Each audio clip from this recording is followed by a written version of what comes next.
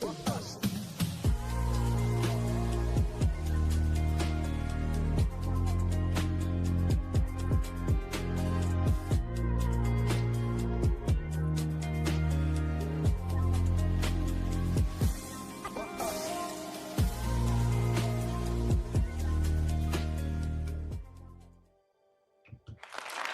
morning, friends. Happy Tuesday. Welcome to MyFundedFutures and MyFundedTV. I am Terry Trades, and we have our amazing, wonderful, powerful expert trader, Tom Sabo. Hi, Tom. Hello there. Good morning, Terry. It's so good to be back. Good to see you again. And of course, hello, chat. Good morning to Abhishek and Trevor and Nate and Magnus and Aaron, everyone at MyFundedTV. The vibes are already super awesome, positive. The market is amazing, all-time high, right? I mean, oh my gosh, Terry, like, how's your morning? It's fantastic. It's going. I am awake. I didn't sleep very well, but I am wide awake. I see Husk is here. Shout out to Husk. Hey, Husk, what's up?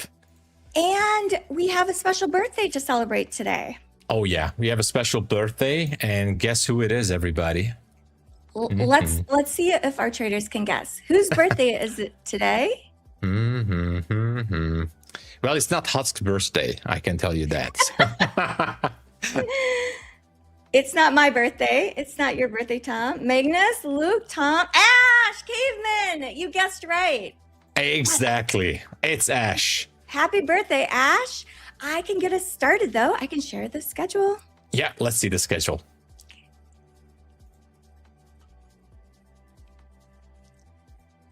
Today is Tuesday. You are watching Terry and Tom on the morning push. At 10 to 10:30, you'll have Pine Tree Trader. 10:30 to 11:30, you'll have Leo Invest. 11:30 to 12:30 is Husk and Methodical Man. 12:30 to 1:30, we have Matt Coert. And then 1:30 to 2:30, we have the birthday man himself, Ash Trades. And that's the schedule for today. Thank you so much, Terry. Well, yeah, we have a lot to talk about. Lots of things happen. Actually, as always, we're making history like every single day. And yeah, up to 28K.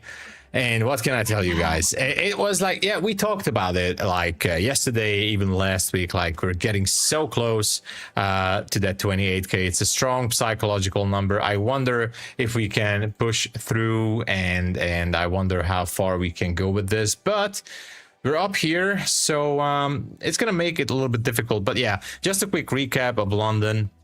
I had the long position here, nothing special, but obviously I was also anticipating like we're going to break through that 27,900, which we did. And so, yeah, slowly grinding higher. I was actually having a loss on NQ. It's just a small one, so overall in the green. I thought that we might going to have a bigger pullback to some lower levels, at least down below the 900. So I took a short position at 922, and for a little bit it looked good, by the way, but then it reversed on me and took me out. So obviously then I knew it, then we should be heading for that 28K. Now it's great, but otherwise I just told Terry that it makes our life a little bit more difficult because I especially don't have any targets up there to go for, but we'll see what happens. And of course on gold, well, gold is also like a really interesting situation because, as you all know, I'm all about supply and demand zones. And to be honest, oh yeah, I forgot to put this one here. We are having one 15-minute zone here. Let me just put this here, a 15-minute zone. And the top of this level is going to be at 4594.7. It kind of looks like that it wants to go through. So I'm actually very curious if we can break that 4594.7. Otherwise, if we look to the left, and this is still the 15-minute chart, it's like overlapping candles again, no fair value gaps, no levels of liquidity. Anyway, I'm kind of still hoping that, you know, gold can push higher. Maybe we can get out from this congestion area, but yeah, slow grind higher. That's all we have, and no like good zone that I could go for. We do have, by the way, a demand zone also on the 15-minute, which has been tagged, by the way, throughout the early before the London session. This was down here at 45.36.9, and we had some nice push up there. The thing is, I'm not really sure I want to do anything with gold. I wanted to take a short, by the way, just earlier before we started the stream. I was like, should I take a short? But thank God I didn't, because look at this push. It just keeps going higher and higher. There was a very slight structure shift earlier, and that's why I thought we could be, going lower. But it seems like markets don't care anymore, and we're just going to go higher. And yeah, that's it. ES, kind of like the same situation. We have a swing high at 72.71. Very good chance that we're going to go higher here. And I think that's what ES wants to do. So this drop here from yesterday AM session, I think that could be the target. And actually, let me put a line there. This is just a swing high here. Yeah, that's at 72.71. So you know what? I think ES wants to go through with that. It's going to pull NQ even a little bit more higher. I know I had some comments earlier in my channel that there's going to be an SMT, aka divergence between the two. But you know what? ES wants to go. And that's why I got to be careful with the shorts. And so going back to NQ here, I would be careful taking a short without breaking some sort of a structure lower, which means at this moment, the first level of structure would be like around 970 to look for shorts. Otherwise, this could be like one of those days when we just have to sit on our hands and hoping for the best. So maybe scalper's paradise going down to the 1 minute chart. I'm not sure, but I'm not jumping into anything until the open at least. So that's all I have. Thank you so much. Okay, sounds like you'll be waiting because we made all-time highs again in pre-market. We just have to wait for the right signals. We just have to wait, and there's unfortunately not much to do. So yeah, I wish I could tell you guys something else, but yeah, that is it. Oh, and look at that. We have a great image. We have a great image. Ash is partying already at Wall Street, by the way, just saying like I knew that he's already there because, look at this.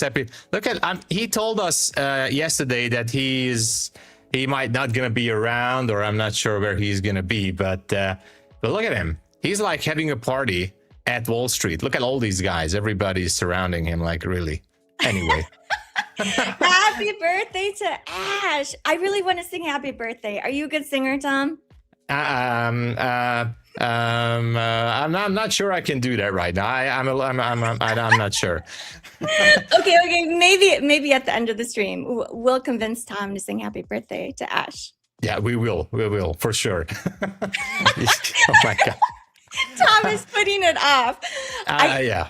I know at 80K, you promised that you'd sing for us. Yeah, I will do the singing, I promise. And first we need to reach 70K. And by the way, before we do that, I need to check the numbers. That's my job.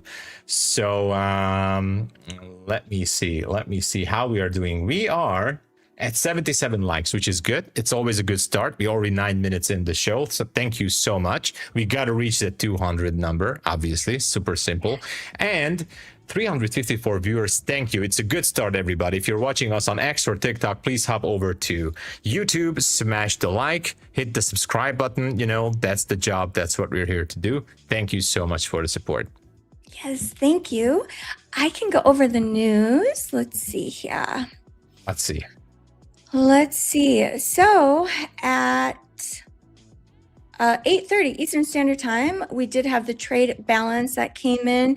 It came in at negative 60.3 billion. The forecast was negative 61 billion. And at 9:45 Eastern Standard Time, we'll have final services PMI. At 10 a.m., we'll have ISM Services PMI, which is a red folder news event.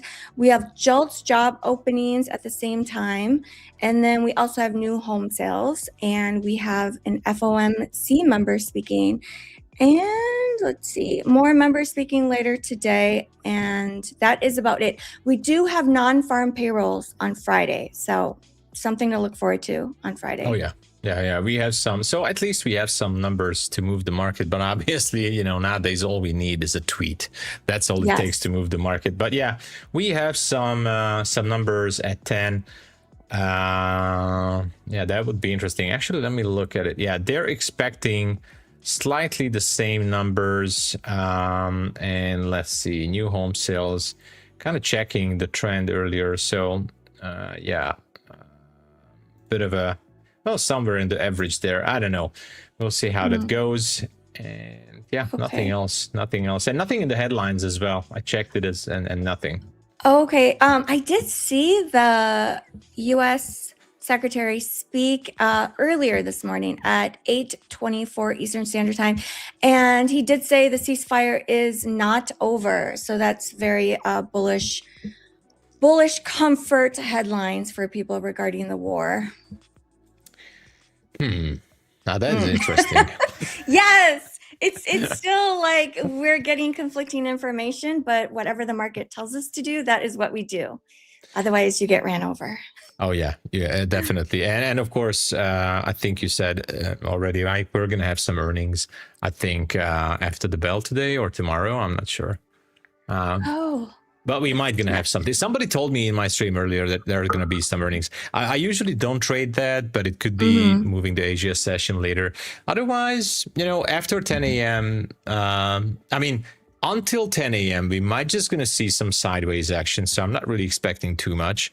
And maybe after 10, we'll see the proper move. Yesterday was kind of like the same situation because yesterday was actually, let me look back. Yeah, yesterday after the market opened, like as we expected, like until Pine Tree didn't come on the stream, like there nothing really happened. We were just struggling in the first 30 minutes of the open. But yeah, up until until 11, it was kind of like sideways action, but then a huge drop. But right now, it's just difficult. Again, the only option for me is to close below that 966, and I need the displacement, and then maybe I'm gonna use a fair value gap to target some lower levels. That's the only thing, guys. Maybe I want to scalp on the 1 minute? I'm not sure I want to do that. If we go, I always want to tell you to do it, Tom. I want to, but I still feel. I keep hearing the voices that, hey, push the button. I know, but so if we close down lower to like that 978, that would mean that the only level of liquidity on the downside would be at around 950-ish. So there's a fair value gap down there. And actually, I'm going to leave that on. So if the market would start to tank and we would be having some down close candles below that 970, what's the distance here? Like at 20 points, I can go for it. Like I take 20 points any day. So maybe that will do. Not sure. Okay. Someone said, Tom, your plan was to not trade until the open. And then I said, I like to tease you. I like to give you a hard time. Yeah, exactly. That's what Terry does. She's teasing me to push the button. But I'm going to wait now until the market open, or maybe not, but most likely I will. There's only one exception. If we would have like a very strong drop here before the open below that 970, then maybe I will go for that fair value gap at 950. Yes, then maybe I will do. Until then, absolutely nothing. And oh my gosh, I wish I would know how far it can expand higher. You know what? We gotta follow ES because I'm gonna put an alert there at 72.70-ish because I feel like as soon as ES is gonna pop that swing high at 72.71. We might see at least a strong pullback. But I would be surprised if we don't at least go back and test yesterday's high at some point today. Yesterday's high is at 965. What was the midnight opening price? Opening price is down there. Today's opening price. The midnight price. 840 is the midnight level, if that's what you're looking for. Okay. Oh geez. Yes. We'll wait. We'll wait. We'll wait, everybody. Okay. It's best to wait.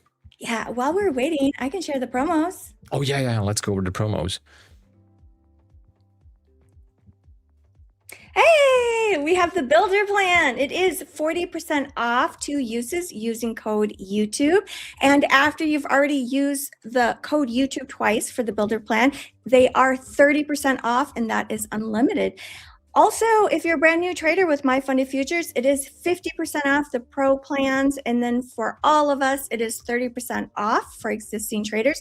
We also have 20% off the rapid plans, and those are all the promos. Use code YouTube. Every time you guys use code YouTube, it does help to support the channel. So thank you very much for that. As you can see, we are growing. We are extending programming. Ash is adding another hour to the day. We're adding more faces to our channel, more content, long form content too. It drops every other Sunday. So make sure you turn on notifications for that. So thanks guys for using code YouTube for the best discounts. Yeah, thank you, everybody. That makes us happy. And it's always good to know that we have a promo going on, so grab it. And I especially like the fact that the pro accounts are always on a discount. I hope it stays that way because it's really cool. Yes, I hope so. There was a time where they weren't on sale. And so we never know when the sale will go away. We don't know. but the pro plans are the plans that you can really run up to potentially $100,000 in sim money payouts per trader. Yeah. Oh, yeah, that's a really good one. And by the way, we haven't really checked the leaderboard since a while. Yeah, I'm just curious how we're doing, how the traders are doing there. Let's check it. What's happening there on the leaderboard? Let me check. Oh my gosh, AGU at $73,000 of profit on that 50K account, and with the 20% win ratio. That's really amazing. Wow. Let's look here. Oh That's my gosh. Amazing. That is really amazing. And I'm kind of watching the second place with $42,000. 45% win ratio. And again, the fact is that it's one single account, guys. And I'm guessing that has to be a pro account. And I think the way he does it, because he definitely needs more room for the losses, that he's kind of using like at least a healthy portion of his safety net or buffer to let more room for that trade to play out. But it's really amazing. $73,000 and $42,000. That is wow. Yeah. Okay, if we want to get on this leaderboard, the 30th spot is in profits by $16,000. $16,000, yeah. That's Tom, this was the goal to get here by the end of the day. Okay, let's do it. I say let's do it. Easy. No problem. No problem. No, let's just do it. I'm joking. No, we will do it, Terry. We have to do it. I mean, obviously, it's mandatory, and it kind of gives me always like an extra. And not just courage, but an extra conviction and confidence that, yes, it is possible to do it with one single account. So the key here, I think, is just to build that buffer. Because I'm kind of doing the opposite thing many times. Like, I like to take out, if I can, $1,000, $1,500 whenever I can. I take out some profits. But without a doubt, these traders on this leaderboard are absolutely on the side of building more and more buffer, and having more buffer, especially with the pro account, that's the only way to do it. That's the only way.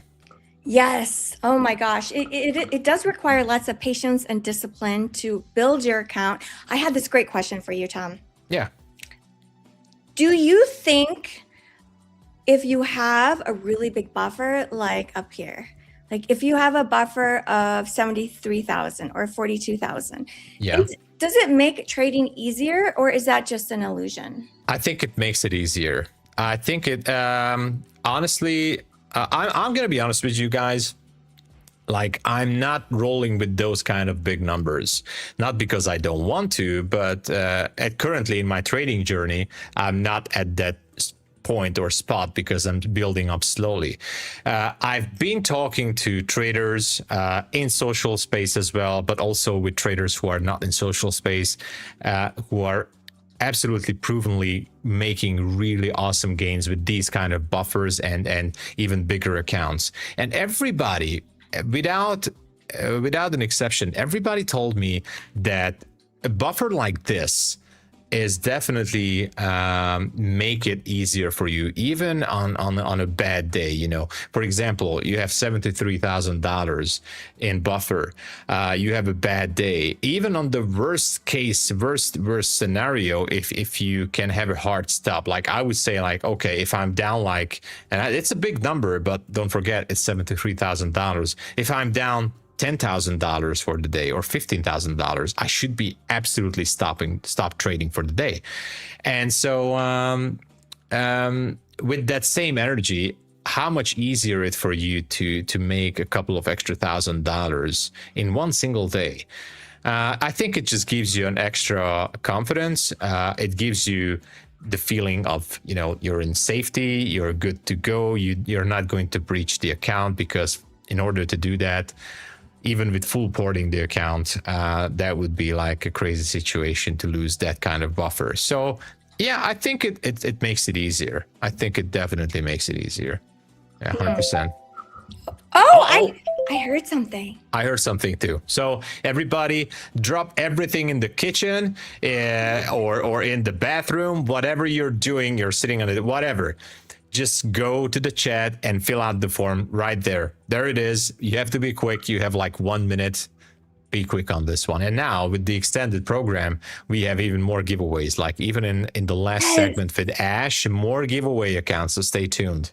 We have 6 forms now instead of, I think before we only had 4. Yeah, I think only still a lot. And now we have 6. So we just keep growing more value for you guys, because you guys use code YouTube. Yeah. Go for it. Go for it. And of course, now you might not even have to wait until the end of the segment, because as far as I know, let me know if I'm wrong, but I think the winners are going to be announced shortly after the form fill out, right? Oh, yes, exactly. Right away. You have less than 1 minute.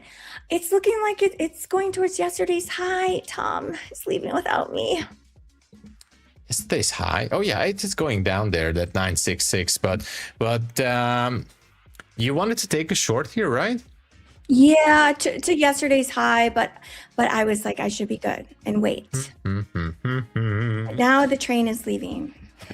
What should we do, Terry? I think we have to wait, but it's already leaving. Yeah, I'm gonna be ready for that scalp trade. If we can get some down close candles, as I said, below that 970.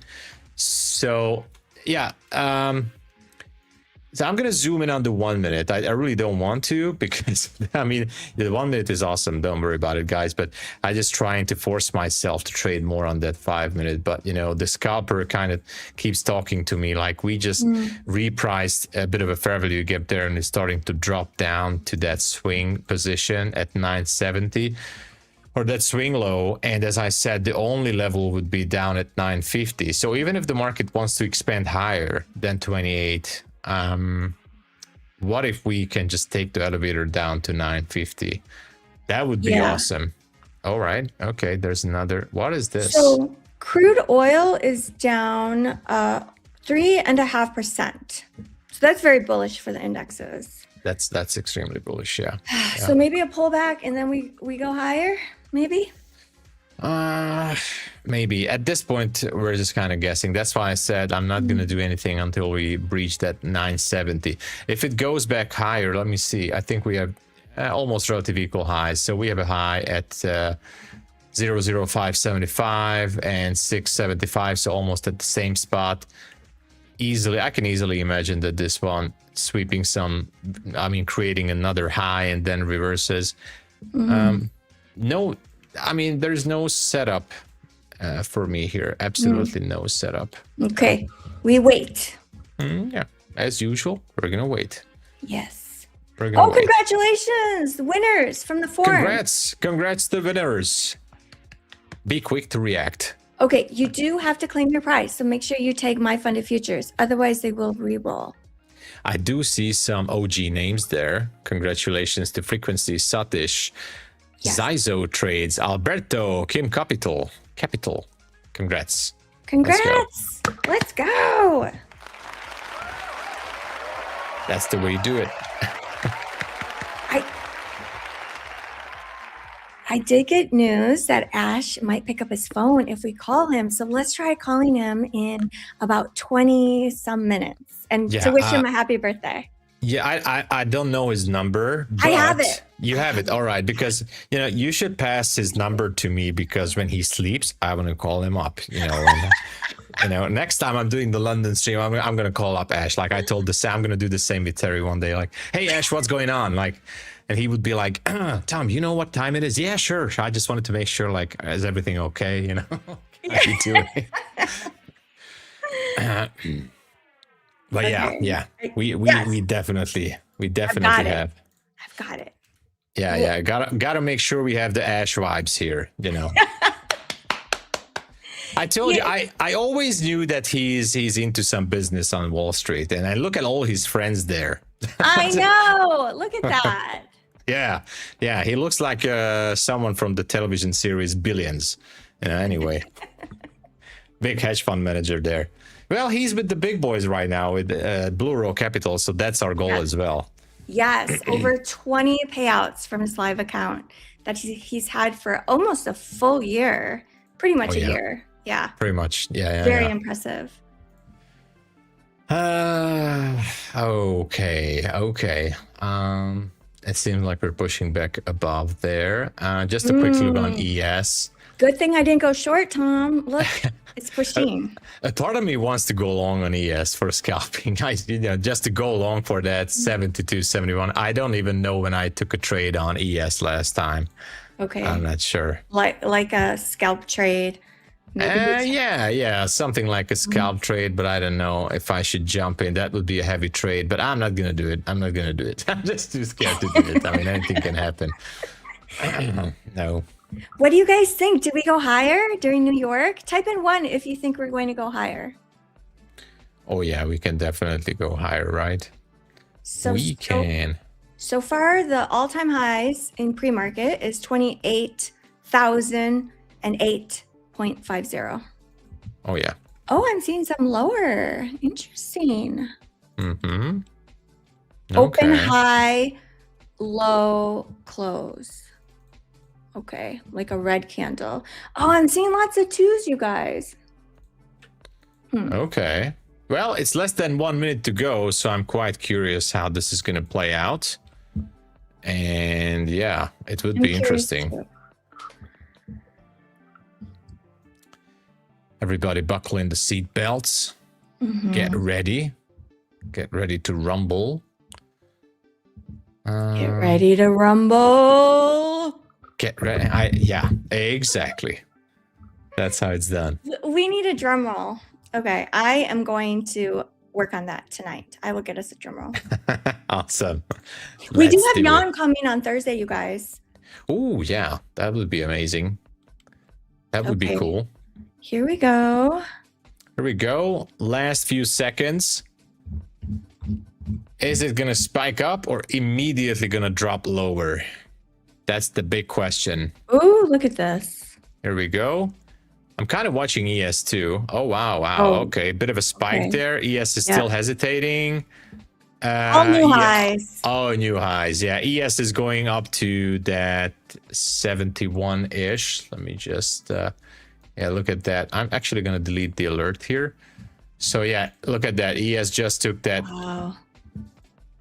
Oh, yeah. Still trying to delete my alert. But anyway, 72.71 has been tagged, I think, on ES. No, almost. Almost. Missed it with one tick. Okay, we made an all-new high on NQ, 28,023. This is so disappointing. I was not in the trade, but I was really like, I'm gonna be honest with you guys. Please don't tell this to anyone. I hate this. I mean, the all new highs. I hate because I really can't find a good spot to go for long, and then the only thing I can do is just wait for the strike. I'm in short, Tom. I'm in short. 989. She did it. She did it. Oh my God, what is going on here? Well, let's see if we can get a pullback now. Okay. Down to yesterday's high, at least. All right. Let's see what's going on here. Wow. Okay, I'm a little bit confused on this open here. We swept a new high. We should be the fact that we didn't sweep that 970, like it would be great to maybe I'm gonna jump into a short as well. Yes, I haven't decided yet. Join me, quick. I want to. I want to. Yeah. It's a probe trade. It's a probe trade. 1 micro. All right. Let's see how we're doing here. Should I join? Yes. Should I do that? All right. Let's do it, everybody. Yeah, let's do it. 4 micros. It's already super heavy, guys. It's super heavy. You win super 4 micros, and it's extremely super heavy. So I'm looking for the 970. If it goes higher, actually, I'm good to risk like about 200, 250 on this one.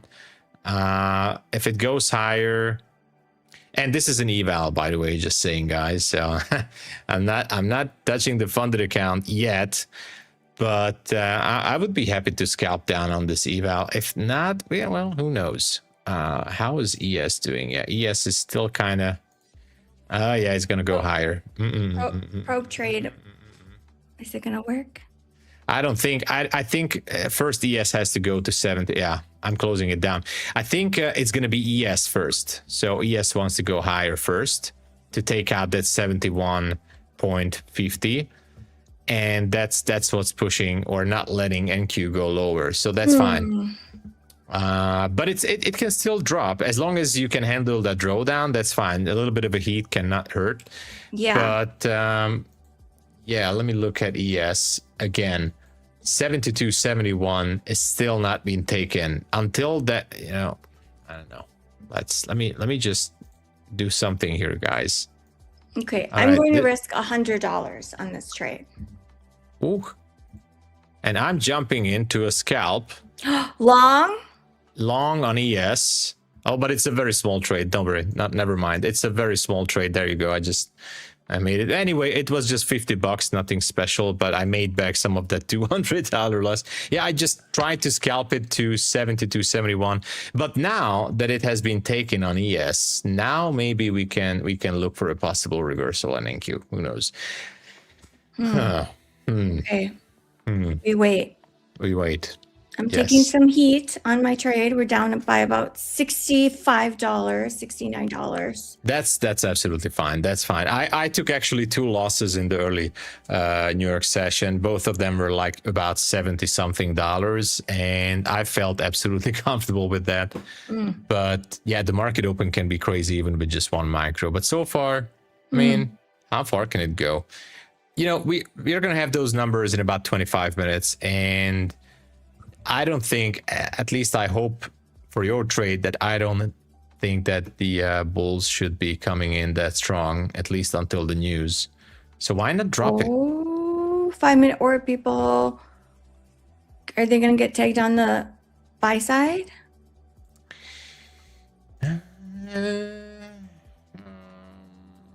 Maybe. Let me switch to the 5-minute here. Maybe. I want to check. I want to check gold as well. I want to check what's happening on gold. Okay, so I might gonna be focusing a little bit on gold, guys, because why not? But gold isn't at all-time highs, which can be tricky to trade. Almost all-time high.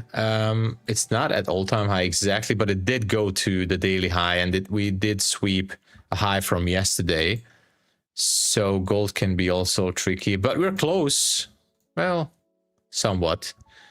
But I'm wondering if it's going to reverse or not. I'm going to focus on the 5-minute on gold. We need some sort of a structure shift. And if I zoom in on the 5-minute here on gold, there is a structure. So the candle at 920 could serve as a possible swing low. So this is going to take at least 2 candles. I need to wait for this current candle to close bearish. Sorry, yeah, 2 more candles. And then we need 2 more. Okay, Actually, I'm no, out. 1 more. You're out? Okay. I'm out. Yeah, Yep. I saw it hit $100. I'm like, I'm out. Yeah, that was a clever move, and that's absolutely fine. That's trade. fine. Prop trade one. That's a probe trade. Appropriate probe trade. Yeah, and this is the problem, guys. Like, I really would like to engage with NQ even for scalping, but I just can't. I just can't do it. But yeah, what can we do, right? What can we do? But overall today, I'm doing all right. On average, $200 something on each of my accounts. But it's the waiting game. It's typically the waiting game right now. Okay, wait. Yeah. How are you guys doing, chat? Everybody is pushing those dollars there, or what's happening? Everybody's printing. Everybody got so quiet. Everybody's locked in on the chart right now. I know, exactly. I see some people are in longs. Okay. OG says I closed too early. Oh. The Indian embassy Abu Dhabi has confirmed that their 3 Indian nationals sustained murder injuries. Oh, there was an attack there? Oh no. I have to check the headlines if anything happened, but the Strait of Hormuz has been closed and will not be reopened except by the will of Islamic Republic. You see, guys, this is the problem. Like, both sides are like absolutely 180-degree opposite information. And the market just doesn't care, right? It doesn't care. The market just doesn't care. It's like oil prices are trading above 100 a barrel, and we're at all-time highs, making new highs. Oh yeah. Let me just check it. How we're gonna do. So today is the 5th. And it's Tuesday. Yeah, we're gonna have AMD earnings after the bell. Let me see. So after the close, we're gonna have AMD earnings. And what else? Well, nothing special though.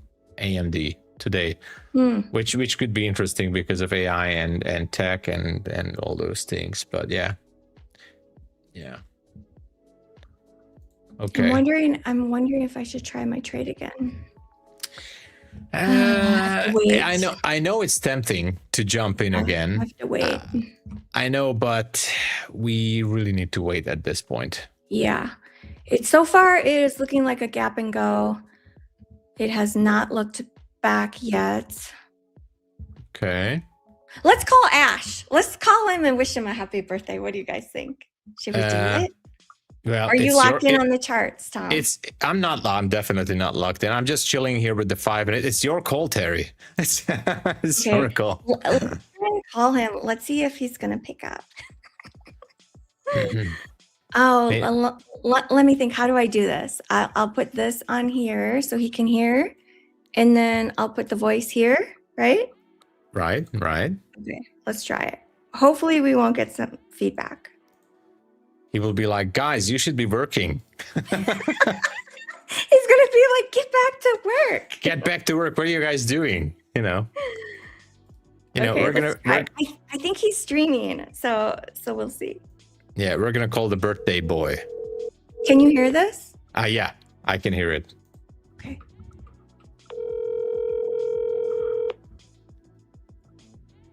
Ask him to buy or sell.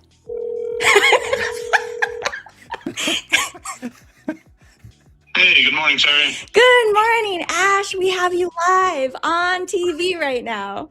Oh yeah. Good morning, squad. Yeah. Buy or sell. Oh, sorry. First of all, happy How are birthday. you? Tom says buy or sell. Happy birthday. Yeah. Thank you. Cinco de Mayo. Hey, everyone in chat is saying happy birthday. Happy birthday, Ash. Everyone, W's for Ash. We just wanted to wish you a happy birthday and a wonderful day as such a big member of our family. And we wanted to sing for you, but Tom is refusing to sing. No, not yet, but next time. All I want for my birthday is a haircut from Tom and for him to sing happy 100%. birthday to me while on my birthday. Oh, Ash said he wants you to cut his. Okay, tell him I'm booking my flight now to next week. All right, I'm booking my flight now to next week. Hold on. Okay, I will just sing one line of happy birthday. Happy birthday to you. Hope you have a wonderful day, Ash. You guys are the best. Thank you, Terry. Thank you, Tom. And- Thank you, MFTV. I absolutely love the community. I can't wait to be with you guys later today. And you're on at Cool. 1:30, right? Yes. Sounds good. We'll see you soon. All Have right. a good day. Thank you again. You too. Bye-bye. And that was a live call from the trading floor, as you guys can see it in the image. So, yeah. Oh, shout out to Ash. I think he's streaming right now. So Oh, he awesome. streams. Cool. Awesome. Look at this. We're just pumping even higher. So NQ is up by almost 300 points. I am glad I didn't take that second attempt. Oh yeah, it's definitely, and it looks like the next level could be that 100. Times like this when we're making history every minute, all I can do is just go with the round numbers and just wait for the reversal. I think everybody, like at least most of traders, are waiting for some sort of a reversal.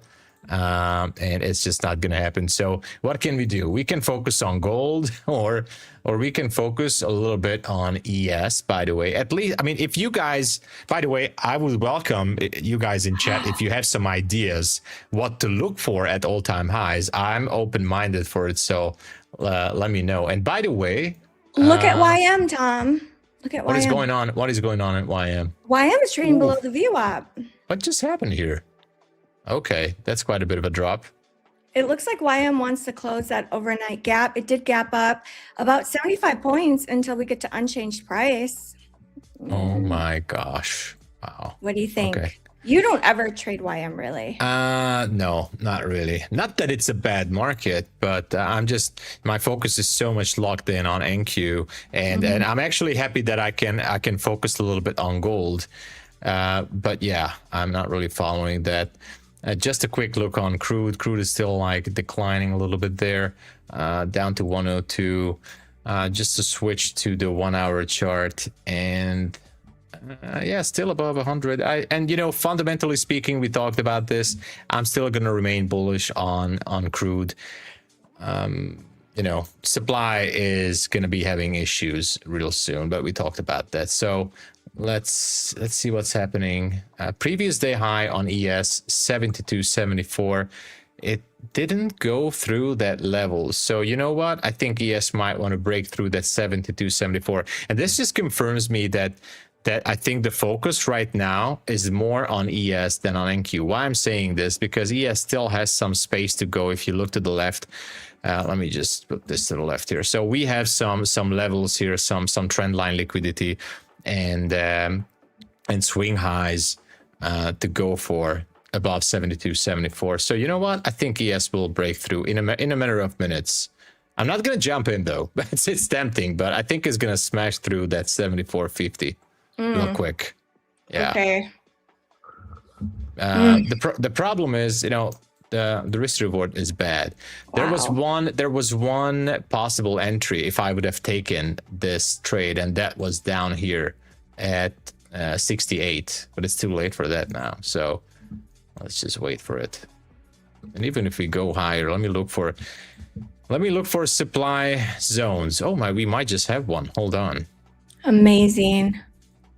Oh, there's a supply zone. Wow, on the 5 minute. Okay, on ES. Interesting. Okay, because those targets are kind of cool. Okay, it should be going.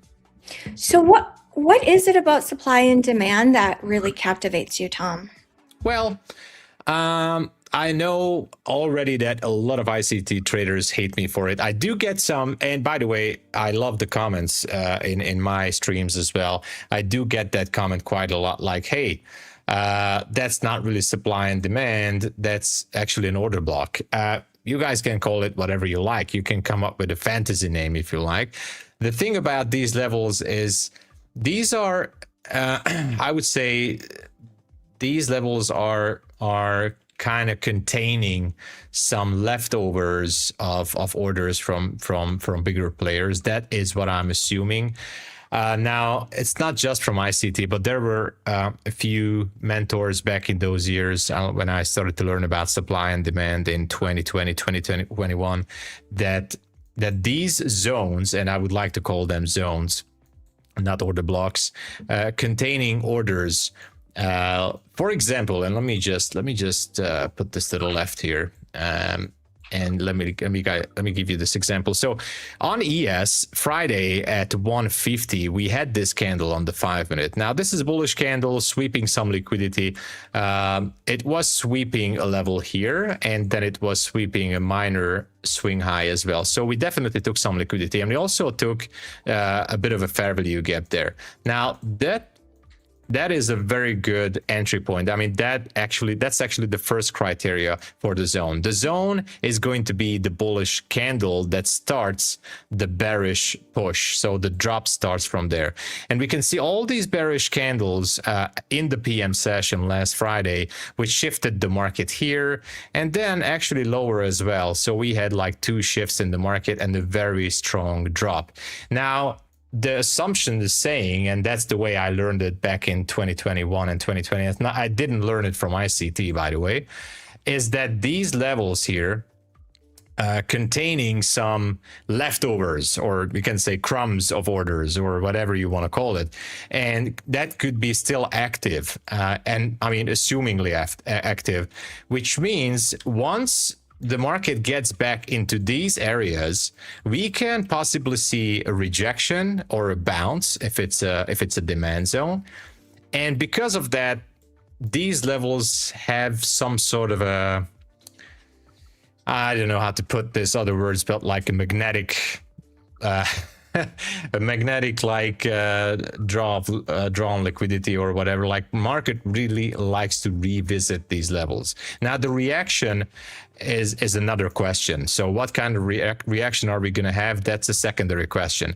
I'm using it as targets. So it helps me to anticipate basically where the market could go. If there's no other targets left here to the left, and we only have this supply zone up there, and we still have that bullish momentum, I'm kind of assuming or anticipating that the market will try to push higher and higher until we're not reaching that level. And I'm kind of using the same analogy for the demand zones and for all the other markets. Like, you know, when I'm just checking crude or gold or whatever, I'm kind of looking for the same things, because, you know, price can go up and down and that's it. And of course it goes to the right, we all know it, but it goes up and down, and presumably the price is going to bounce between supply and demand zones every now and then. It could be in between lower and higher time frames or on the same chart, who knows, but that's what it's doing. So it's bouncing in between those levels. And as we're getting closer to one of these levels, in this example, I'm not saying that we're 100% going to go for that supply zone on ES, but in this example, it's kind of gravitating towards that supply zone.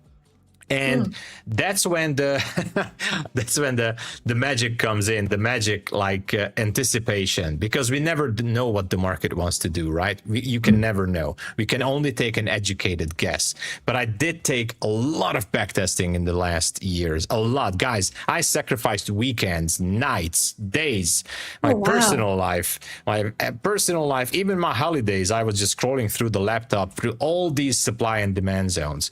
And I do do know that ICT is saying that supply and demand is BS, and I respect his opinion. But also, I know that from all this data that I gathered in the past years, I know that these levels are like magnets, and it's gravitating the price towards them.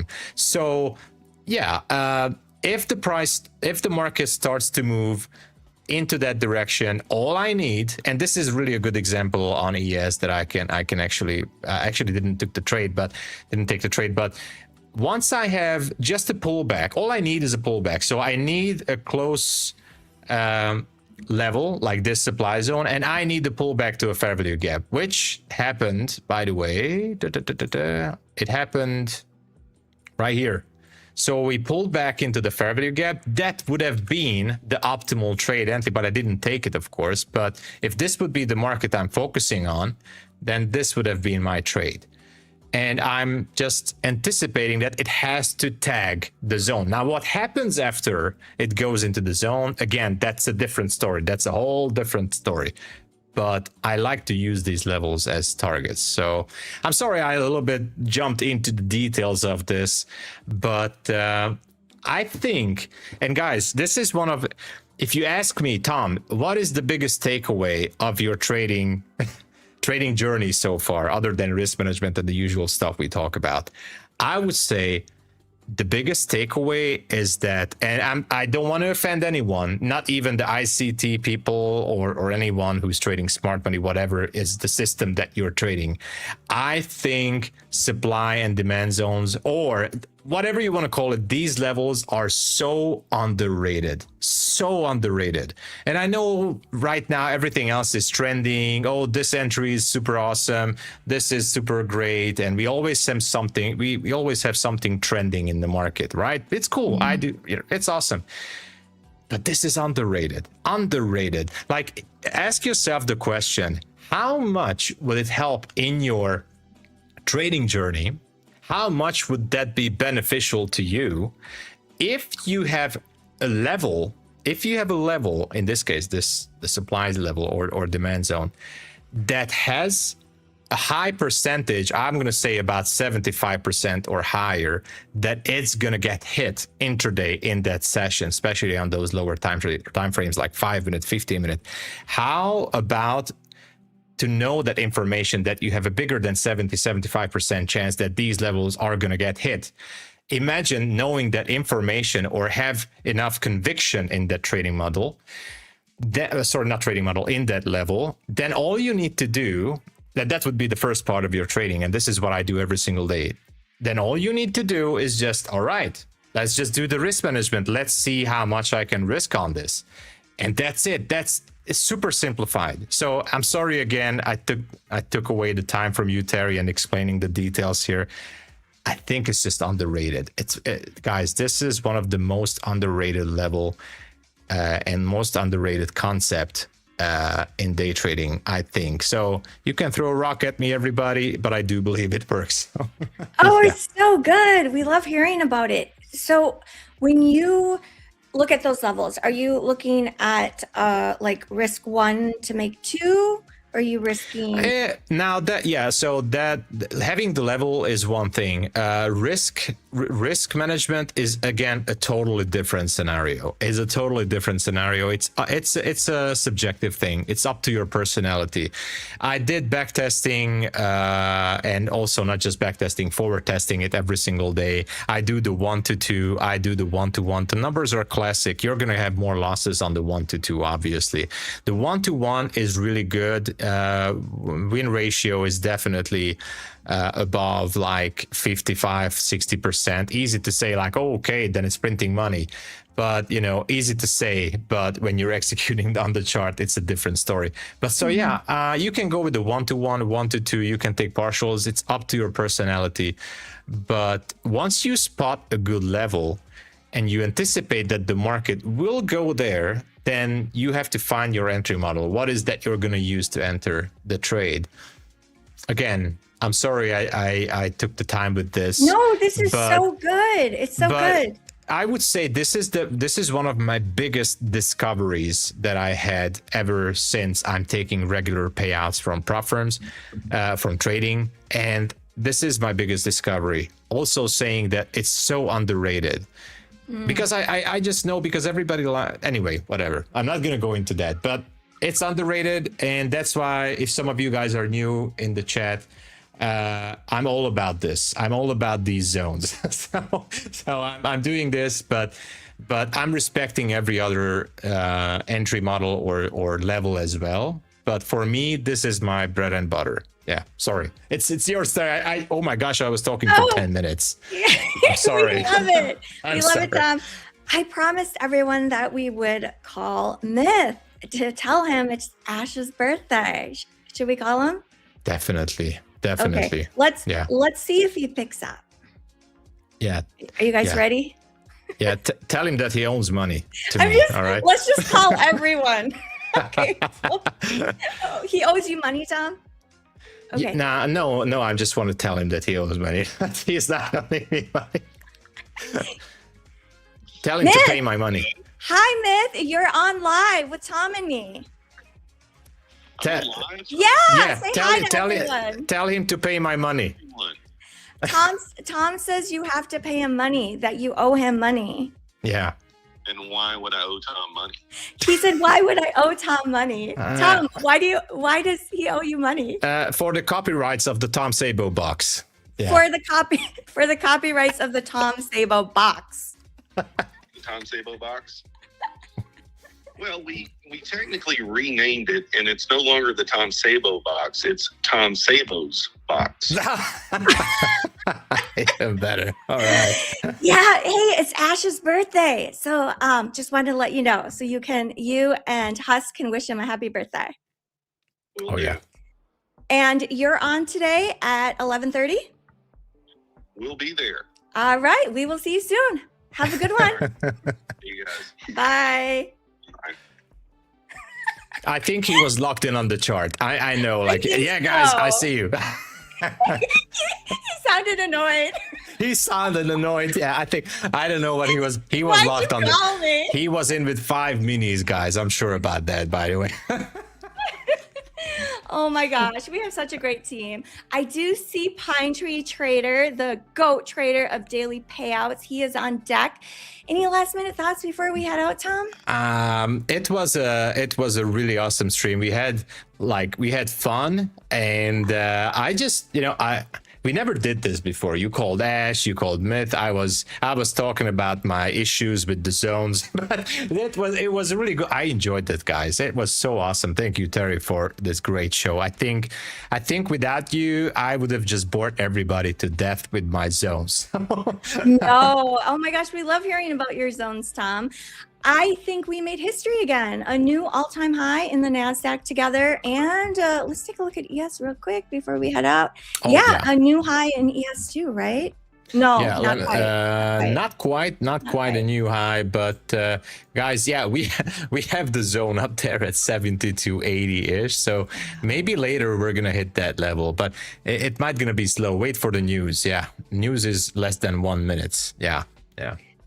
All right. Thank you, everyone, for joining us today. Tom and I will be back on tomorrow morning. We will be debating, so make sure you tune in tomorrow. And then on Thursday, we do have Yawn with Tom and I. Please give a very warm welcome to Pine Tree Trader. Thanks, guys. Bye, everyone. Bye.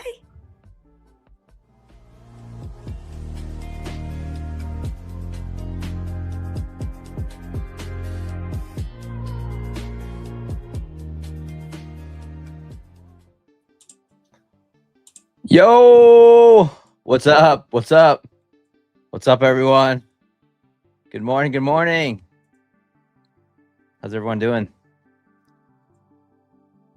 So, yeah, I'm just kind of scalping around here, kind of based off this outside bars 2 minute. I'm still trying to work on passing a MyFundedFutures rapid.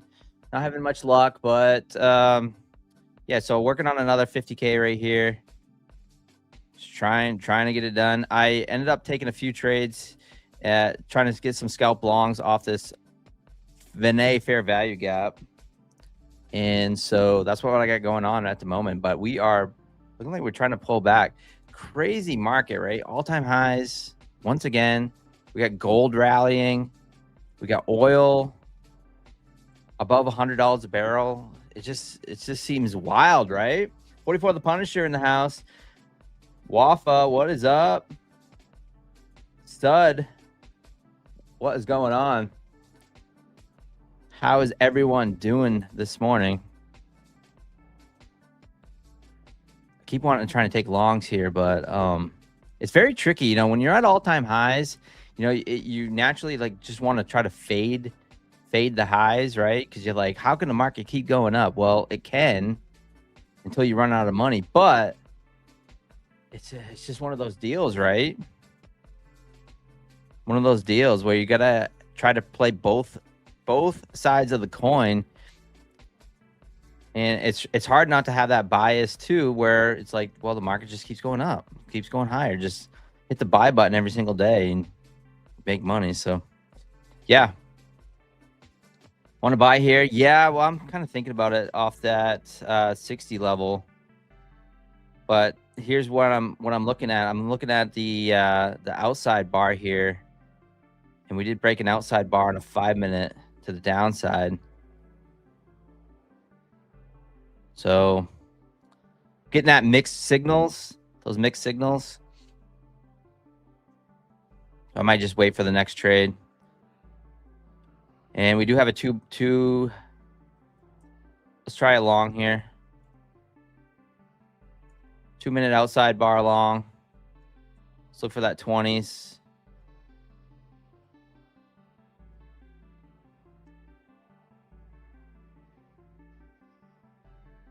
So I am up a little bit on this account. I'm up about $500. Trying to get to 50% consistency. Trying to get to 50% consistency on a 50K account rapid, which is $1,500. So I like to trade my evals pretty aggressively.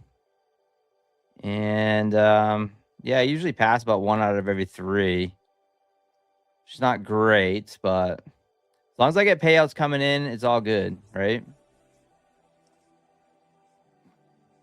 We do have another payout coming in today, which is very exciting.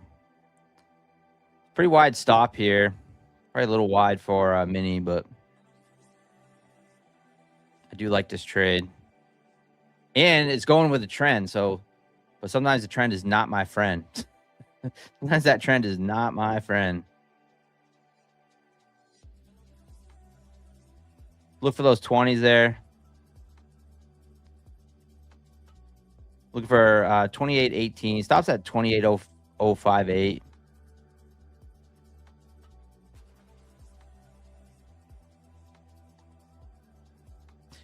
I'm already up $400 on this account, so if I lose on this trade, I'll be down 400, which is okay. You know, it's not like it's the first trade where I have to risk $800 on the trade, and then the account will be down 800. You know. So that's kind of how I play it too. When I'm up, I like to push it. I like to trade it, get it even more aggressive when I'm up. But yeah, just taking this trade based off this outside bar here. Now there is a mixed signal where we have an outside bar break to on the 5-minute chart.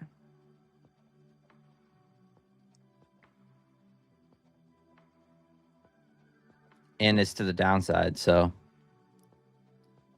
gotta get above that 28. I can't believe the market's at 28,000.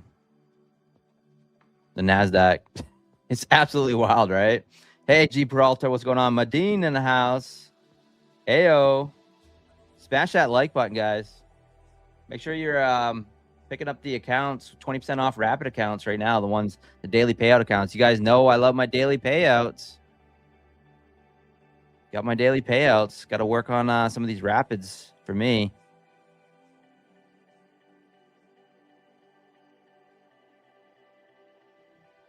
This is pretty much the only accounts that I like trading right now is daily payout accounts. So that includes this rapid.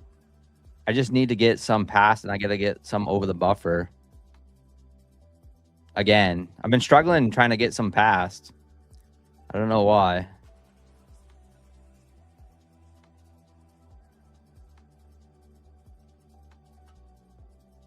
So Tom 4X in the house. Let's go. Smash that like button. Augie, what is up? Puro. What's up, Puro? Trader 007. I love seeing familiar faces. What's up? What's up? What's up?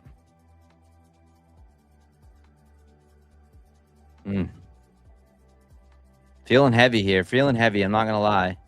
Feeling heavy.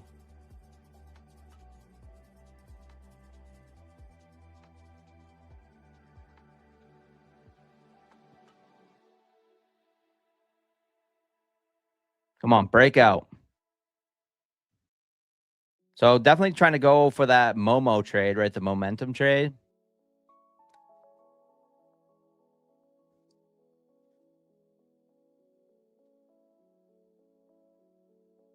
And but we're at that brick wall at that 28,100. We just keep smacking our head. So I think if we break above it, we'll get a little snap above. All right, just trying to break here. Come on.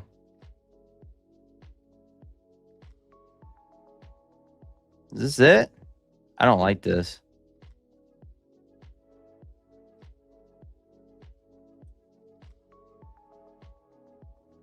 I'm going to close out here. I don't like that. We tried to break above that 100 and just did not want to go. So I'm just going to sit on my hands for a minute. Now, looking at the 5 minutes, so I lost a little bit. Still up 421. Ooh, we do have a 5 minute outside bar break to the upside too. Maybe I'll hop back in. Everything's kind of pointing to the upside. I'm going to hop back in. Why not? Stop's going to go.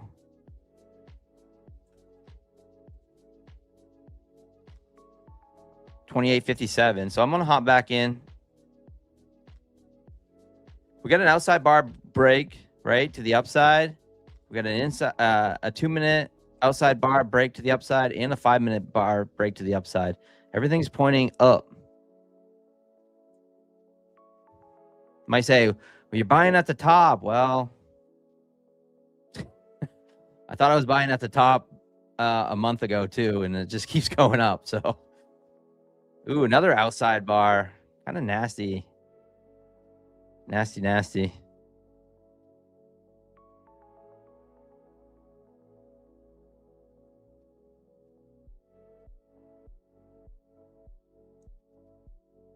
We'll just be patient here. We're just gonna, we're just gonna be hands off. We're gonna be patient. If it hits our stop, I'm not gonna try to micromanage it. I think that's what I'm trying to do is micromanage this, and I'm just gonna sit on my hands here.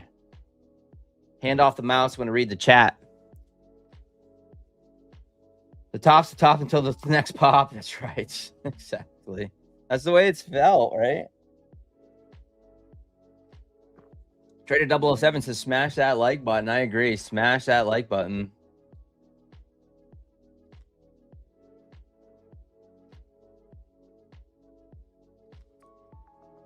So here's the thing. So when I trade these outside bars and inside bars, is that I simply just look for the breaks, right? And the stop goes above or below. So that's all I do. It's very, very simple. I can teach my 5-year-old niece how to do it. Same with the 5 minute, the 2 minute and the 5 minute. So I basically just trade them all the same. So taking the longs based off, taking the breaks off these outside bars. So in this case, we broke to the upside and I took a long and the stop goes below. 5 minute chart, I do the same thing. I look for longs based off these outside bars. And on the 5 minute chart, I look for inside bars too. I look for inside bar breaks on the 5 minute, but I don't necessarily do it on the 2 minute chart. So the 5 minute chart, you see these yellow candles. These are inside bars. The body and the wick are within the body of the wick of that previous candle. And then I take the break of the wick or the whole candle and I just look for the break. So in this case, I would look for a long and that's it. And then the stop goes below and that's on the 5 minute chart. 2 minute chart, I do the same things, but I generally don't take the inside bars. There's just a lot of them. And I look for those traps, those outside bar traps.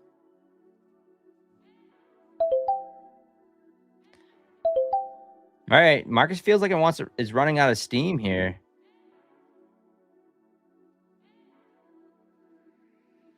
Ooh, I don't like that. I don't like that rejection.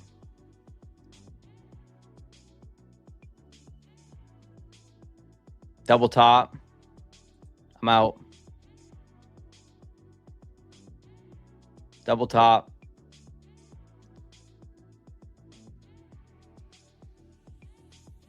So tried to go for that break of the high to the 120s, and then it pulled in and rejected. Let's take a look at the 5-minute chart. I think we're still holding that 5-minute, this first 5-minute outside bar, and we're gonna have another one here. I might actually look for a short here, and I could get snip snaps. Do you guys know anything about The Office? Get snip snap, snip snap, snip snap when Michael Scott's talking to Jan. Snip snaps. Well, that's how I feel sometimes with the market. But big rejection here. Could this be the rollover? I'm going to take the flip here.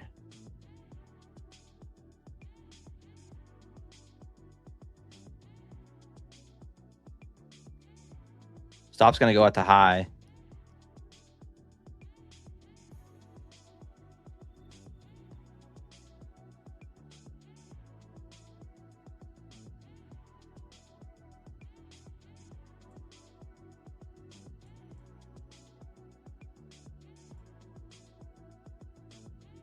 I'm short here.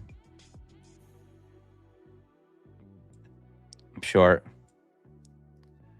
Stops at the high. One mini. Got that 80 level to fight through, right?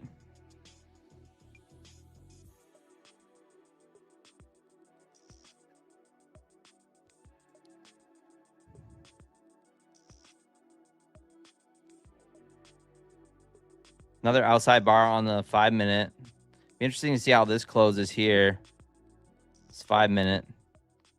And then if we break down below that 80, but I'm going to take the break of that 2-minute. Let's see what happens.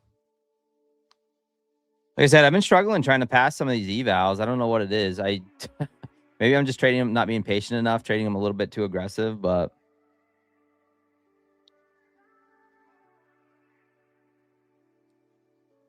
been getting some good daily payouts coming in, which, you know, helps pay for the eval. So that's the thing, is like when you're trying to run a business, a trading business, is that, you know, you've got to keep your costs. Okay. I don't know what that was.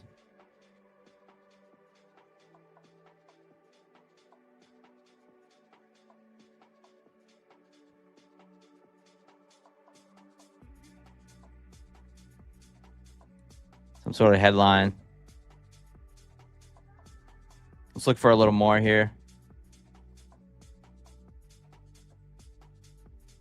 Unpredictable here. These markets is just, you just never know. I mean, that could have easily went the opposite way, right?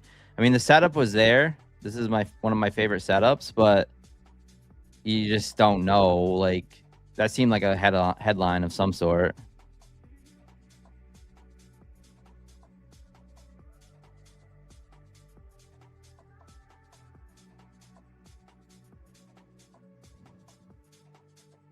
Just break below that 50.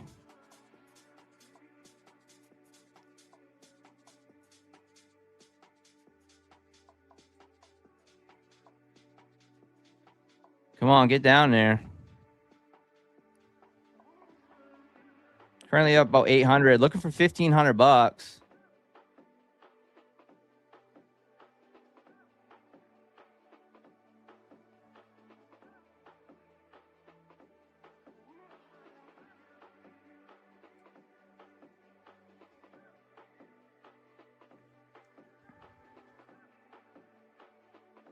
All right, take TP. Taking it right there. So up 1,056 there on that trade. But I mean, the setup was there. I just feel like that was some sort of headline, right? So it was a little luck. Just like yesterday, I was in one of my favorite setups, and then it went the opposite way. So that just kind of shows the market randomness, in my opinion.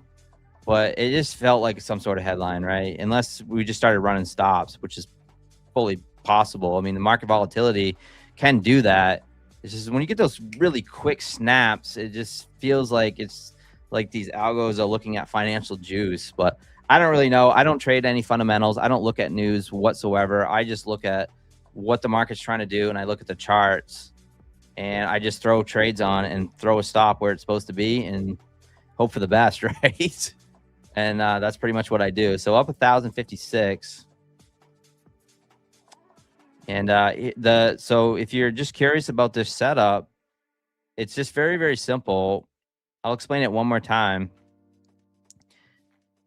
Here's something that I have observed. So if you want a little extra confluence when it comes to inside bars and outside bars, is that when you see an inside bar followed by an outside bar, that it usually means that you got a lot of trap buyers and sellers, where an inside bar is just consolidating like a pressure cooker, and it's usually putting in some sort of doji candle, and then you get that sweep above it, so you get the break above that inside bar right here, that yellow candle, and it tried to push up and rejected.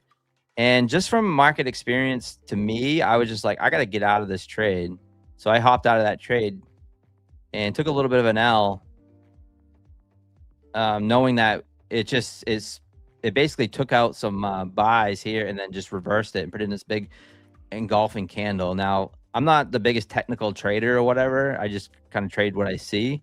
I'm what some people call, I'm a buy-to-buy trader, right? And then I look for the short based off that outside bar. So it absolutely trapped everyone trying to take a break to the upside, including myself. Put in this trap candle, this big engulfing, and then I just try to take the short once it broke, and then the stop goes above, and that's it. That's just as simple as that. And then took it down. I mean, 1,000. If you're up almost 800, 900 on a trade with one mini, it's kind of like, all right, time to take profit. You know, I could have trailed. Maybe could have managed that a little bit better and trailed, but I did sort of bottom tick that, so I'm happy with that. Now we could possibly go up. And then the other confluence that I saw was basically this hammer, this bearish hammer on an outside bar, this 5-minute, right? And then we put in a double top. So we pushed up, we were in that long, it pushed up to that 110 area, never broke the high again, and then put in a double top on a 5-minute chart. So then we put in that double top, and then that also gave me that extra confluence to take the short. So that's basically it. I mean, it's very simple stuff. You know, it's very simple. I feel like I was talking about it yesterday. I don't know if I was on this stream or my own stream, but I get the two mixed together sometimes. So I generally repeat myself a lot. I'm like that old man sitting in the rocking chair that's telling the stories over and over and over again. But the thing about it is that I've learned all types of trading, and I've studied it all, you know, and I've just come back to the simplicity of the scalps that I take. So where I'm just looking for 1, 2 trades a day, 3 trades a day on a funded account, it's like I'm not looking for like this massive like in-depth technical analysis and trying to like figure out all this stuff. I just literally trying to use risk management the best way possible with the props, and then take those shots and then try not to blow my account on one shot. I think that's the key. You know, you got to try to save yourself 3, 4, 5, 6 bullets. You know, you got 6 bullets in the chamber. You got to try to save them. And then, you know, just try to take those shots. And then by just looking at the 2-minute chart and the 5-minute chart, and the 2-minute chart is something that I recently started trading. And I only started trading it when I started streaming for MyFundedFutures TV, knowing that I only have 30 minutes to trade, and I want to be able to get some trades in for you guys. And by sometimes watching the 5-minute chart during this time, you might not have any trades. You know, I might not have any inside bars or outside bars to trade. So this morning's actually been pretty decent. But then I switched to the 2-minute chart, and I've been loving it, and I've been trading pretty well. And I've been doing very well off the 2-minute just by looking for a quick scalp and then going about my day. So, you know, if I was in a funded account right there, let's just say I was in a daily payout account, I am done. I am not going to try to make any more trades. You know, being up 1,000, but let's just say I just took that one trade and I was up $800. I am done. That's a daily payout. You know, I'm moving on. I'm going to go enjoy my life. I usually end up just making content for my own channel and then trying to take care of my health, going to the gym and going out to lunch and you know, trying to eat healthy, all that good stuff. Spend time with friends and family. I mean, I'm very fortunate. My dad's self-employed. Sometimes after I'm done a trade like that, I'll just take him out to lunch. You know, I'll go pick him up at the old automotive shop and I say, hey, let's go to lunch. And then, you know, we get to go to lunch. So pretty fortunate to be able to do that stuff. But yeah, just taking those little scalps. I think we chop now. Yeah, I get a good feeling. I mean, we got the big massive move up. We came back. We pulled back to right around 50% of the range. Now it could this could be a nice consolidation level, and we push up back up through that high, right? Because you know the initial balance is set now.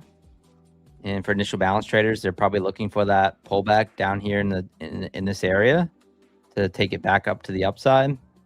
So yeah. Don't need to get to 50% today. I don't need to. It'd be nice to get to 50%. But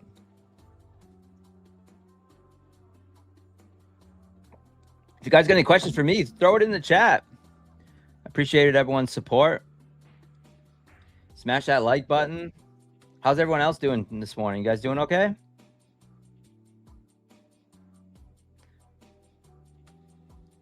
You guys doing all right? Are you awake? Is everyone awake out there?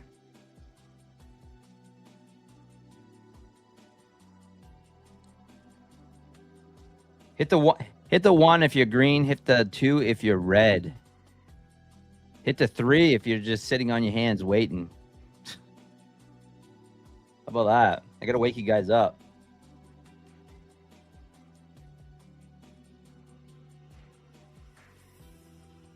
I see some ones, a bunch of ones in here. 3 just sitting on your hands, Michael. Nice. I like that. I like the discipline that people can just sit on their hands. 1201, you're sitting on your hands. 4 ES Futures Labs a 4. He's either like blew all his accounts and just, or he's massively up. So Moto Timo in the house. What's going on? Can you push gold up 50 for us, Mr. Smith? I try. How were my beginnings? You mean like how did I start trading? Be more specific. I mean, I started trading in 2021. Well, futures trading 2021. I was trading stocks, trying to trade stocks. And then my brother said to me, he's like, you ever tried trading futures? And I said, what the heck is that? And the rest is history. I never stopped.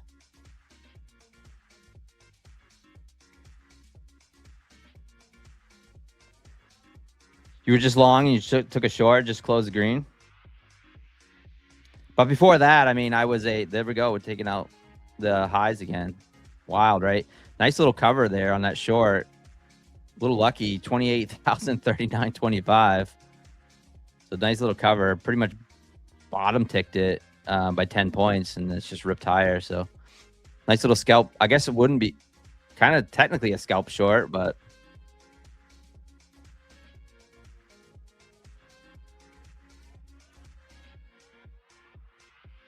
oh yeah, before that I was a mailman. I was a mail carrier. That's what I did before I started trading. Did that for 15 years. Look at the chart on the 5-minute. Yeah, we're just going. We're going. Look at all these lines. Yeah,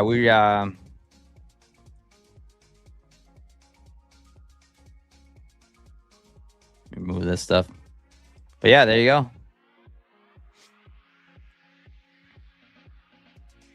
So the other thing is too, that's kind of neat, right? Is that you take those trades. Like I made money on the shorts, right? And then so I'll come in and be like, yeah, I took short and I made money. And then someone's going to look at the market at the end of the day, be like, how'd you make money at shorting when you look at this? Well, when you're a scalper and you try to scalp, it really doesn't matter the direction of the market. It always helps if you're going with the trend, right? But sometimes you can just get nice plays both ways. And those are my favorite markets, is when you start to get those, you know, the big, this stuff, you know, but you get nice big moves, not like choppy, not where it's like back and forth, in like a 15-point range. It's some of my favorite market is when you can get those, get both trades on both sides, you know. No first inside bar yet either on NASDAQ. So that's a trade that I like to take, is the first inside bar. And we get no inside bars yet on the 5-minute.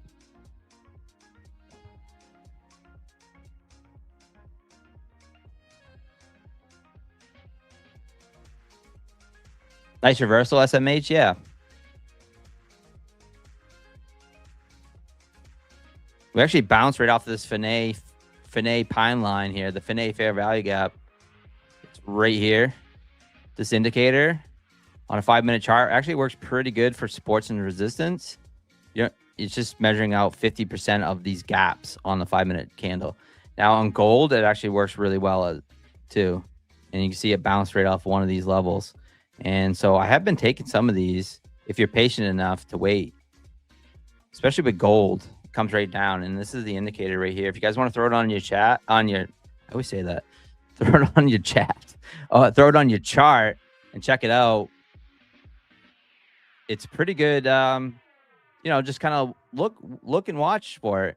If you're a beginner trader and you're just looking for something, just look for those little, those lines there, and then you could just take little scalps, bounces off them. Now I'm horrible getting in on pullbacks. So even if I think the market's going up, I'm horrible at like getting in on a pullback to trigger myself into a long, right?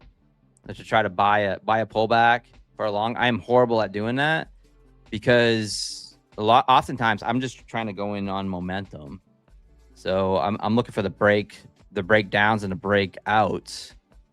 And by putting this indicator on my chart, it has added something to the arsenal where I can get in on these little pullbacks, and it's super simple.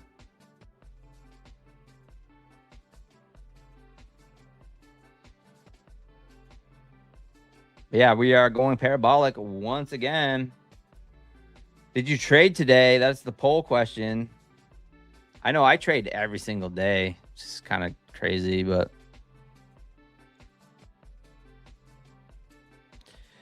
inside bar at 1010.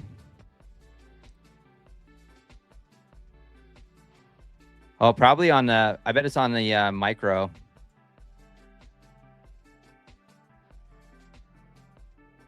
Yeah, it's on the micro. Nice call, Husk. Yeah, I actually don't see, I chart on the NQ. Well, yeah, good call. There was a inside bar. Technically, it wasn't on NQ. But what's up, Husk? So, you know, and I think at the end of the day, it all just kind of washes out. Where if you chart on the MNQ or chart on the NQ, it's not going to really matter. You're going to have some MNQ trades win, and NQ trades are not going to win, and vice versa. So it just kind of balances out.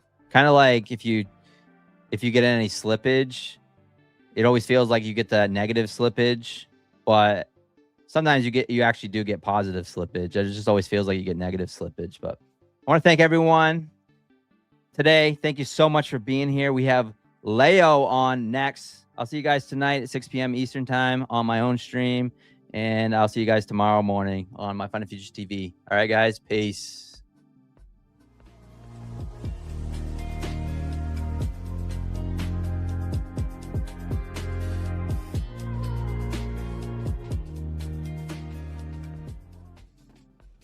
Good morning, everybody. Happy Tuesday at 10:30 a.m. Eastern. That's some random go. What's up, Abby? Good morning, everybody. Great session from Pine as per usual, everybody. Welcome, welcome. We are continuing this session with some expanding price action. Good morning. What's up, DQ Michelle? Oh my gosh, we got a boatload of you in chat right now. Adity, what's up? Bull Sand Bears, El Barreto, LL, ICT, so many names moving here. It's hard to read all of them, but good morning, everybody. Happy Tuesday. Hope we're doing fantastic.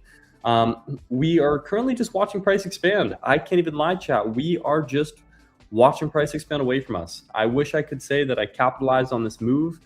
This is exactly the move that I wanted to have happen. And for those of you that have been tuning into every single one of my segments, you guys know that this is exactly the type of market that I like to trade.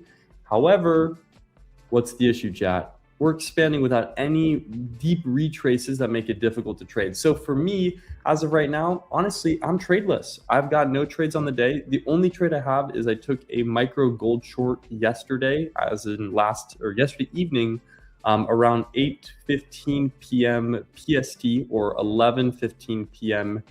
EST. And so, yeah, that's what we're looking like. Thank you, ES Futures Lab. I appreciate it. Good morning. What's up, Trevor, Abby, Colorful, Bulls and Bears? How's it going? Smash the like if you guys haven't already, as per usual. Marching towards the moon. Yeah, we have officially cracked the 28K barrier on NQ. And for those of you that remember my last Tuesday segment, I was saying to all of you, I'm like, boy, oh boy, 28K is inbound at some point. And I have to say, chat, 28K was indeed inbound because that's exactly what happened. But one cool thing to note here is we have actually just formed a 15-minute expansion profile. I did miss on an entry on this. This would have been a decent one to take with MGC, but we could look to see a retrace in the following 15. For those that know, I like to watch for fair value gaps to form here. We also have a 15-minute SMT that is formed at these lows. The 915 and 930 formed an SMT with ES. So not only did we confirm that SMT with this change in state of delivery that was confirmed, but we've now traced back into this major imbalance, and this major imbalance is leading to an expansion higher. So if I wanted to go for a long profile here, would be something along the lines of this, except it is an 83-point stop. So per micro, as of right now, this is $160 of risk, almost $180 of risk, $180 of risk per micro. So just saying, or 170 for this one. So not my most preferred, but we are likely going to see price expand a lot higher. The 4-hour profile looks as though we've officially formed the wick on the 4-hour and are now expanding away from the wick. So that's what we're looking for. Bear Trader, what's up? Good seeing you. Hit the like button. Vanessa, what is up? Michelle, Divergence Detective, Rohan, Zeph, Scalp Trades. We got everybody in here right now. So yeah, that's what we're looking at. What's up, Ishi? We got 24%. Oh boy. So yeah, as of right now, chat, no trades for me. We'll see if we can framework something. I wanted to see a 10 o'clock expansion, and funny enough, that's exactly what we are seeing right now. I just haven't been able to capitalize on an opportunity quite yet, just because market now, ideally what I'd like to see would be watch for NASDAQ to retrace into the change in state of delivery, because not only will that turn our stop loss from an 84-point stop into a 54, but it'll also be a lot more feasible for us to shoot this 1.5 bar at around the 82 points. So that's what I'm looking for. So as of right now, chat, definitely looking for just a bullish expansion into this profiling now. So that's what's happening. We'll see what exactly occurs, but as of right now, not lots of framework. I'll take a look at commodities in just a second here and get a general gist for what's happening. Let me just make sure we got everything posted, that we are live with MyFundedTV.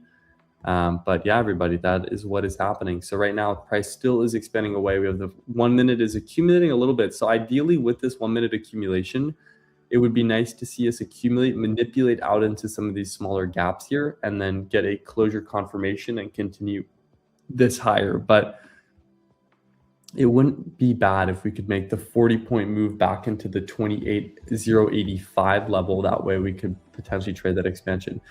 Any shorts here? Definitely no short opportunities for me here.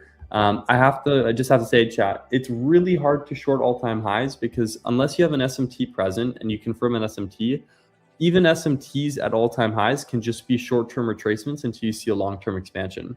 Because at the end of the day, chat, if you think about long-term trading, markets are consistently moving in uptrends. Markets are always moving in uptrends unless you're in a recession. And so around all-time highs, it's very difficult to trade all-time highs, especially difficult to trade shorts at all-time highs, because you're never really sure if it is an expansion or a temporary retracement before an expansion lower, or a true reversal at the highs. So just one thing to be wary of when you guys are approaching these style markets, hence why around all-time highs, I typically look for deep retracement legs into these imbalances and then trade an expansion off of those retracements. So yeah, lots of shorts getting stopped today. That is the reason why I was, or not the reason, but as I've been away from short signatures for today, for the reason being markets are moving higher. So yeah, as of right now, ES kind of showcasing the same profile here as NASDAQ. It pulled into this 5-minute imbalance here and then has now officially retraced and given us a closure confirmation above the change in state of delivery for an expansion profile. So if we do see a retrace into this leg as well, it could be a nice way for us to grab into some ES longs. And ES actually looks more promising on the 15 here. So I might even grab a starter on ES, put my stop at this protected low, target of 1.5, and get my full fill at the 60. To be frank, chat, I might actually try this with some lighter size on ES. I'll remove this as of right now, but if ES can tag back into the 60, I'll grab a starter around here. It is a 10-point stop, but it is ES as well, so we're putting less risk on these contracts as a whole. So it'd be nice to see what we can do as a whole here. But yeah, if we can get a little lower here, I'll see what we get tagged in. I'll get tagged into some starters on ES on the 15. Honestly, it would be a 15-minute expansion profile. But one thing to make note of, though, is we do have this SMT with NASDAQ, which is one thing I'm a little worrisome of. So I'm actually going to wait on this ES entry. I'll wait until whether or not we get the SIST, just because we do have an SMT active at these highs. But likely tag into some light size and see what happens. W week so far, and have I told you? There we go. Got cooked last Friday. But yeah, how's everybody in chat doing? How's everybody's trading week? It is Tuesday as of right now, so I know we've only had one active day in market, but how's everybody been presenting themselves in market? Have we been making rational decisions, smart decisions? Are we blowing accounts for irrational reasons? Are we sizing accordingly? Are we following our risk management rules? What's been the general verdict from chat? Bullish on every week. I mean, around these markets, chat, how could you not be bullish around these daily profiles? Look at this, chat. If it is hard to be not bullish when we're in a market that has expanded. Keep in mind, this daily candle was on March 31st, so a little over a month ago. We were at $22,972 on NASDAQ price, and now we are over 28,000 on NASDAQ. We're up 22% on NQ in under 2 months. I don't think you understand the insanity of that, chat. The insanity of that is just crazy. Also, for those wondering, I'm tagging into ES light size here into these longs at the SIST. I'm just going to tag a couple micros, about 4 micros here, just to try this out, see what happens. I'm not in a full size by any means. I just want to see if we can expand away and that this is an invalid SMT. If it validates the SMT or gets below this fair value, I'll likely cut the position early. But I'm hoping that this just reverses off of that, because that is a tag into the SIST. Target of 1.5 takes us back into the high. So I'm going to try this out with this 15-minute expansion. I'll open up ES on the left chart here for all of you and get NASDAQ. But we do have an active SMT. And we will see what happens here. But up 120 points a day on average. I know, it's insane. That does include some days that have moved 400, 600 points. But yeah, what's up, Lucky? Hope we're doing well. But we need some retracement now. I mean, we say that, but then we also were hoping 10 o'clock would expand, or hoping 10 o'clock would retrace and 10 o'clock continue to expand. So I'm just tagging this in. I want to try this out. Just years of charts, mistakes, and learning called experience, not strategy. There's really no such thing. I can't even lie. I mean, market, that's why people say market intuition. ES futures, market intuition. You talk to some of the best Wall Street traders in the world. There was literally a psychology experiment ran on the world's best Wall Street traders, and they could teach you 150% of all the technicals behind their trades. But at the end of the day, there's a reason why they pulled the trigger, and it is through their market experience. They don't pull the trigger because I'm feeling lucky. It's because they've seen thousands of charts, thousands of ticks, thousands of things that give them the criteria to enter. So at the end of the day, they enter because of that. It's one of the coolest experiments I've ever seen. I'm going to manage my risk here as well. I'm going to put my stop just below the fair value gap. Let me move it on the accounts. Bing. Also, fun fact here, chat, but I think as of today, we secure a nice MyFunded payout, or I believe tomorrow. I need to check, but off the MGC shorts, we are going to have a nice little MyFundedFutures payout inbound. So I'm a happy camper, chat. I don't know about you guys, but I'm a happy camper. I'm a very happy camper with that.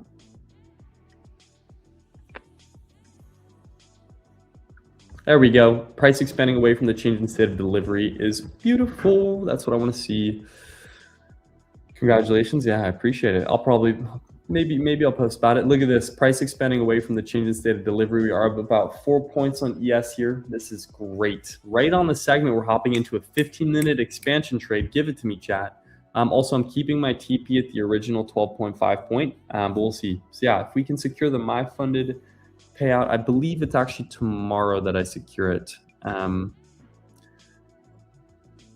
Yeah, because we're above the buffer by 2,600, so I can definitely get the payout. That's tomorrow. My apologies. I'll get the payout tomorrow. Didn't mean to lie to you guys there, chat. Also, we're up about 4.5 points here on ES, so this 15-minute expansion is looking good. We are looking good here on ES, chat. I'm a happy camper. Off this 15.2, this is the new 4-hour profile as well. So this 15-minute aligns with the 4-hour. I'm hoping this just sends higher. If we can remove this S&P, by the way, this is going to soar. So as a heads up as well, where does my draw on liquidity lie? It's the all-time highs on ES. Hence why I'm also more keen on trading ES longs here, is because NASDAQ's already taken out all-time highs. ES has not. So I'm using this 15-minute expansion profile here off the SIST. So stop is at the fair value gap low here, the 15-minute fair value, and I have the entry was taken at this. So we'll see. Builder plan is good for beginners. Builder plan is great for beginners. My account is in danger zone. Explain. Hit it. Up about 4.5 points here off this 15-minute. Ideally, 15-minute closure in 2 minutes, and we see the following 15-minute expand higher. I'll likely take out 3 micros at the highs here and then leave a runner or two for the 7,300. Amazing left, son of Wall Street. I appreciate it. Been in home after leaving job for 5 months, single payout. Been home after leaving job for 5 months, single payout. Nice. GC. I'm assuming that's a good thing. I'm assuming. Was that like a freedom of trading comment? If so, I'm happy to hear it.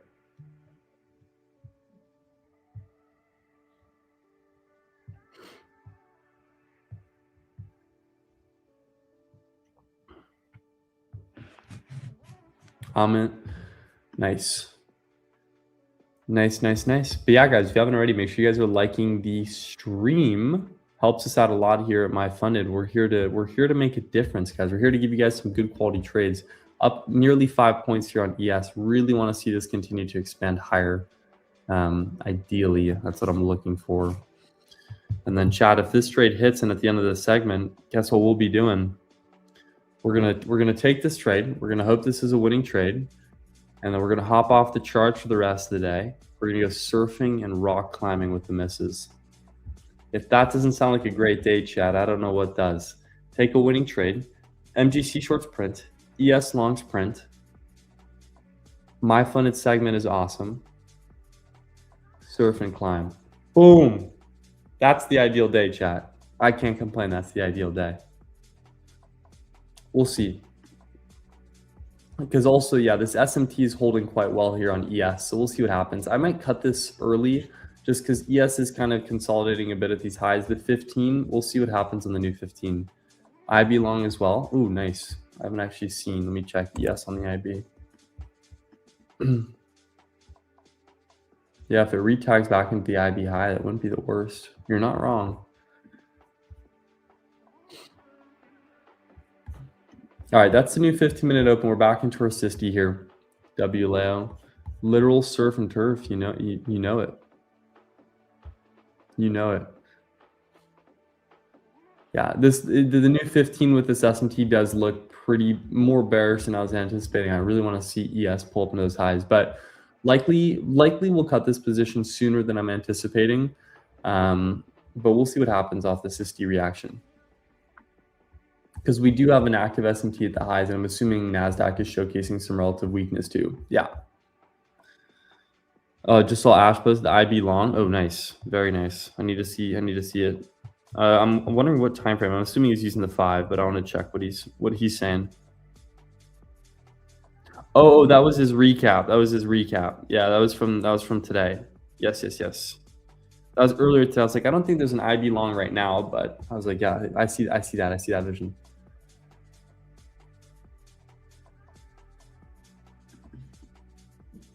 Chrono just like and comment on every shorts video that we drop this week. Bing bing.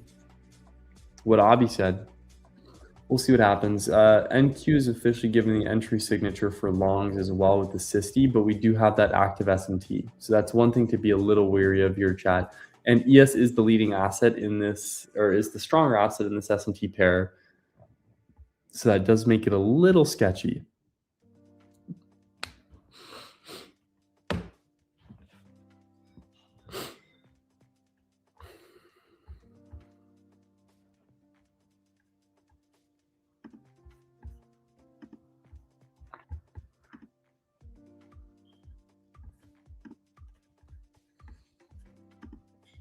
So we'll see.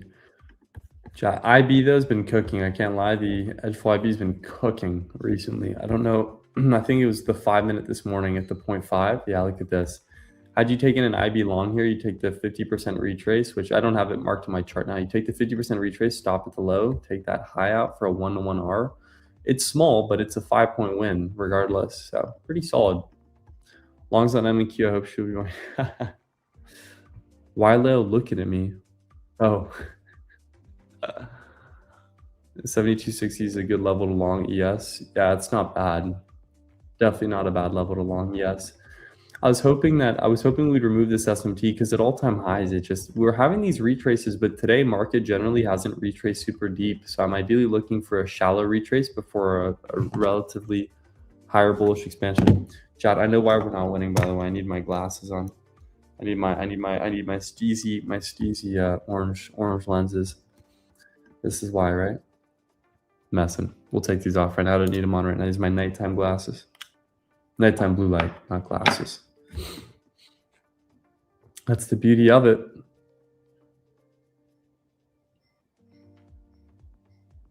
Filling out some more liquidity here.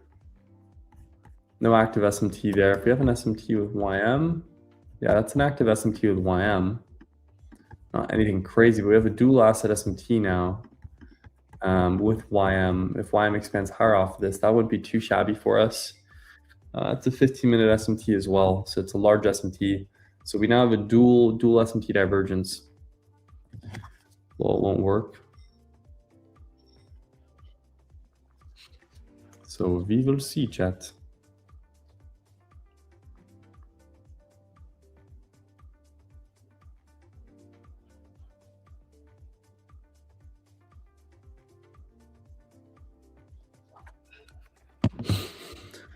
Nice expansion away from the change in state delivery. Are you in long on ES? Yes, I'm long on ES. I am long on ES. I've been long for about 10 minutes now, I want to say. 8 minutes, something like that. I'm long on ES. I'm long on the 15-minute, actually. I've liked the 15-minute profile here.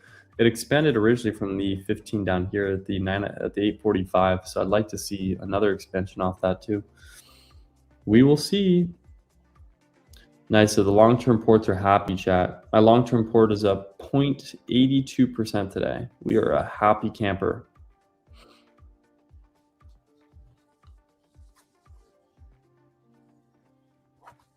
Hope everyone is profitable today. Me as well. Hello, I just got into the prop space.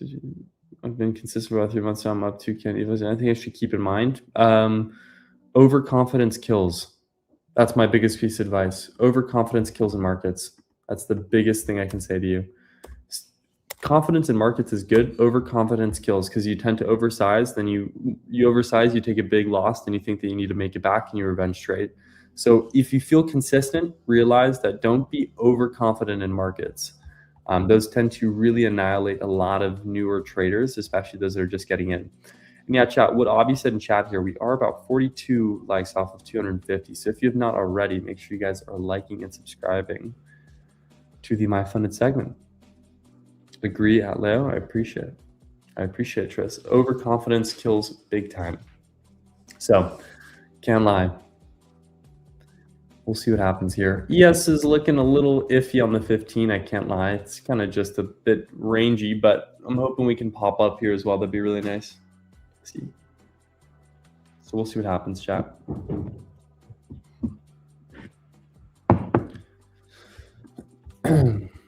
Like Leo. Confused, Samuel. Like Leo what? In what sense?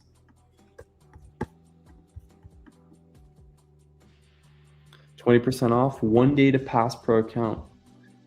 Use code YouTube.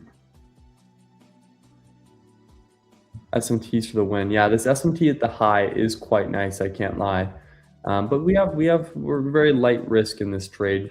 And we're up nice from those micro gold shorts from last night. So regardless, if this loses, this will be a green day. But I was just thinking I'd try it because the 15 looks good from earlier. It looks good now. I'd like to see it expand higher. I'd like to see it expand away from this SMT. As of now, I can't see any chance to pass in 1 day there yet. It'll be there. You don't have to rush the process. There's no reason to rush the process in trading, guys. It's very easy to be fooled from online that you can be a profitable trader within 2 months, but the reality is, like, it's more important that you focus on your journey and your mission, right? Some of us are slower learners. Some of us need to be involved within active markets for longer periods of time. Some of us need to just really hash out every technical detail. Some of us need just to get a general feel for markets, right? It really depends on who you are as a person. Feels like it continues up though, that kind of slow grind. I know, right? Especially because this 3 minutes kind of a little accumulating, and look at this 1 minute. It's a slow grind down, which just feels like we're buying up all these sell orders right now before we push market higher. This is typically what it does though. Around all-time highs, this is typical PA. So I'd like to see it continue to buy up sell orders at those lows and then slowly grind up that market into our 1.5. That'd be really nice for us. Order filled. Order filled. So we'll see what happens here.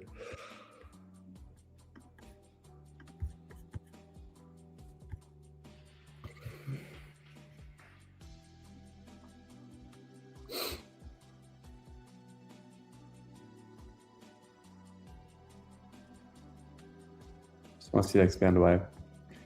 Yeah, chat. We have a poll in chat. Do we think market continues higher, or do we think it reverses? Off of your personal analysis, not mine. What do you guys think? Up? I'm hoping so, man. I appreciate it, Abby. We do have the Twitter and chat there. Thank you for that.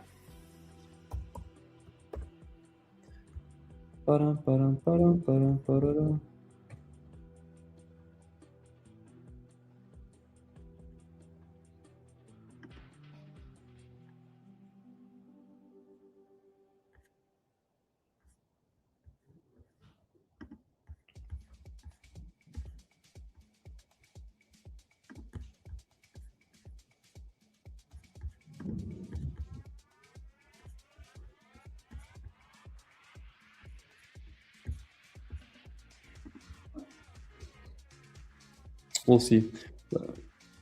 7 bouts. Sadly, I can't do that, but I do apologize. Let's go to 0 NQ. I don't think anybody wants that, man. I don't think anybody wants that. Feel not confident. Around all-time highs, it's really hard to build confidence for shorts around all-time highs, chat. Really hard to build confidence around shorts.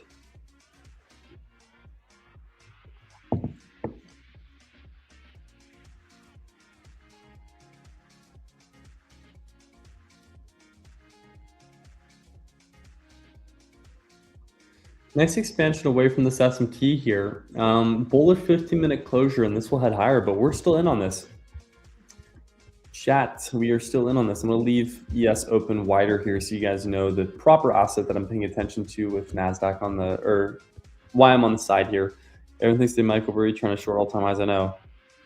Ellen Leo's cup. It is a signal. I'm confused, GC. What do you mean?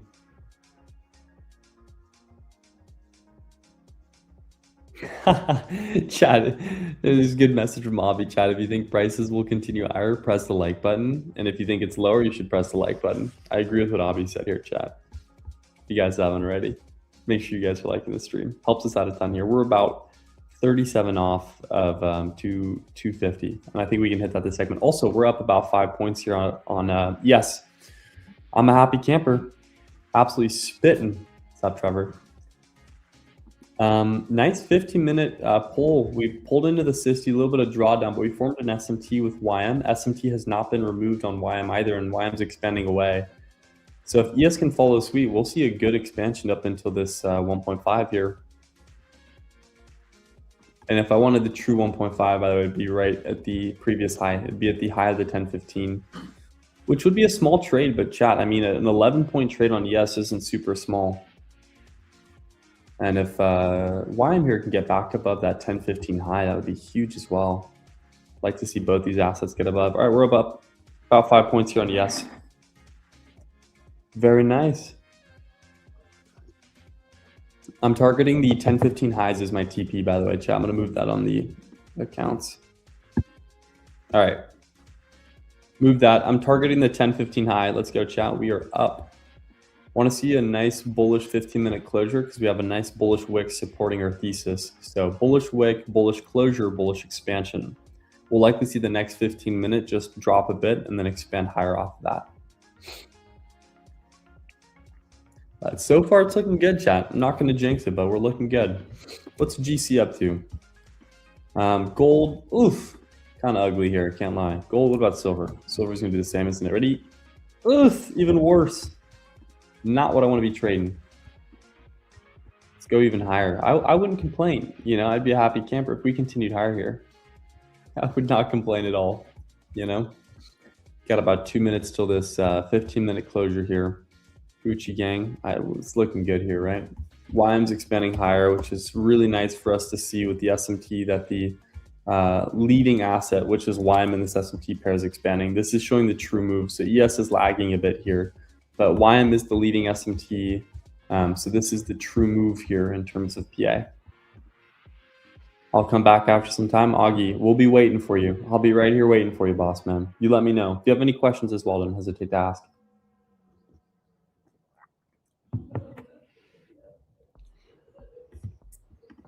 Silver up at the 74 range. What's SLV shares at? I have a boatload of cash in SLV. 66. Not the worst. Not the worst. What's up, Davey?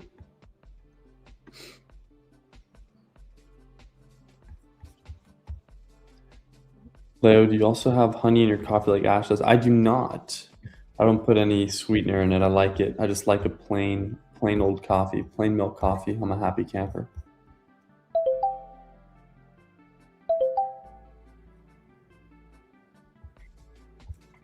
Oh yeah, we do have the guys. Once again, if you have not already, do have the reminder. We have the form now. We have the MFTV form in chat. So if you guys have not already, make sure you guys are filling that out ASAP.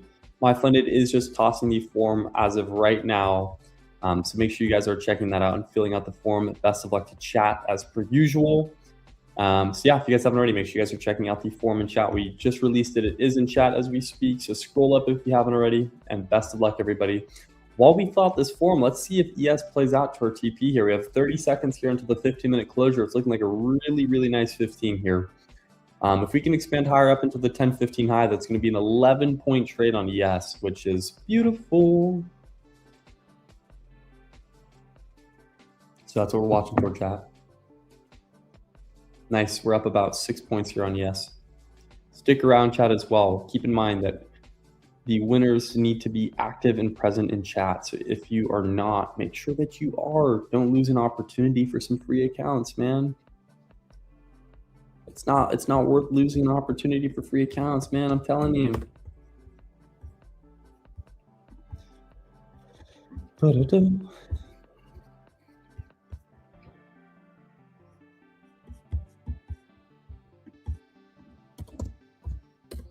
Nice expansion. Beautiful 15-minute closure, by the way, chat. We're up about 8 points here, or 7 points. Wait. Yeah, 7 points.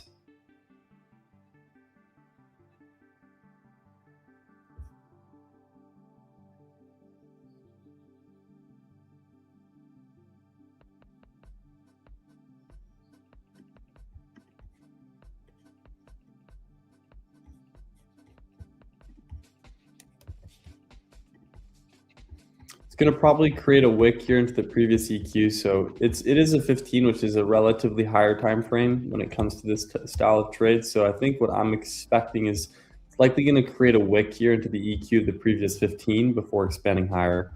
So I'll actually remove the EQ language here, but this looks good, chat. This looks really good here.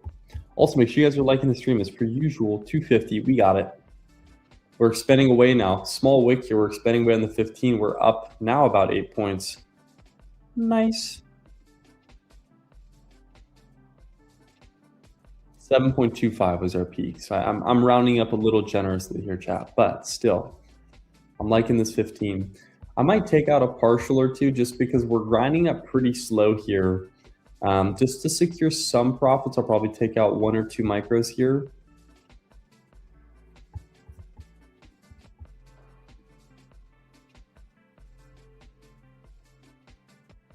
Trump yapping. Oh boy. I'll take out some partials. If Trump is yapping, I'll take out some partials. Forgot that Trump was speaking today.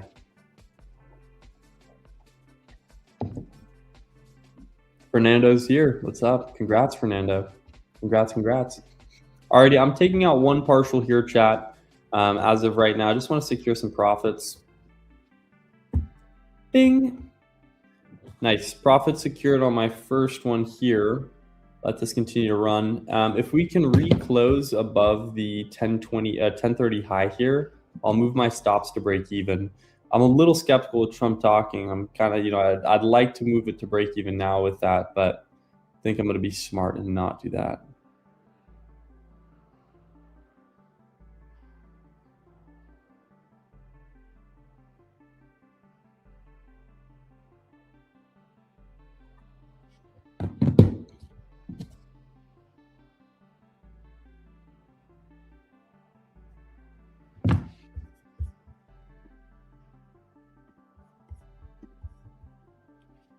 Nice expansion away here. Let's get a little quick flick here.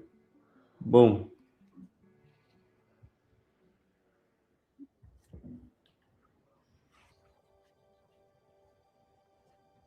Boom. You guys are all in the story now. Yeah, he does. Alrighty. So chat, I know it seems like a slow trade, but we are trading the 15-minute expansion. But look at this. I'm liking what I'm seeing. I'm going to just remove that SMT as of right now. But look at this 5 form the wick here into the EQ. Now we're expanding away from it. So if we get the same size candle here, we'll make our TP. That previous 15 was a 7.5 point candle. We make the same move there. We're above TP. Let me move up about 6.75 points. All right, we're up 8 points now on ES. This looks really good, chat. Killing it on these segments recently. I can't lie, chat. We've been cooking on the MyFundedTV segments. We have been cooking, chat. Going to take out another partial around 9 points here. I've set it 9 points for my second partial here, and I'll leave the rest up into that 1.5. This looks good. Closure above that 1015 or that 1030 high, and we are looking bread and butter.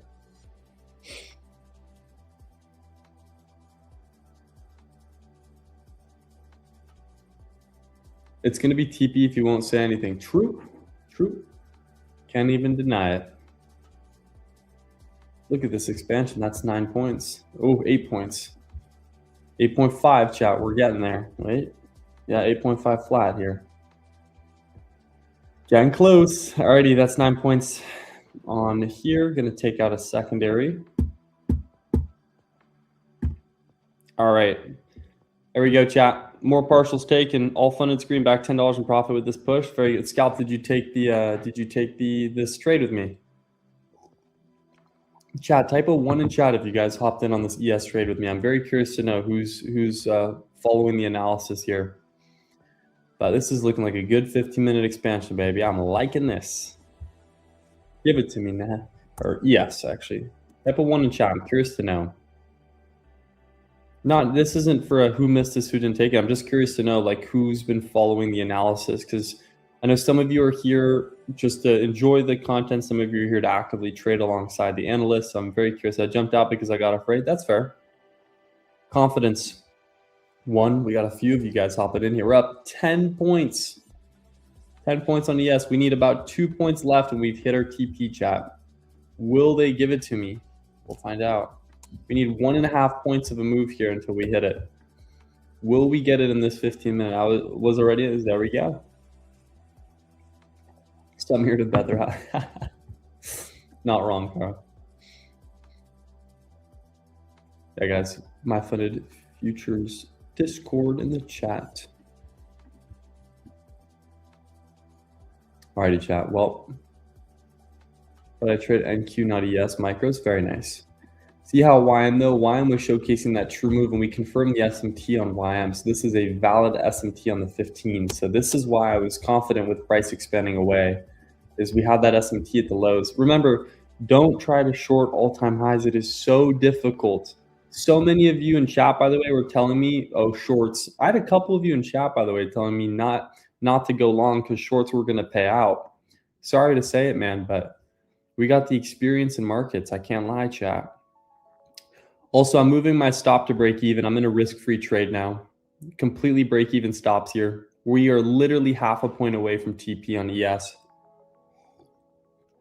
I had a few people. I had like 3 people in chat tell me not to go long. Got the confidence.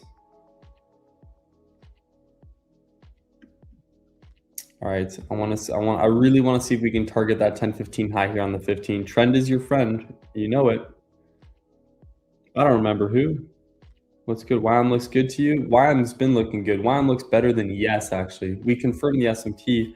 A good trade on YM, by the way, would have been this long signature, stop at this low, but it's an 89-point stop. But YM's going to expand higher here, up into this 1.5 likely. That sits well with the standard deviation. Chat was right. Can see the trade. Yeah, because it's high day. Yep. Alrighty, let's wait it.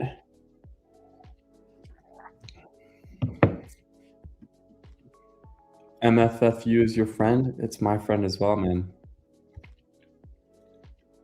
Bit of a wick reject here. Just gonna see if we hit that max TP. I also am trying to target that to a tick. Look, we're about 0.5 point away, 0.5 point away from our TP here on ES. Less. Look at this. Look at this chat. We were 0.5 point away on ES. Ha. According to reports, divergence. Thanks for the analysis there, for the news. You're going to see a little bit of a shake in markets. The thing is, yeah, I wouldn't be surprised if some news gets released in this tanks, but we're break even. We've taken about 70% of our original position sizing now in partials. So we're green already on this trade. So we get stopped out. This is a green trade regardless. So I'm not complaining.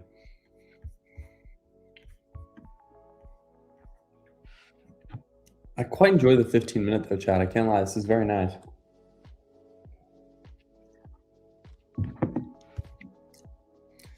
Are we gonna get it, chat? Chat. Let's do we hit TP, chat? Type of 1 if you think we do, type of 2 if you don't think we do. If we're hitting TP, type 1. If we're not hitting TP, type 2. Yes, no luck.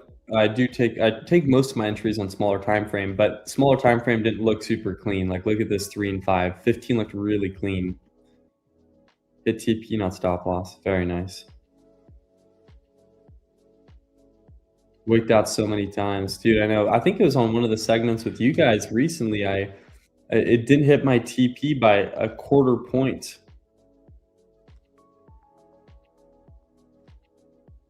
And ended up running to my TP.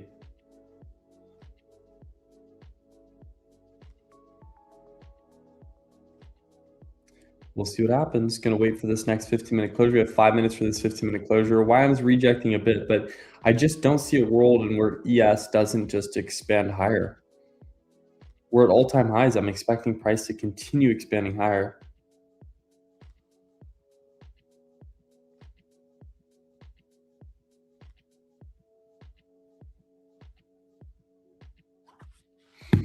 Always need haters unless you're your own hater. Exactly. Low volume makes it hard to predict. It makes it a little harder. Yeah, it's a slow mover for sure, but it's still moving in generally the same direction. So no complaints, right? I don't have any. I mean, the only thing is we have an SMT with YM now, and YM is rejecting a bit. So if this 15-minute flips bearish on YM, we'll likely see a trace back into the change in state of delivery, which will send ES a little lower here. But I have the EQ mapped out of the previous 15.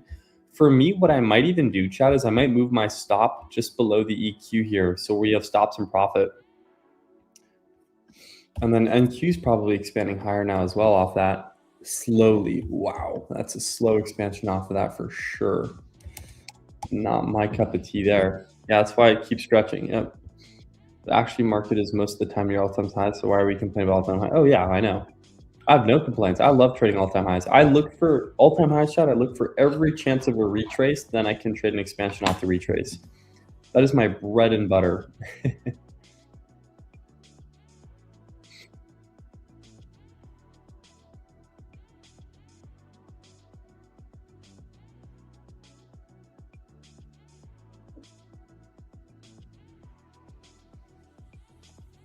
Still expanding higher here. 3 minutes until this closure. We'll see what happens.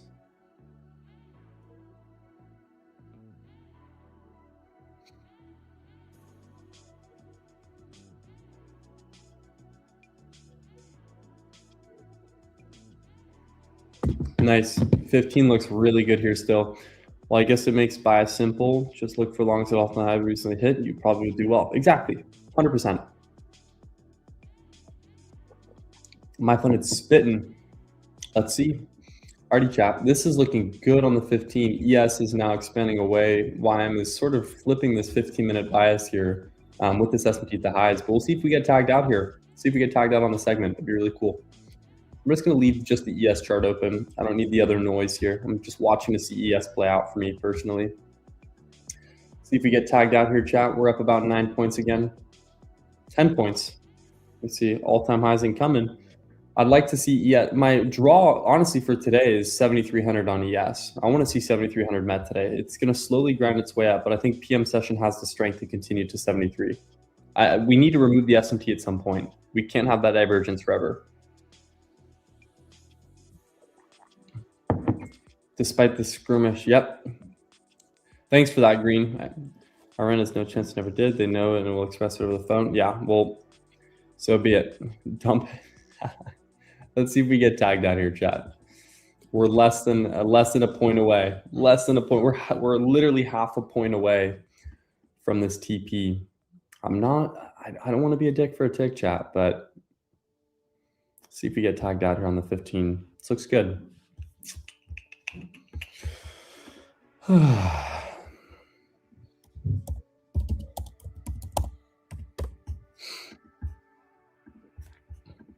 Chat, it is itching our TP right now. Minute until this 15-minute closure. I might close this early for like a 1.4R, chat. It's driving me nuts. Look at this. We were half a point off. Half a point off. It's a 1.4R. Should I just secure 1.4? It's teasing you. Yeah, I want this to hit out though. Don't close. I'm not closing it, chat. You're good. I'm leaving. I've taken already partial, so I'm gonna let this. Either this goes into. Also, chat, I forgot to mention. I've put my stop loss now just at the EQ of the previous 15-minute. Because if we retrace technically there, we'll likely make it back to my break even. So I'd rather have my stop and profit. Low has nerves of steel like ash. Slow just chill, bro. Oh, we're chilling, man. I'm drinking a coffee. I'm hanging out, man. I'm talking to chat. We're on a MyFunded segment. Dude, life is good, man. We're going to go surfing and climbing with the misses later. Dude, it is a great I got no reason to exit this trade early. I took my partials because, you know, if Trump is speaking, man, I'm not going to lie. I don't want some crazy bearish candle to form. New 15-minute open. Do we get tagged out? We will see. likely expand into that. Let's see if we get tagged out at the open of this 15. That'd be nice, wouldn't it, chat? If that hits, it's a perfect 1.5R on this trade. 15-minute trade. We've been in this trade for 30 minutes now. More than 30 minutes. It's been a 34-minute trade as of right now. So we'll see if this 15-minute expands up into this TP, or if it's going to keep, or if it's going to build equal highs. But if we break out equal highs, this is going to tag into our TP. But all right, I'm looking at chat now. You guys let me know if it hits, right? Going to grab tea and coffee as well. It's a great way to do it. Trading is easier when life is good. When you've got no externals, but also like if you're just disciplined in other aspects of life. All right, chat. 15 is likely going to retrace a little bit here, but hey, I'm still in it. Still in it. The segment, we got 15 minutes left in the segment. I have a whole 15-minute candle left to let this play out for you guys. And if it doesn't by the end of the segment, I'll post it on my Twitter whether or not this plays out. I'll post it on the Instagram and give you guys a little rundown whether or not this trade played out, which as of right now it is. And it's a winning trade regardless right now, but you can only win a little more, you know?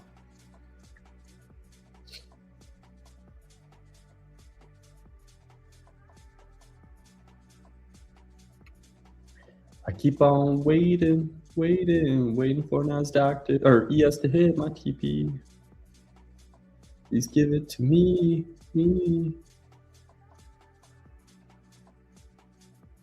Let's go. TP will hit now. We'll see. Trump is lecturing a group of 8-year-olds about nuclear weapons. Oh boy. No comments. It is kissing my TP, chat. Question is, will it create a gap here? See, that's the next thing, is it would likely want to do it'll probably want a wick fill here with this fair value forming. It'll likely want a wick fill with that fair value because the 15s typically like to chase wicks, right? The 15-minute is always going to take off, is always going to take out 5, 3, and 1 minute stops. And what does that mean? It's going to be wick. Leo, how do you pass challenges fast without blowing too soon? I think you just answered your own question there.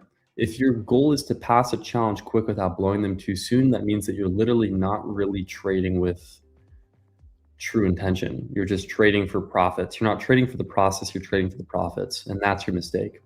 When I trade evals, I have a lot of experience in markets now. My genuine answer, so I trade a lot with, I just trade heavier size on evals, but I trade the exact same way I do with fundeds. I trade the exact same way I do with my personal account. I just trade with higher size. Doing good, Pravesh. How are you? True love. Yep.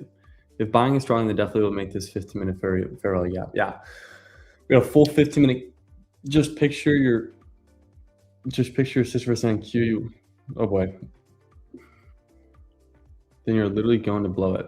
Yeah, exactly. If you're trading higher size, profits are a byproduct of success, of the process, and leads to success. Very good point. What model do you trade? First tie catching your segment. It's kind of my own, it's a variation of the fractal. I trade an SMT continuation series of fractal. So it's a mix between T-Trade's fractal model and the GXT universal sequence.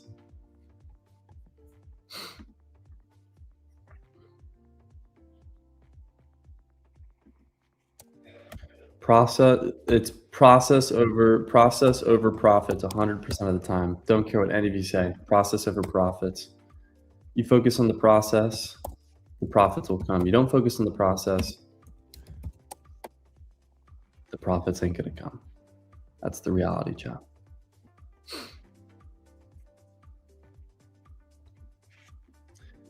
All right, so we're currently forming this gap. Sequential SMT. It's a sequential SMT.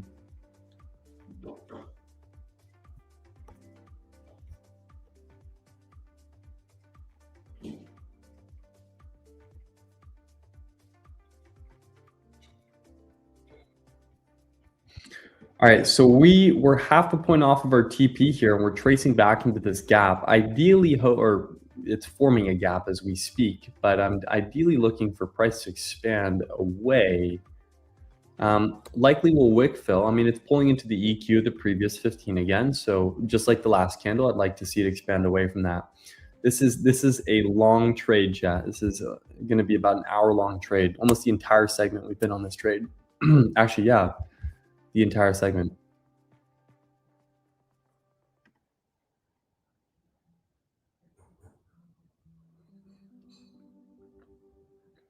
So we'll see what happens.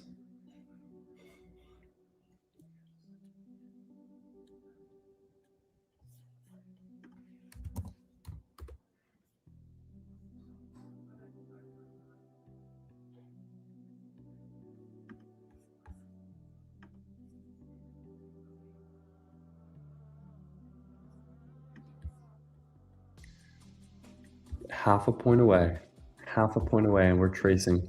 I'm still confident this is going to hit though, chat.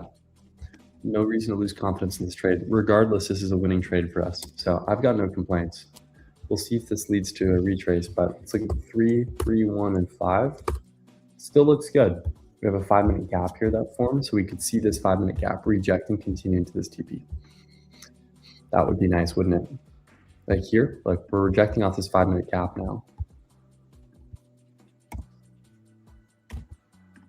That's a 5-minute gap. I'm just watching chat here. Yeah, at this point, I'm with you, Leo, right or wrong. There we go. Hey, we're in a winning trade. Chat, we've already secured over 10 points on this trade. This is a great trade on ES. Fantastic trade on ES.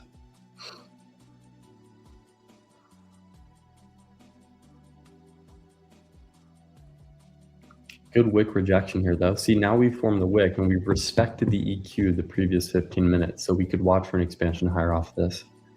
W today, guys. How's your no setup, no trade? Dude, we took a setup, we took a trade, and I think there's still a chance that we hit our TP here before the end of the segment.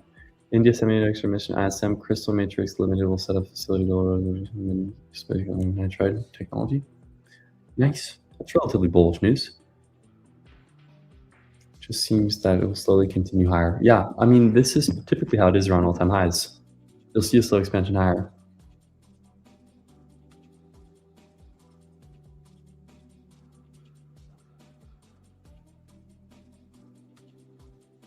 So we'll see what happens here. We have about 8 minutes left in the segment as well. So chat, if you guys have any questions, comments, concerns, or anything of those regards, do not hesitate to hit my line, ask me any questions you guys have.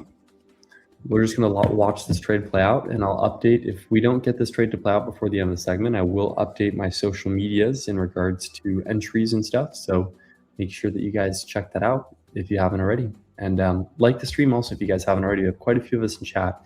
And I think before the end of the segment, we can get 21 more of you to like the stream. If 21 more of you could like the stream, that would make me very satisfied. And Avi, thank you for that as well. I appreciate it. So we'll see what happens here. We're just waiting, chat.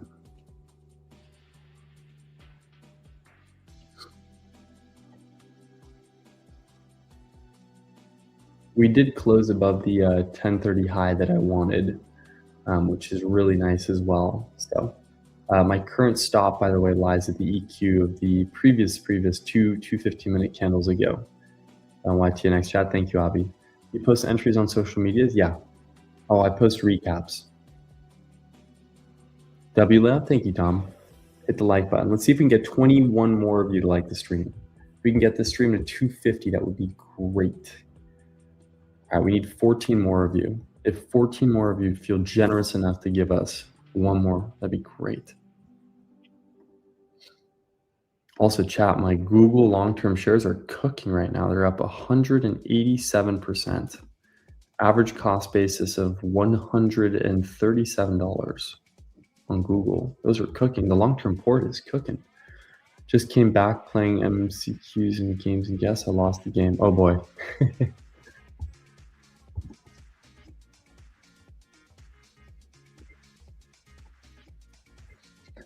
Looks like we might inverse this 5 back here. We might inverse this 5 pre-closure. Look at that. We have 4. Oh, that's why. Chat, on the 5-minute, we formed a triple equal highs. Look at that. Triple equal highs on NQ here. And that's an inversion fair value. So it's not going to hit full TP, but we're going to get close. I'm hoping it fails this inversion. Hello, Leo. How do you take partials? Do you always take partials? I take partials most of the time. I don't know. It's just to limit risk. Like if I'm up already a lot on my trade, like this was quite an expansive trade, 12 points on ES. I'll look to take partials, like just to secure profits. It's weird. It's more of an intuition for when I'm taking partials, to be frank, or if we have like an internal draw, like closure above the 1030 for me was a good place to take partials as well. Triple equal highs on NQ, man. Dang. This might soar a bit. TP or break even. TP or in profit. My this is my stop loss as of right now. My stop loss lies at the EQ, the previous 15-minute. I've moved my stop loss. So Rio, we'll see if this plays. Sequential SMT is goated. It's very goated. Look at this triple equal highs on ES though. That is mean. If we can refail this inversion, so we've inversed the 5-minute, if we can reclose back above and fail this inversion, this is going to really do nice in terms of continuing higher. So that's what I'm looking for right now.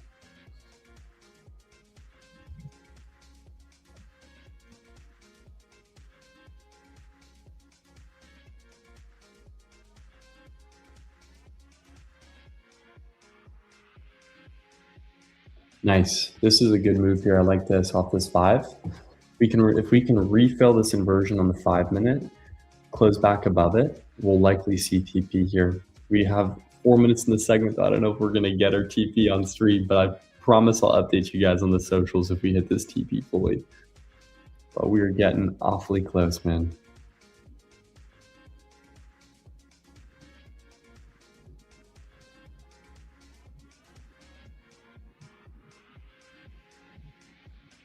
We'll see, chat. SSMT is goated. It is 7280 with full order, so it's an important level. Yeah, was definitely a full, not a bad level to have here. Fail this inversion, continue higher though. Give it to me, Nasdaq.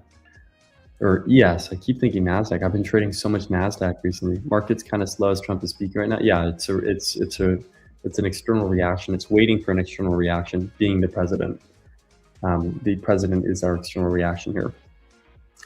Yeah, chat. Any questions in chat here? I mean, regardless of what happens, guys, I thought this was a great segment. So if you guys do like these type of streams, if you guys do want me to keep pulling up to these segments, man, toss me a thumbs up in chat. Who here has been enjoying my 7:30 to 8:30 PST or 10:30 to 11:30 segments? Give me a thumbs up. Give me some type of reaction here before the end of the segment. Let me know. Have you guys been enjoying these segments? Fabulous. Have fun climbing and surfing. Hey, I appreciate it. Thank you. Obviously, meet Davey. I appreciate that, Davey. Thank you. Yeah, of course, guys. Yeah, we've got about a minute and a half here, so we'll see what happens on the 5. But yeah, honestly, I'll update you guys. We either get stopped in profit here, and by in profit, I mean we'll be stopped literally 2 points in profit, which is still fine.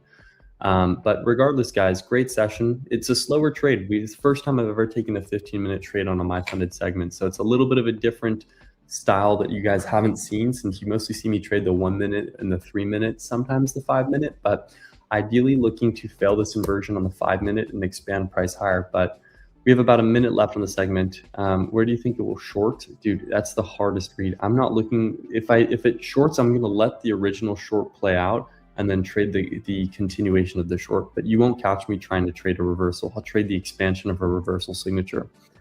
Yeah, guys, seriously though, thank you all so much for the continued support on these segments. It's honestly such a pleasure coming on every Tuesday at this hour. And all of you, I recognize so many of your names in chat here. Thank you for typing and asking questions and getting involved. Like, you guys have to realize that MyFunded is a learning space for everybody, right? We're all here. I'm learning in markets every day. I'm consistent at trading, but I'm still learning new things every single day, and I'm learning how I can improve as a trader. So to do that alongside all of you and to be supported by all of you is seriously one of the coolest experiences for me personally. So I'm going to be honestly surfing and then hitting some rock climbing the rest of the day. Let this trade play out. We're either stop 2 points in profit with the rest of my position, or we get stopped in profit. So thank you all so much again. And we have Husky Myth hopping on here. So without further ado, I'd like to welcome them on the stream. Much love, everybody. I'll see you guys soon. Bye.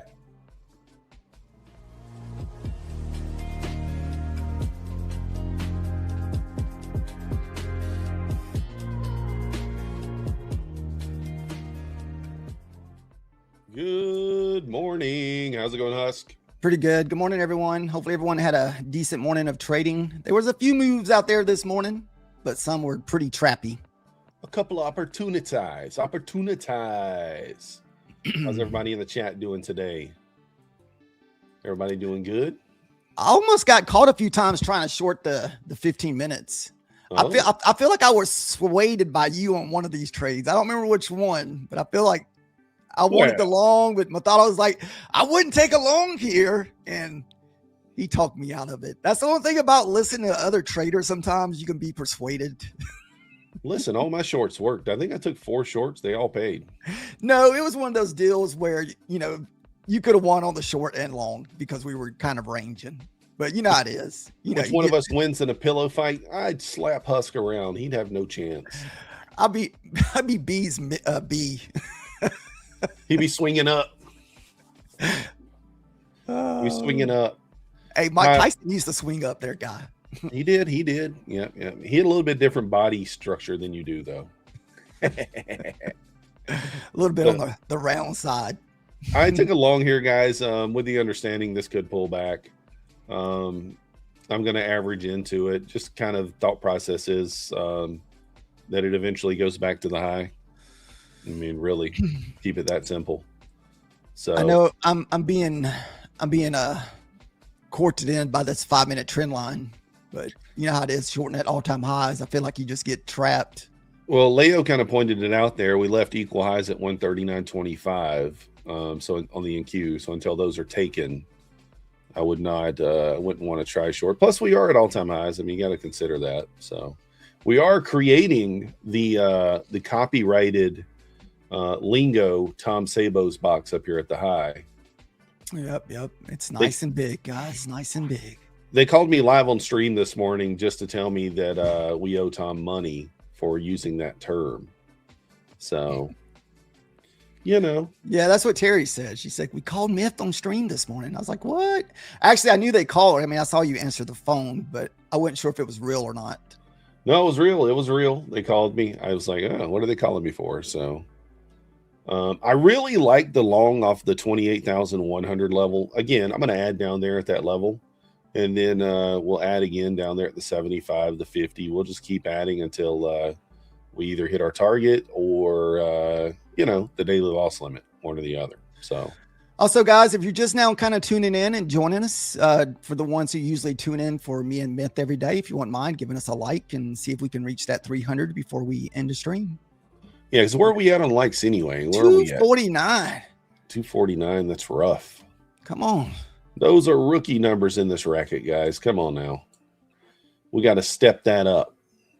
Make it a little higher. You think lunch retraces? It might, no luck. I mean, it could. I'm not saying that it won't, but hey, don't attempt me with a good time because I'm already itching to go short with this 5-minute breakout. It's so hard. But I think I'm gonna be safe and wait and see what happens with the 15-minute opening range. I think that's the safest play, which is at 284, and that's kind of almost like that break of pullback there on that last 5-minute pullback at 70. I kind of like a long. I mean, I really, really like that, like 675, 85 area for another pop back up. Yeah, I think we get a decent move off that. Yeah, you would need to get through the 15-minute candle where you're trading back into the 15-minute candle. So we did not get the pullback on the opening 15-minute candle. I don't know how much everybody follows the 15-minute candles, but we did get the pullback back into the 50% of the opening range candle, which was sitting around the 30s and 40s, that quick pullback that we pulled back down in 28,032. That was the 50% of the opening range candle, or 930 to 945. So, guys, let's go ahead. Oh, I was going to say, I did take that breakout with you this morning because it was so hard not to go long this morning. I just hate that I didn't take 100 points on that opening range instead of like 10 or 15 points. Oh, yeah, the pre-orb absolutely banged today. And what do we look at, guys? Let me show you guys the pre-orb. I know I'm in the trade, but let me show you guys. I mean, like, oh, dude, that thing was perfect on the 5. Did you look at the 5 minutes? We had like a nice bull flag. I mean, it was just like perfect. So the purple lines down here is your pre-orb, and today it was only 33 points. And I'm telling you guys, somewhere between 20 and 45 points on the pre-orb is perfect. If you see the pre-orb range is 30 points, 33 points, that is a fantastic sign, and you know that that trade has a very high probability of winning.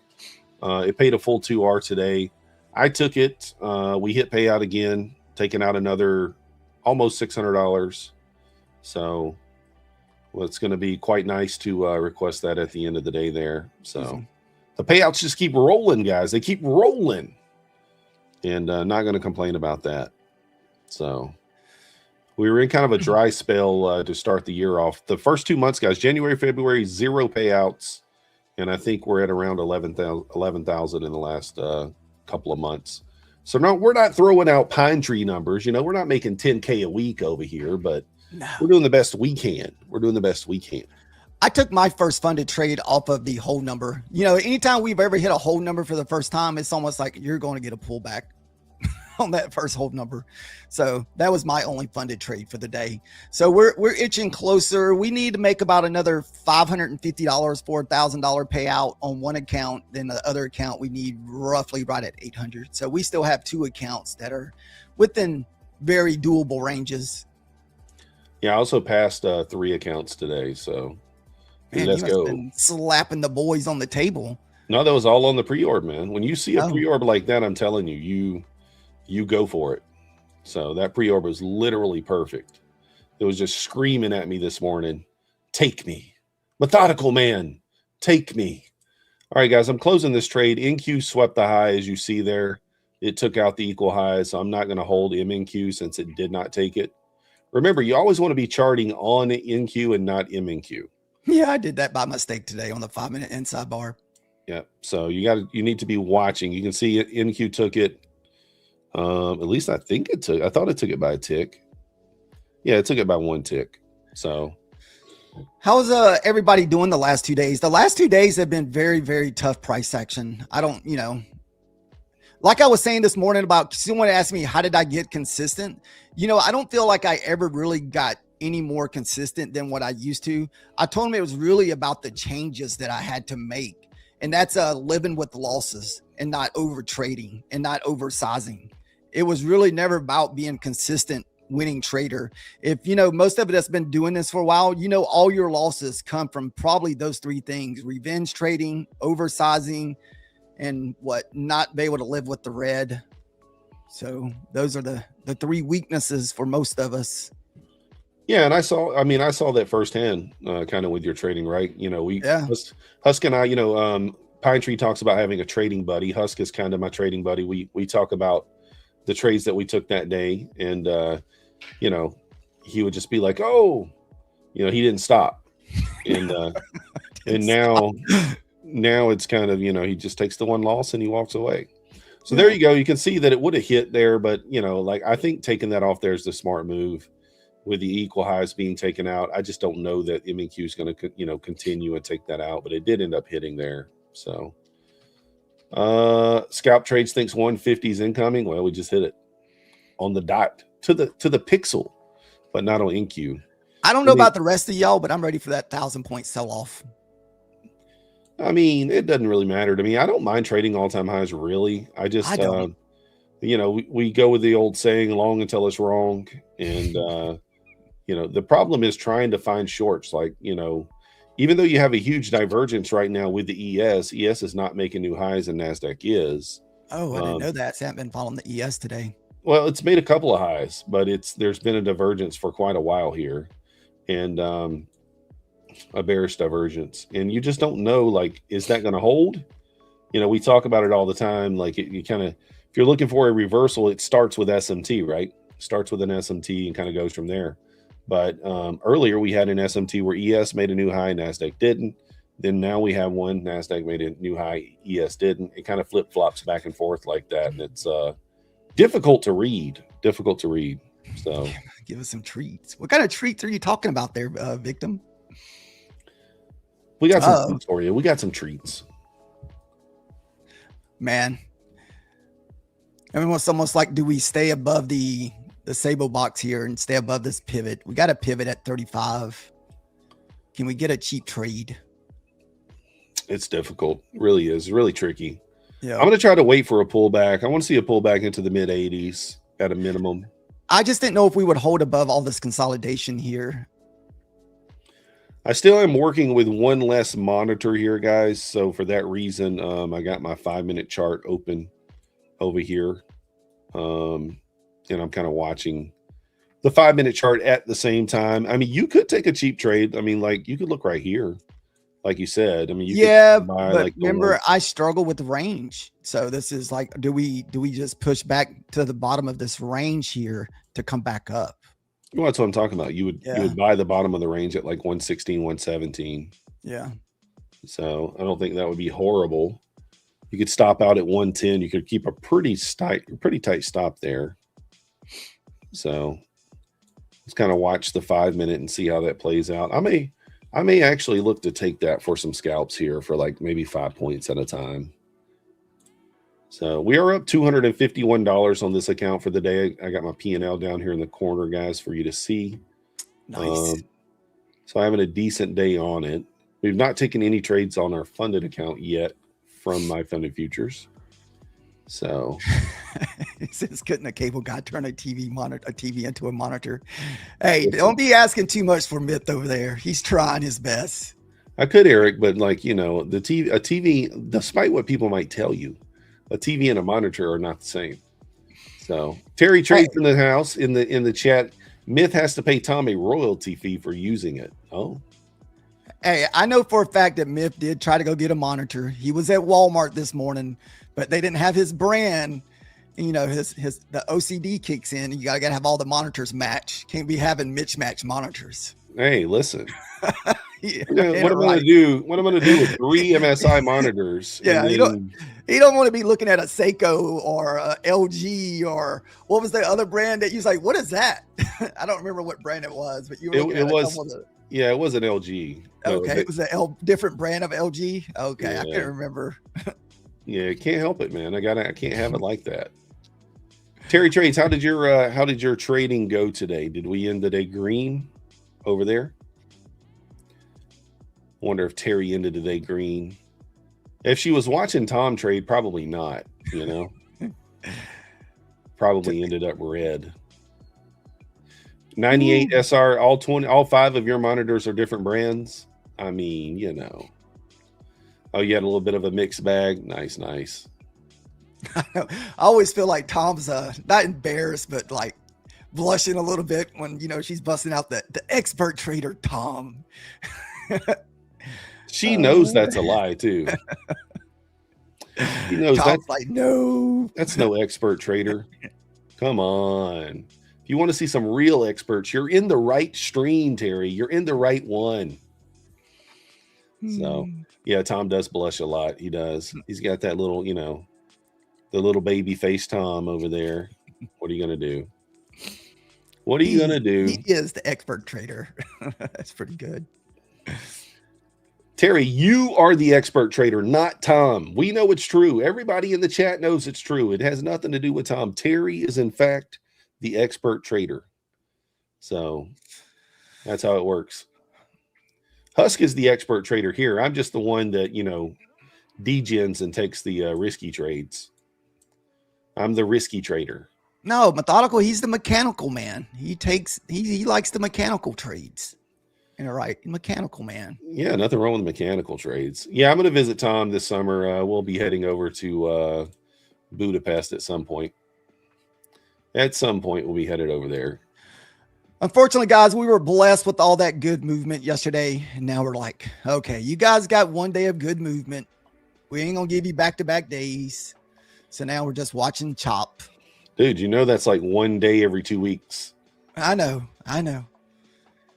So I need a pullback. That's what we need. So I will try a range trade here. So if we pull down and can bounce off the 110s, the 100s, I will try to take a trade from body to body of the previous 5-minute candle to see if we get the push there, even though this did not push down.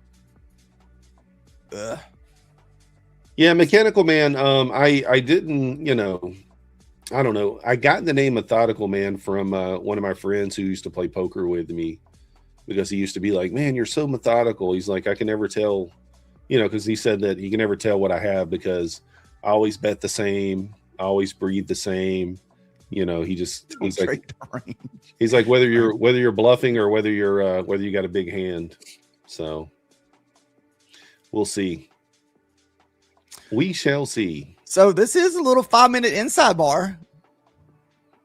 Yeah, it's breaking to the upside for now. The last one did fail. I know the last one failed and sold down freaking 60, 70 points. Are you thinking about taking it here, Husk? Maybe we can just look for 5 points. Like, I'll go in a little heavy and look for the 5 points if we do. He said he's going in heavy. Uh-oh. Oh, yeah, we're pushing envelope. We'll see. Aren't you still in long? No, I'm out. Oh, I'm out of the long guy. I covered as soon as NQ hit the equal highs. I didn't want to, mathematical man. Exactly, Eric. Exactly. This trade has a 1 in 3 odds of working. yeah. Back below 35, we may even close this because that pivot's my line in the sand. Well, you got the initial balance sitting here at 135 as well. So decent chance that it pushes up here. I guess we'll see. You're not targeting the high here either. What are you going for? 140? I'm just looking for 5 points in a runner. Okay, there we go. But we went in with 10 micros though. 10 micros. Let's go. Yeah, went in a little heavy. And we'll take one off here at the top of this wick if I can get it down there in time at the 50. Karen's down 200 a day. Keep it small, Karen. Keep your losers small and your winners big. Sounds easy enough. I would say $200 is not bad at all. That's very manageable, especially depending on the size of the account you trade. That's kind of like my max that I'm willing to lose on a 25K funded account. Eval, on the other hand, sometimes I get a little bit more rambunctious. He gets a little more handsy on the eval. Yeah. So he takes it a little further. But we'll see. Guys, remember code YouTube 30% off the pro plans for existing users. Still going on there. Also, look at the builder plan if you like the new plans. Also, one more programming note. Just remember, Ash, today is his birthday. Happy birthday, Ash. I don't know if you're listening. Max said happy birthday as well. But Ash is now taking over the extended segment of 1:30 p.m. Eastern to 2:30 every single day. So make sure you guys stay tuned after Matt's segment to watch Ash and wish him a happy birthday. Yeah, I listened to Ash yesterday. I wanted to tune in to listen. I couldn't put anything in the chat because, the wife was sending me on you need to go get me lunch. So had to go to the Zaxby's and get a salad. And I wanted something from Tropical Smoothie. So I was driving around quite a bit for lunch hour yesterday. I think Ash is turning 21 years old. You guys can verify that in the chat. Not quite sure, but I think he's turning 21 today. He is able to legally drink. He's able to legally have a beer. So, it's always more fun to drink when it's illegal, right? Or at least that's what I've been told. So when you're below the age, then it's a lot more fun. So I've only had, I could probably count on 2 hands how many beers I've had as an adult. Youngest 70-year-old, Wyatt. Yeah, Methodical is definitely your DDD friend. Yeah, we don't drink. We don't drink very often. I know. If it's free, I might drink. I might have a beer or something, but for the most part, not really. So I want to say the worst thing I think I've ever done is from, having a little drink here or there was probably calling the girlfriend the wrong name, right? I do remember that. Yep, I do remember that. And I can confirm Huss can take a slap. So no, he called his girlfriend his ex-girlfriend's name one time. And yeah, she was not very happy about that. Not very happy. So yeah, I don't recommend that. It's a bad idea. Bad idea. So Needless to say, he was definitely in love. Needless to say. Oh, goodness. Oh, young 20-year-old Huss. What Yeah. can you say? No, 21 at least, remember. Come on. 21 at least. Yeah, I mean, 21 at least. you're drinking there, so had to have been legal. Had to have been legal. So No, are we sniffing out the 28,200 here? Do we feel like we're going to get that 28,200? listen, if it gets above 150 here, I think you get a little bit of an expansion candle, at least for 10 or 15 points. So yeah, Husk had he had a little bit of a nickname when he was younger. What was that nickname, Husk? Fat boy. Oh, Fat Boy. Oh. Yeah. We all had nicknames. Most of us had nicknames. I had no nickname whatsoever. I don't want to hear it. No nickname for Cleve. I mean, yeah. For Myth. They can call me Cleve. They know my name. It's fine. It don't matter. My first name is Cleve, if you guys didn't know. It just depends. So Hulk smash. That's what I'm talking about, SVJ. Hulk smash. That right there gets Methodical excited when we see Hulk smash candles. well, if I'm in long, if I'm not in long, I'm not so excited. Then we start calling for the red rocket. Oh. Ash is having a party, Bear Trader. Nice. We weren't invited to the party, were we? Parties those are past my prime. The only parties I go to now are like maybe the grandkids, like a 2-year-old party or a 1-year-old party. That's my party type there. Yeah, Room. Well, most people in America, I don't know how it is where you live, but most people have 2 names. We have a first and a middle. So the middle name does start with an A. Yeah. So it just depends. I mean, like I get called by both. I have some friends that call me, it doesn't matter. I have some friends that call me Cleve, some friends call me Alan. So it's a family name, was named after a couple of people I didn't know, but that's all right. That's normally how it works, right? So what age did Husk and Myth start trading? ES Futures, I started trading, I guess, what was I, like 42? It's never too late. No, Never it's too never late. too late.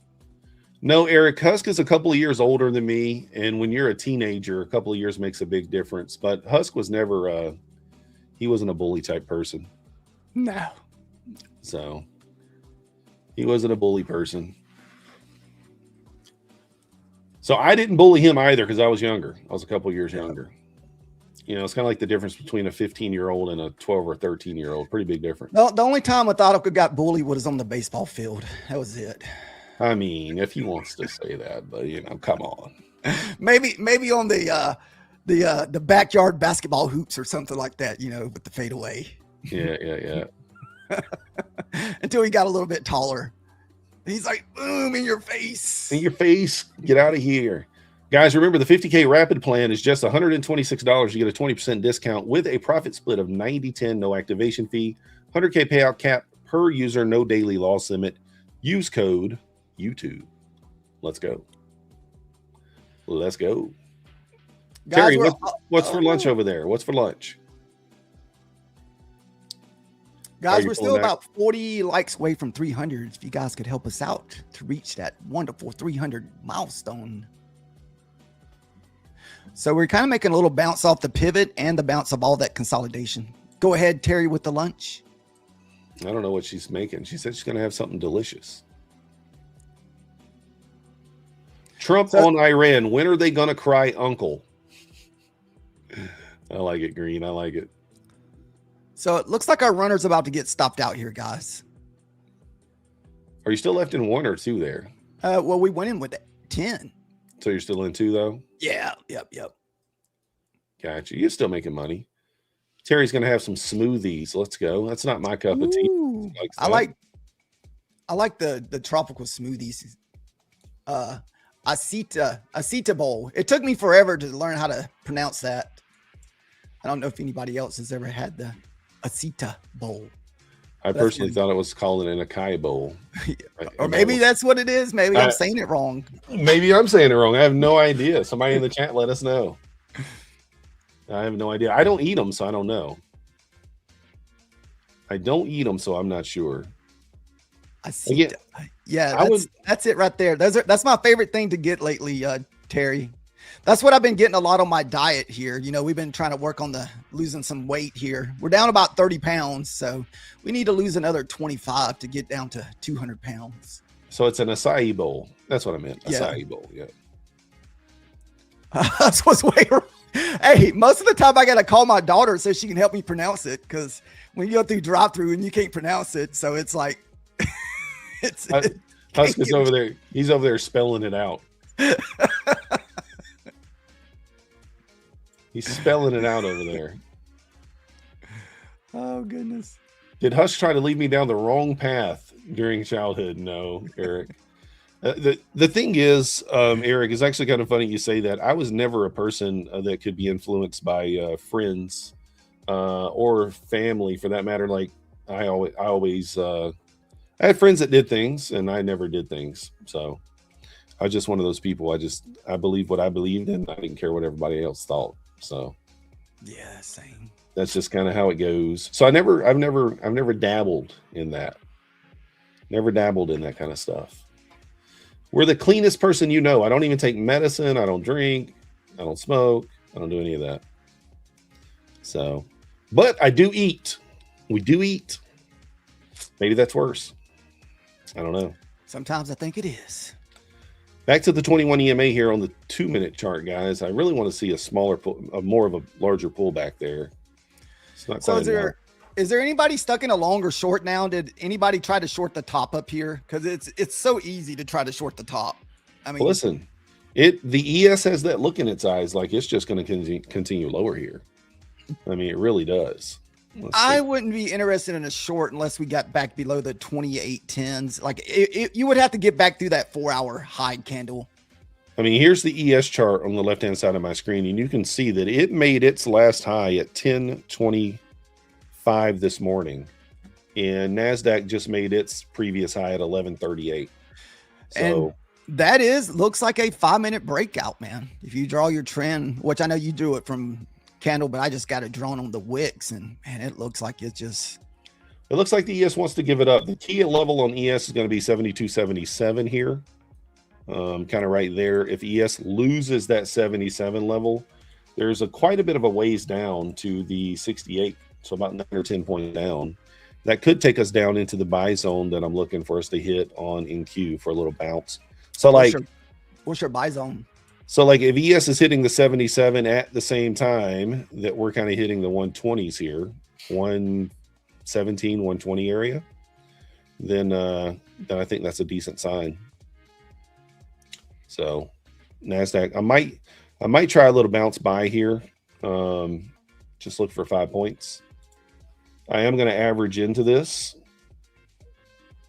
So I'm going to throw out some more orders here. Trying to short every top. You cooked me.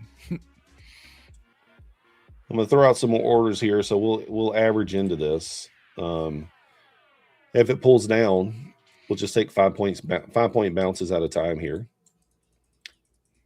So you can see we almost touched the buy zone there on NQ. So even if it pulls back here, I'm okay with it. It probably just gives us the 5 points, but we'll see. NASDAQ ES is still not to the 77 yet. Still got a little ways to go here, but I think it could bounce there. I think it could bounce. Dude, Methodical, I have to give you props for letting me know about this this chair pillow. I can almost feel like I can sit here for hours, and I'm just sinking in. Dude, I tell you, man. So the pillow he's talking about is called the purple pillow, right? Yep. Yep, the purple pillow. Those things are amazing. If you guys are sitting at your desk all day, and the person who put me onto it, I don't know if he's in here, his name's Chris, and he's a truck driver, and he uses one of those purple pillows driving his big rig. But they're amazing. I mean, they're $100, but they're worth every penny. So especially, because I'm usually sitting on my desk from like 6, 7 o'clock in the morning, even 2 hours before I even start streaming. And shoot, I've been sitting in the same spot since 7 o'clock this morning. Are you sure it's a pillow? I mean, may or may not be a pillow. I don't know. I hope so. May or may not be a pillow. And you can see that there's just a range trade, guys. I mean, there's nothing fancy about that at all. Just a range trade, got to kind of basically to the zone that we're looking for, wicked into it, bounced out of it. I mean, this is what I do during this time of day. This is not how I trade on my stream in the mornings, but you got to adjust to the time of day that you're trading. You're not necessarily, now it's not strategy hopping. I know some people are gonna be like, oh, strategy. Don't strategy hop. It's not strategy hopping. It's adjusting what you're doing to price action. That's all it is. So it's not strategy hopping. It's just using what will be successful most of the time during this time of the day. I'd say 80%, 90% of the time, we're not going to get expansion during this time of the day. So yeah, to me, it's like whenever I had to start learning the Asia market, it took me a while to get used to trading the Asia market. I want to say, because, you know, Miss said, hey, man, you need to start trading the evenings. Need to trade in the evenings. Like, dude, I struggle so bad. And the Asia market is just moving so slow. It took me a few months to kind of get the hang of it. But now it's like I do it so, you know, I just do it every day for at least 3 hours. And like you were saying, adjusting to the lunch hour. So like even then, I felt like I was struggling whenever I started trading lunch hour because the price action is usually so much more different than it is those first 2 hours. yeah, for sure. I mean, for sure. You gotta have, I mean, and like if you're a person who can't separate the two, right? If you can't say, oh, I'm going to trade this way during the lunch hour, or I know my strategy doesn't perform well during this time of the day. If you can't separate the two, then just don't trade that time of day. And that's fine. Trade when your strategy makes the most sense. But I'm somebody, I can be looking for 3 or 4 different things and be fine with it, you know, but we get it. Not everybody can do that, and that's okay. So that is all right. Nice bounce off that level there. Clean bounce. I was hoping for a pullback into the 4 hour there. Where do you got your 4 hour level marked out at? 112. Yeah, I like 112. That's down there where the 21 EMA is on the 5 minute as well. So doing good, Gabriel. How you doing today? Oh, we do good every day, man. You do good every day. The hardest part is things like, where can we go eat at lunchtime? What's the lunch menu looking like? You know, that's usually a daily topic for me. Usually it trends towards Chick-fil-A, but not every day. Have you ever done 3 trips to Chick-fil-A in one day? Like all 3 meals? Yes.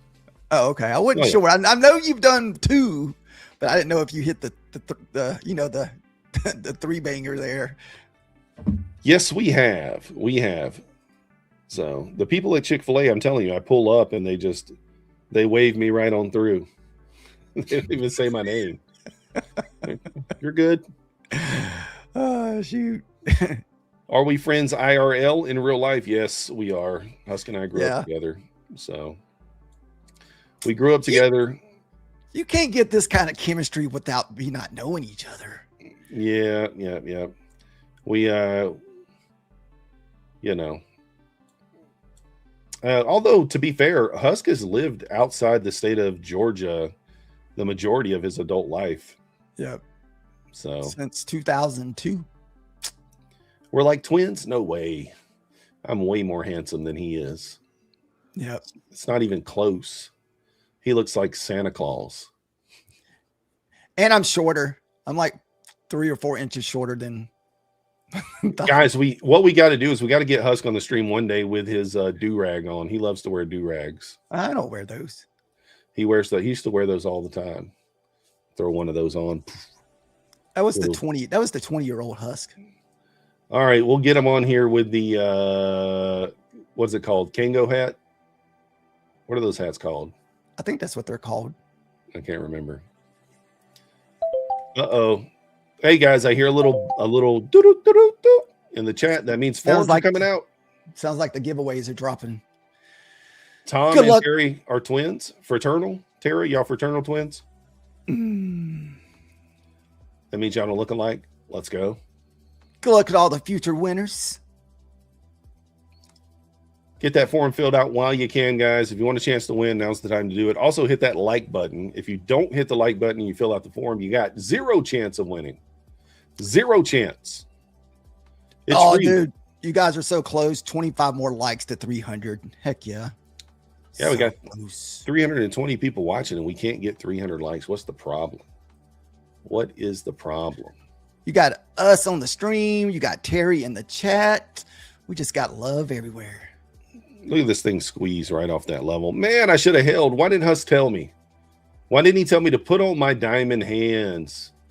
Melvin, Husk is older by about 10 years. He's about a decade older than me.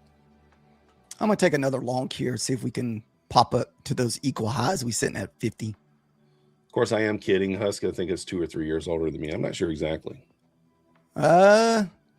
Let's see. I think like 2.5 since I was born at the earlier in the year and you were born at the later. Yeah. Something like that. Couple years. Yeah. I think Husk hits the big 5-0 next year. Yep.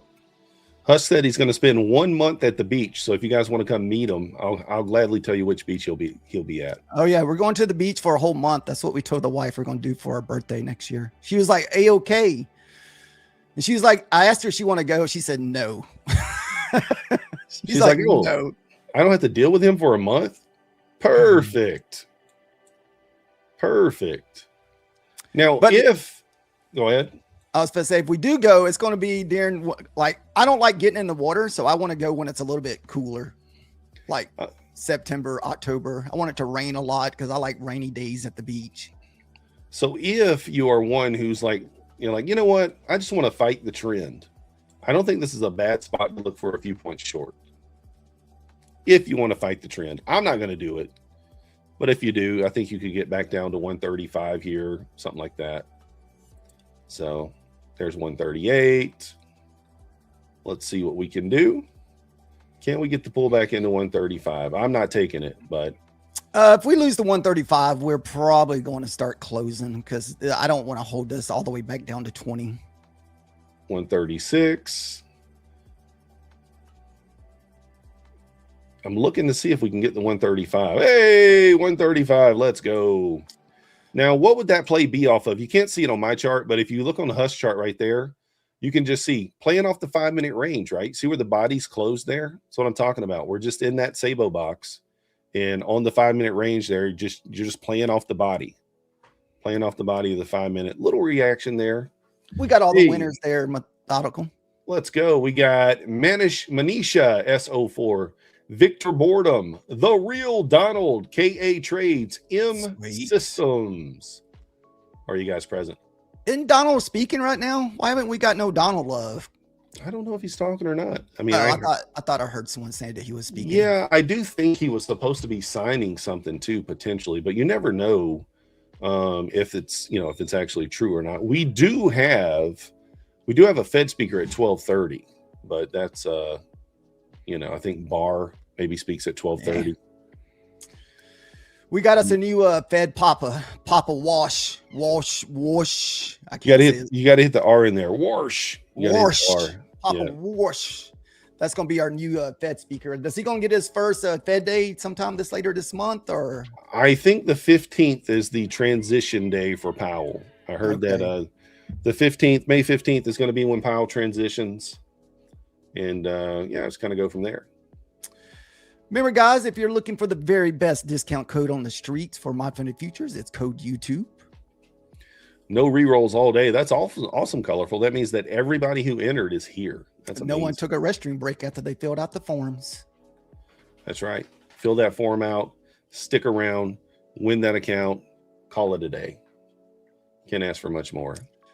I think even Methodical Man got one of those in his chat the other day where we filled out the forms. A minute later, they wasn't there. They're like, what? It happened. I'm telling you, man. Like, where'd you go? You just put your name in the hat.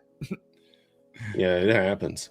Guys, if you look, Abhishek just dropped in the chat there. It says, we launched a new MyFundedFutures WAP campaign for clipping. Basically, we're going to pay creators to clip high-quality moments from streams and post them on TikTok, IG, YouTube Shorts, or X. The form's in the chat there if you want to kind of join the team and do some clipping, maybe get paid for it. Let's go. That's the thing. So does the creator get like a partial credit or something? Like they saying, hey, this person made this snippet? I don't know. Oh. I'm not sure. Keegan's going to clip me saying boner candle. That might get you some monies. It might. It might. No, you got to throw Hulk smash in there. You can't just say the B word. Yeah, You got to get the Hulk smash. All right, see if we can Hulk smash this first TP right here for Husk. Coming Get you close to it. some. Dude, we got close equal to it. highs there. Get you some. They're not equal in the NQ though. Well, we're not on the NQ. There we go. Moving to stop up, hit the first target there. Let's see if we can get some expansion. I do think, I kind of talked about it earlier, I do think if we can break through 150 here, we can get a little bit of a push-up candle. ES does not have much resistance to the upside here until 89, 72.89. So about 5 points up there. See if ES can't squeeze. No deal. NASDAQ We're looking can get above the high. Next target we're looking for is 150. So we're looking to run that previous wick, whatever that wick was. Even Maxie says, hey, we're getting the wick. He likes that wick. He said, everyone go long. Everyone go long right now, all at once. Let me call Tom Sabo right quick and tell him to buy 1 micro long on the NQ here to push us higher on this live account. I think if you could get Maxie to sit still or just record his face and just put his face on camera, like looking at charts, I think you could get people to watch that. Well, I do have a secondary camera, and I was going to like put it on Max just chilling on his bed during my stream. And just get him them random barks that he throws in there. Yeah. And that would be pretty good. But I haven't set that up yet. So haven't set it up. But we'll get that set up eventually. Throw it on there. Uh-oh, you got a max divergence signal. I don't know what that means, Wyatt. We could be in trouble. That means the long might fail here. We might not sweep the high. Get out, get out. Exit, exit. No. We did run the previous 2 high candles. No. Quiet, Max. You want the max cam? Yeah, we might can make it happen. Get the max cam up on the stream. He gets so mad when somebody's in the other room and he hears them, though. So, guys, don't forget to follow Husk and I on YouTube as well as our socials there. Got the link in the chat. You can follow Husk second, follow me first. I do appreciate it. Throw Husk in there if you want to. I mean, it's 50-50.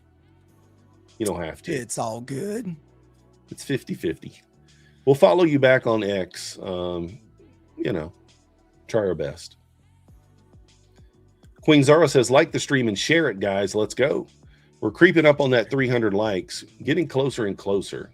I know, only 8 away. Thank you guys for helping us even get that close. That's awesome. Yeah, Huss does have a Snapchat. It's secret, though. He can't tell you the handle for that. I don't know. Have I ever had Snapchat? I don't think I think that was past my prime. I think that was more of my kids' things back in the day, the Snapchat. Where they want to hide their stuff from dad. Like, don't want dad seeing what we're texting. Yeah, there's ways around that, though. There's ways around it. So, your kids ever get squirmy when you ask for their phone? I know Huss kids are, his kids are grown, but I'm like, give me your phone. Why? Because I want to look through it. Why? See what you got going on. So we could get a pullback here. So most of the time, whenever I don't see a wick on the bottom of our 5-minute candle, it seems like we always want to come back and put a little wick in there. Well, you kind of got back-to-back candles going here with no wicks. Well, on this candle does have a wick down there. It's very small. It's like a point, but it's still a wick. It's not showing on Quantower.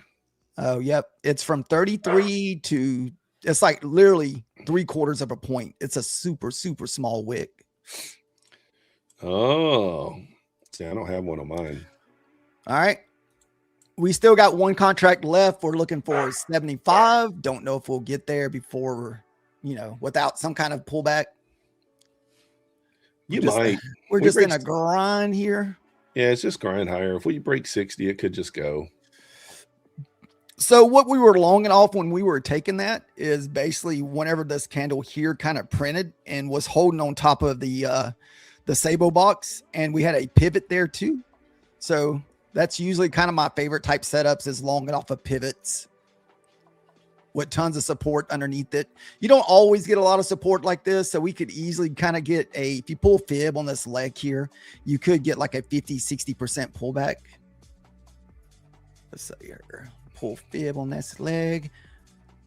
Now, nighttime, guys, 50% is the king in the nighttime with the fib. So your 50% is back down to 37.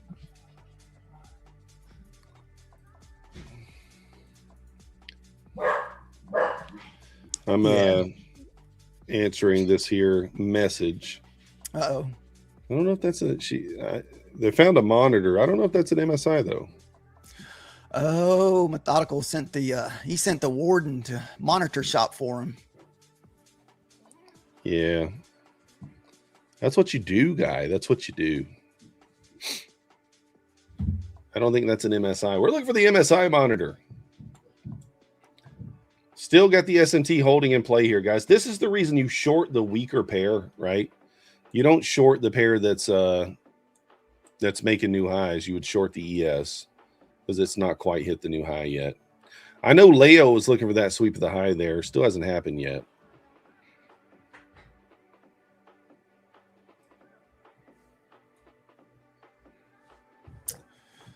Oh, he's looking down at his phone. Yeah. Why, what happened? Oh, nothing. I thought you were about to say something. I looked up. You were looking down. Now, ES is approaching the high here now. It might break the S&T here. If it breaks this S&T, you might get that run into that 75-80 pretty quickly here. ES is still in the initial balance range. Still is not broken out of the initial balance. I want to say most of my trades have been small today. I don't think I had any trades except this one that we're in now that we're over $100 today. Every single one of my accounts were ranging between 50 to 80 to $90. It's just because we haven't had like really good follow through today. Everything's just been going up 10, 20 points and having pullbacks. Unless you got long this morning right at open, right? Yeah, I mean, that was really the only time. But, you know, you just look, that's a straight mechanical trade. So I'm not really looking to take that trade for the big move up, which would have been nice if we did, but we didn't. Here, if we're still in this long, you really don't want us to kind of lose the pivot here. So, and this almost kind of looks like a little bull flag or bear flag. Did Trump finally say something? I don't know. We're bouncing off the pivot. Looks like my 1 micro is about to get stopped out. All right, 1 micro got stopped. That's a pretty, I mean, that's 20 points right there, and the ATR is already down to 11. So pretty slow moving segment here. To have a 20-point candle and the ATR is at 11 there, it's pretty crazy. Does it just pull back here and then bounce again? Difficult to say. It does feel like the ES wants that high. I mean, this is the closest it's came to it in an hour, so it feels like it wants to take out that high, break the S&T. Just hasn't done it yet. So you can see ES still has not taken out the high there, and NASDAQ obviously has. So, well, we're definitely not taking shorts. The only way I'd be interested in the shorts unless we lose to 28,100. And it could be one of these deals where if you do get the pullback, it may just be one of those dump candles that you can't catch. It could also just be a trap. It's a trap. It's a trap. You never know. Uh-oh, bear traders buying. Let's see. Nice spot to buy. I mean, don't get me wrong. I like the fact that there's a lot of resistance here. You got your pivot. You got your whole number at the 25. I mean, it definitely could use it as a cheap trade. All right, I think I'm going to put it on. I might, man, this is so tricky. It's a tricky spot. I don't know if I want to buy here or not. This thing could just dump. I'm not a huge fan of like trying to take a long into an SMT because like if it breaks it, it'll be nice, but it may not. All right, I'll long here. I'm going to look for 170. Yeah, that's what we were trying to get a while ago, the 175. And I'll go break even. I think I'm going to go break even once ES takes out these triple equal highs at 85. Mm-hmm. Oh, yeah. Assuming that we're even in the green when that happens. We may not be. I don't know if any of you guys live in the Midwest here, but man, I got woken up last night by such a loud thunderstorm. It was one of those ones like it just shakes your whole house. Like your whole house just feel like it shake. The thunder was so loud last night. The thunder and the lightning. No, I didn't have a thunderstorm here in the South. I don't know. What do you think's worse, thunderstorms in the South or thunderstorms like up there where you live? I would think thunderstorms here are a lot worse. I'm not sure. You know, we live in the tornado alley here, guy. You get a lot of crazy storms here in the tornado alley. Look at that spike right there on the ES, right through the high. Let's see it close above 86 here. That's what you want to see. I most likely get stopped out break even here, but let's see. It could continue. ES just popped. It just popped. Let's go. Playing off the idea that ES had those triple equal highs there and that it was probably going to at least run those. Let's see if this thing. So we got a clean close above 86 here. Let's see if it can hold. Guys, we're 3 likes away from 300. If you guys could help us out with 3 more likes, that'd be awesome. Send us off on a good note. 300 likes for us this morning for everyone. I think if NASDAQ can get above the high here, we can get a similar reaction where we just wick. I was going to jump back in that, but I was like, man, we've already just got out of that. There's no reason for me to jump back in this thing. I don't blame you. I mean, I liked where it pulled back into. You know, I love taking these type of trades where we pull back in support. And that was probably the 50%. Let me see what the percentage of that was. Remember, guys, when you're at all-time highs, long until it's wrong. That's all you do.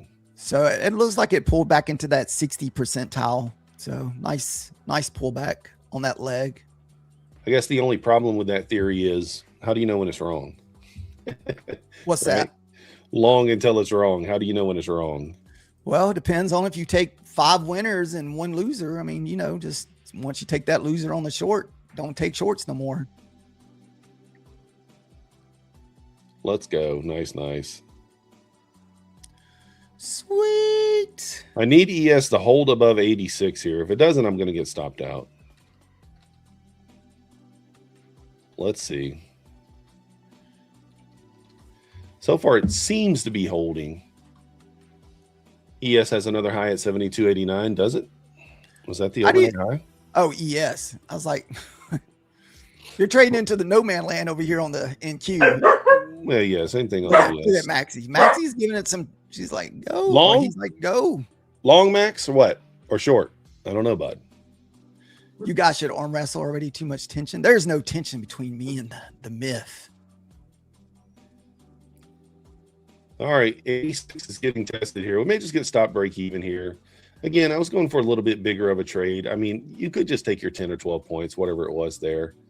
I was thinking that maybe we just get that continuation higher here, but hasn't done it yet, right? Hasn't done it yet. So why would I expect it to do it now? So I try to hurt Myth's feelings on a daily basis, and he just not fazed by it. yeah, I just don't care. It's like, whatever, man, whatever. We just don't care. Doesn't look like the NASDAQ wants to give us that 75, because that's what I was targeting earlier. So it's going to be one of these deals. We probably chop around the rest of the lunch hour until like that 1:30, 2 o'clock time. And it seems like that's when we get the move. What I could do here, and I might, is I may add here. I like the ad here, especially if it can hold on top of your new Sabo box name. What kind of conversation, what kind of money did Tom want for us using his name and likeness? He said something like 1 million pesos, but I'm not quite sure how much money that is. Anybody know? That's not the name of his currency. His currency is something else. Well, his peso is for rent. Oh yeah, that's right. Hungarian for rent, but he specifically asked for pesos. So I don't know. I don't know what the I don't know what the conversion rate is. I have no idea. Gary said $5.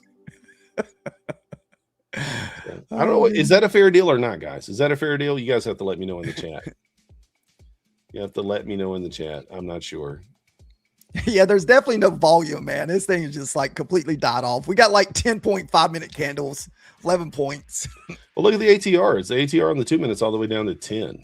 It's insane.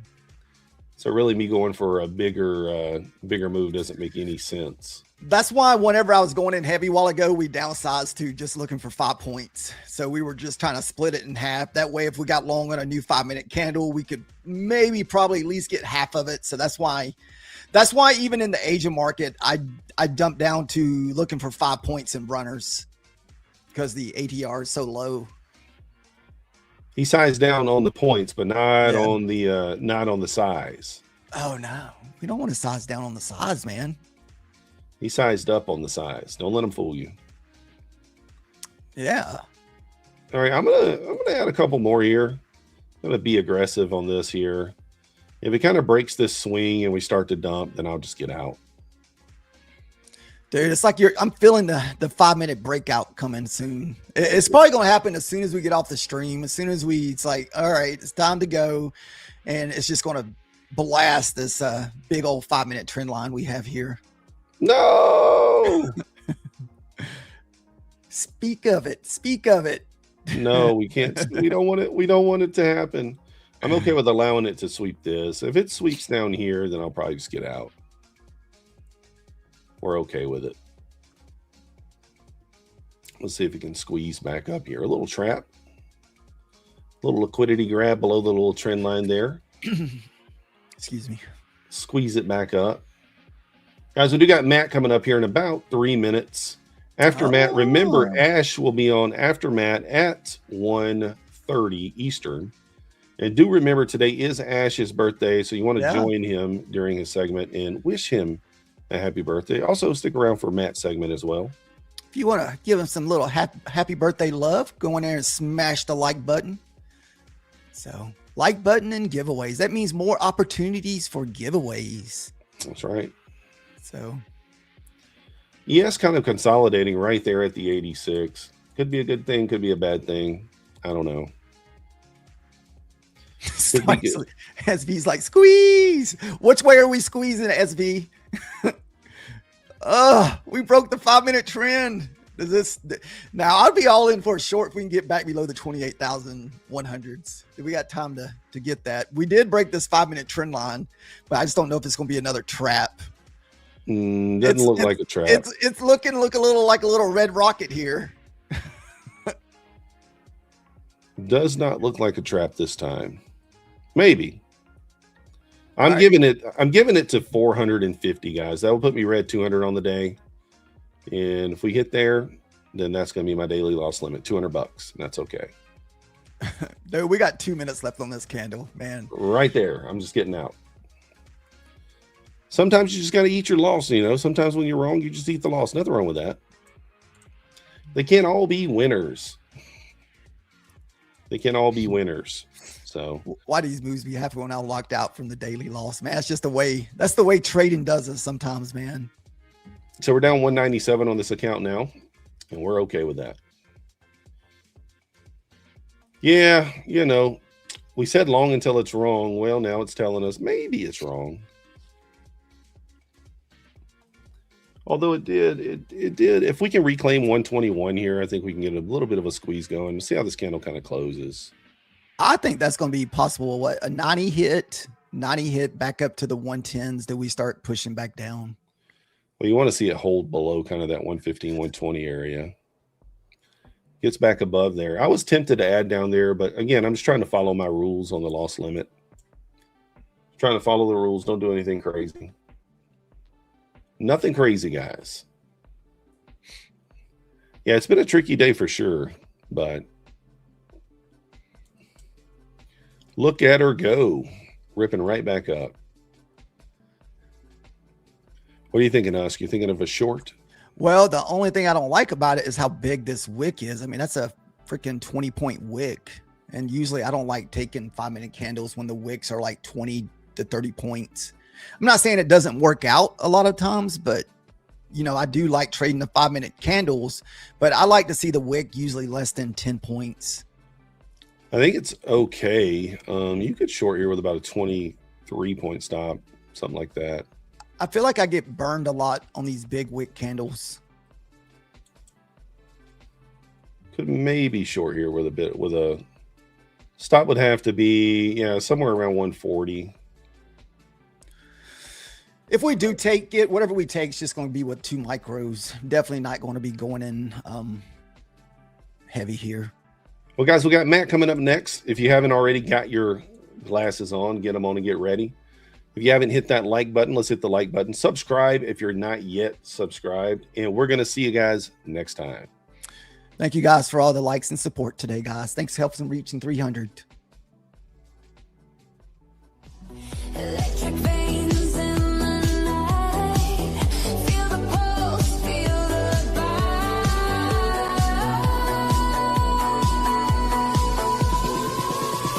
Welcome, rocket scooter. Burning trails where you're.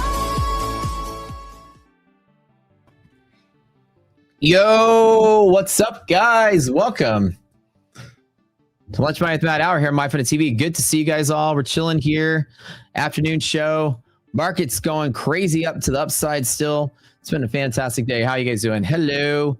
Hello. Hello. Good to see you all. All right, let me get here. I got to turn chat on. My browser's frozen up here. Hold on.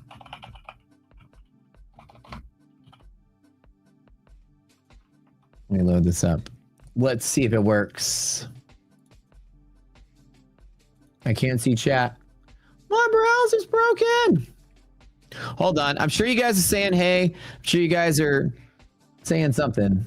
But I hate when my browser does this. Hold on. Hold on. Hold on. Hold on. Oh, my word. Okay. Don't go anywhere.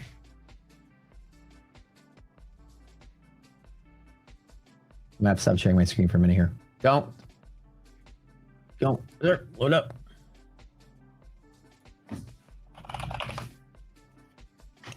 Sometimes my browser just like runs out of memory and pretty much dies. I gotta load everything back up here. Hold on. Wait, okay, let me, I'm gonna stop sharing my screen for a minute. It'll be black for a hot moment. Don't go anywhere. I might disappear for a hot minute. So hang tight. Everything just decides to crash on me. I love you guys. Sorry about the black screen here. Let's load it back up. Let's see if it turns on. So as you see over here to the right, my beautiful charts of emptiness. Let's load it up. Come on. Come on. Come on. Let me share my screen here. Everything's broken. Okay,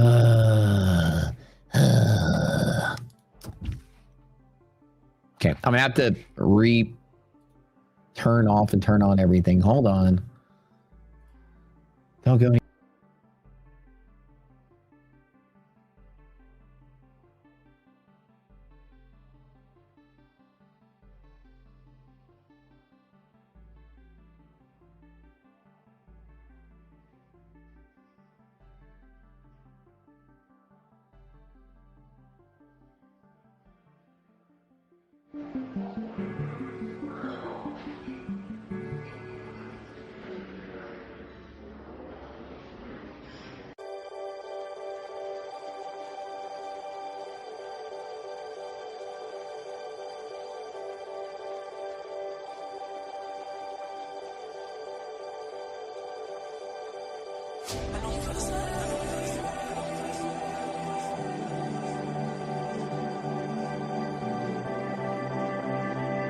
Browser tab, and it soaks up all the RAM and just basically crashes the browser. It's like the whole browser crashes at some point.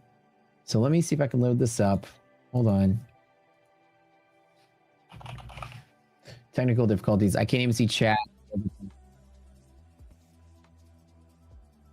Hold on. Where's that music coming from now? I hear music. Hold on.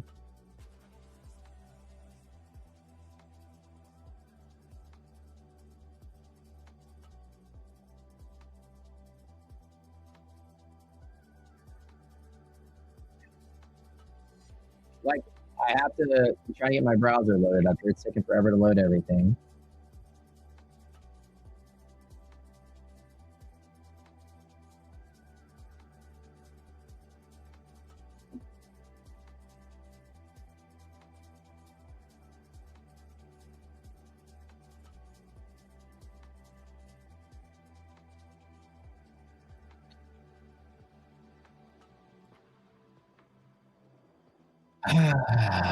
Everything's crashed again. What is going on?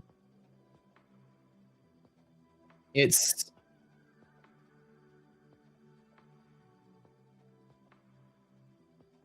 okay. Let me close that down and see if that fixes everything. It's doing it again. All right, let me end that.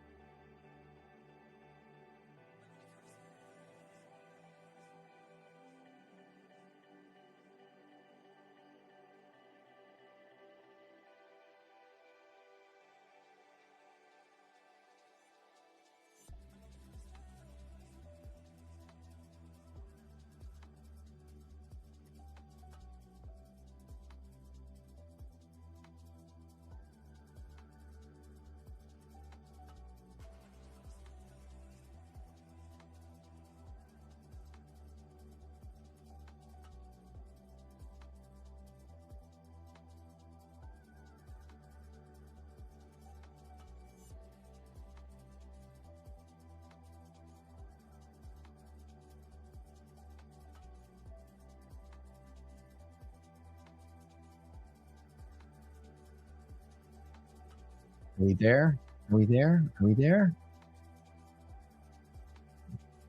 Are we back? Are we back? We're back. We're back. We're back. No, the weirdest thing happened. We're back. Weirdest thing happened, guys. Dude, I'm gonna tell you, I don't know what happens. I blame Trade-A-Bait. That's my answer, and I'm sticking to it. Like every once in a while, when you run your prop accounts in a browser window for Trade-A-Bait, it just somehow crashes, but it crashes like every tab that I have open. So ridiculous. I know. Well, I'm here. Hey guys, have my glasses on, everything. Sorry, I messed up the flow today. Hope y'all forgive me for that one. I had to I had to actually force crash my whole browser. I had to go to the task manager, shut everything down, start everything back up.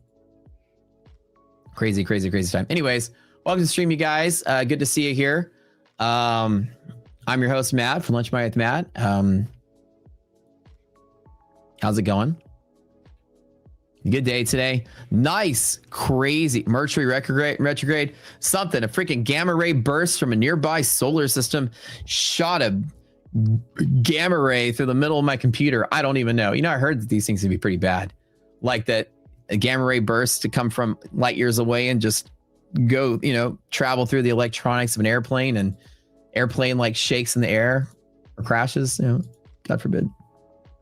Anyways. Happens to you too? Yeah. Anyways, so nice, clean, crazy rally, just continuing. I made no trades last night. I opened up, the market opens today. I made a couple of plays. My original play was to maybe short from here, long from there sort of thing. But I took a small loss on the short. Market went here, took a bigger gain on the short, and then I just closed everything out. Some of my accounts are down, some of my accounts are up. Pretty much is that, and then just kind of chilling right now. We are on a yellow line rejection, so I've been thinking about maybe taking that trade one more time. Again, not the strongest trade, but I think about maybe trying it. These yellow lines are very strong resistance targets. So when they tend to play like this and sell off pretty hard, I really, really, really like to trade them on the potential.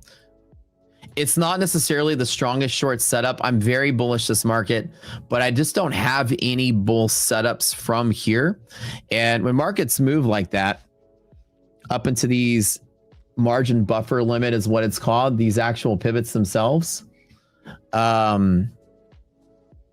it's an interrupt to a bullish day.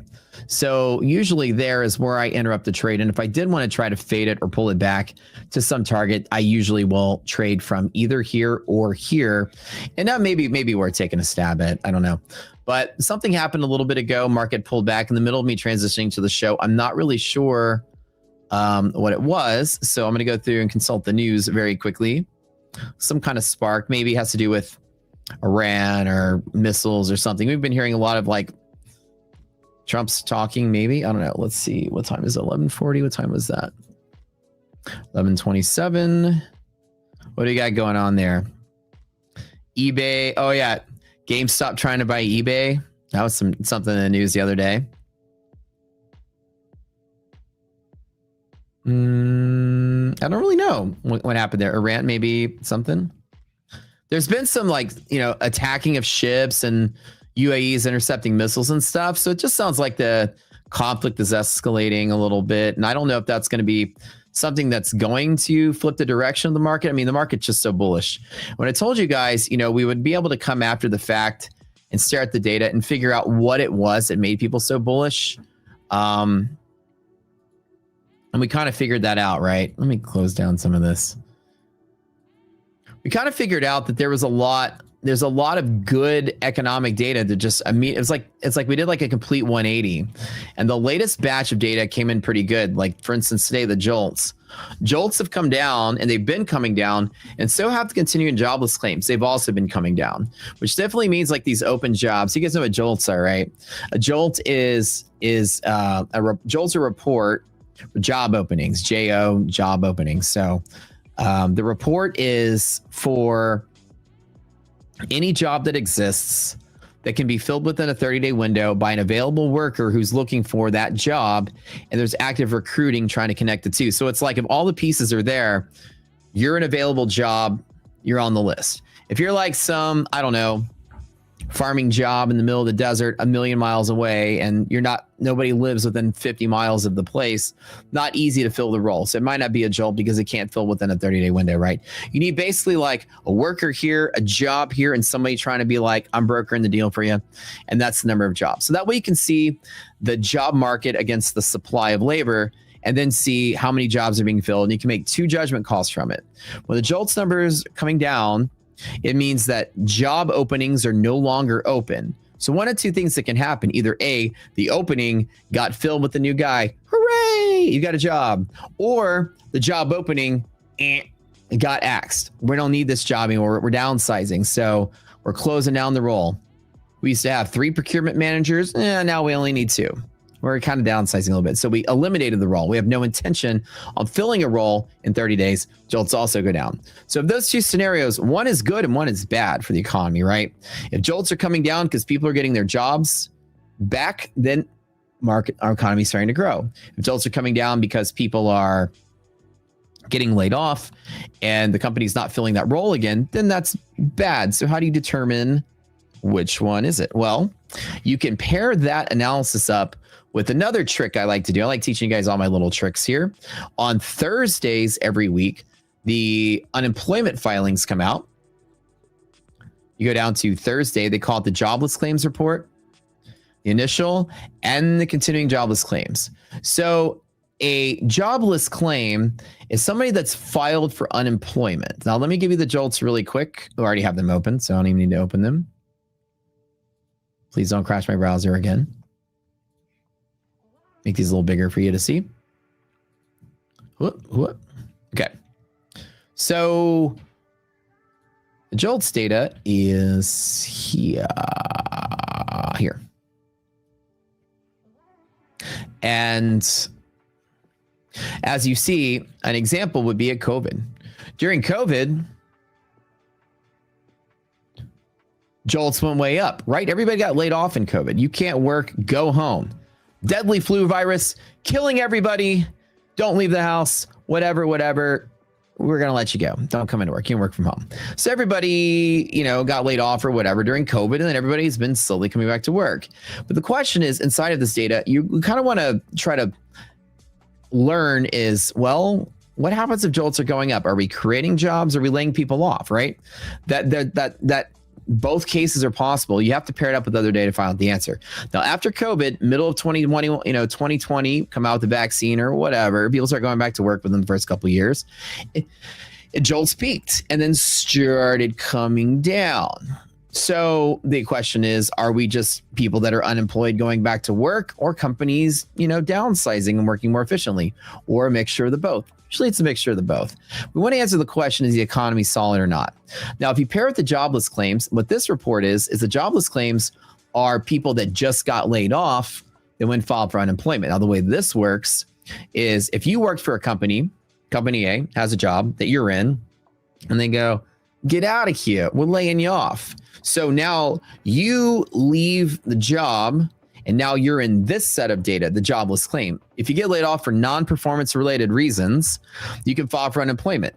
If you got laid off because you're slacking on the job, or you take 2-hour lunch breaks and you suck at your job, the government's not going to approve you for unemployment. Like, or your companies, you're not going to approve for it. You're not going to become one of your initial jobless claims. So if you get laid off because of company performance and they lay you off, then you'll be in this report, somebody that's actively looking for a job and filing for unemployment. The first time that you apply, you're on this list, the initial jobless claims. The very first time you get laid off, you're like, oh God, it sucks. I hate it. I got laid off. And you're in your car Googling how to file unemployment, and you're filling out the form on your phone in your car before you drive home. That's you, and you're on this list. Now, what's pretty normal as far as layoffs? I call the initial jobless claims the layoff report. So layoffs, right? They cycle sometimes seasonally. You'll see sometimes you'll get a cycle of layoffs the first couple weeks of January. There's your seasonal hiring fires for Christmas, same old. But you'll see also that in general, if we do go through periods like COVID where everybody just gets laid off and now has to file for unemployment, there it is. But what is considered normal? Like in a nice bull market, we've seen about 200,000 jobless claims have been pretty normal for these initials, right? And so you haven't really been seeing a lot of waves of unemployment. Even though people are getting laid off, you're not seeing it in droves that are upsetting the balance. This is actually relatively stable. Even the last 3 or 4 reads, you can maybe even say it looks like it's coming down, right? It's pretty easy to argue that the average being about 220, 230, 240 is now closer to 210 and 200. And even this last data point is the lowest that we've seen the initial jobless claims probably since the beginning of the year. So it's actually pretty low, which is crazy because we thought economy was in bad spot, right? Now we come to the continuing jobless claims, which are people that are continuing to file after the first week. You go the first week, you fill out the form, you get approved for unemployment, and then the next week comes around. The way this works is every week, you guys remember when I was an engineer in my young 20s, I got laid off during the financial crisis. I went through this process. I got laid off in my young 20s from a chemical plant I worked at as a chemical engineer. They laid off half of the plant. So I actually got to fill out this, and I actually got the government check for, I don't know, like 3 months or whatever till I exhausted it. As a kid, wasn't a trader. I was making a moderate 100,000 something salary, and companies are like, yeah, financial crisis, 2010, 2009, gotta let you go. So a lot of people are in that situation back then. And I remember filling out a form to apply, and government's like, here's your check. It was maybe $400 a week or something. I mean, it helped pay the rent, put groceries on the table. And then every week I had to go back to the website to refill out the form. And the form was basically like, have you applied for jobs this week? How many? Have you had any interviews this week? I mean, you have to really show that you're actively looking for work. So in that case, I was an initial jobless claim, the first part. And then every additional week I filled out the form that also added me to this report. So the way that works is you're here. Now, these are people that are continuing to file, but see, as you can look, since about maybe July of last year, it's actually been coming down. So people that are on unemployment more than 1 week, and net is coming down. So unemployed people are getting their jobs back, which is cool. What's pretty much normal for a bull market here? Remember, 250,000 is pretty normal for initial jobless claims. It's not a high amount of layoffs. And then less than 2 million people on unemployment is pretty normal in a bull market. Now, you've seen periods of like, COVID where you have, 25 and 30 million people on unemployment, which is crazy. Then, of course, when you had the financial crisis in 2010, yours truly, Matt, was one of these 5 million people in that data point way back here. And I started trading back in here as my new career. I never looked back.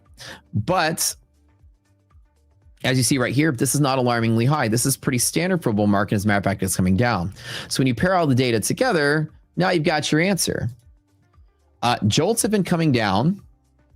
So are companies downsizing and not filling the jobs?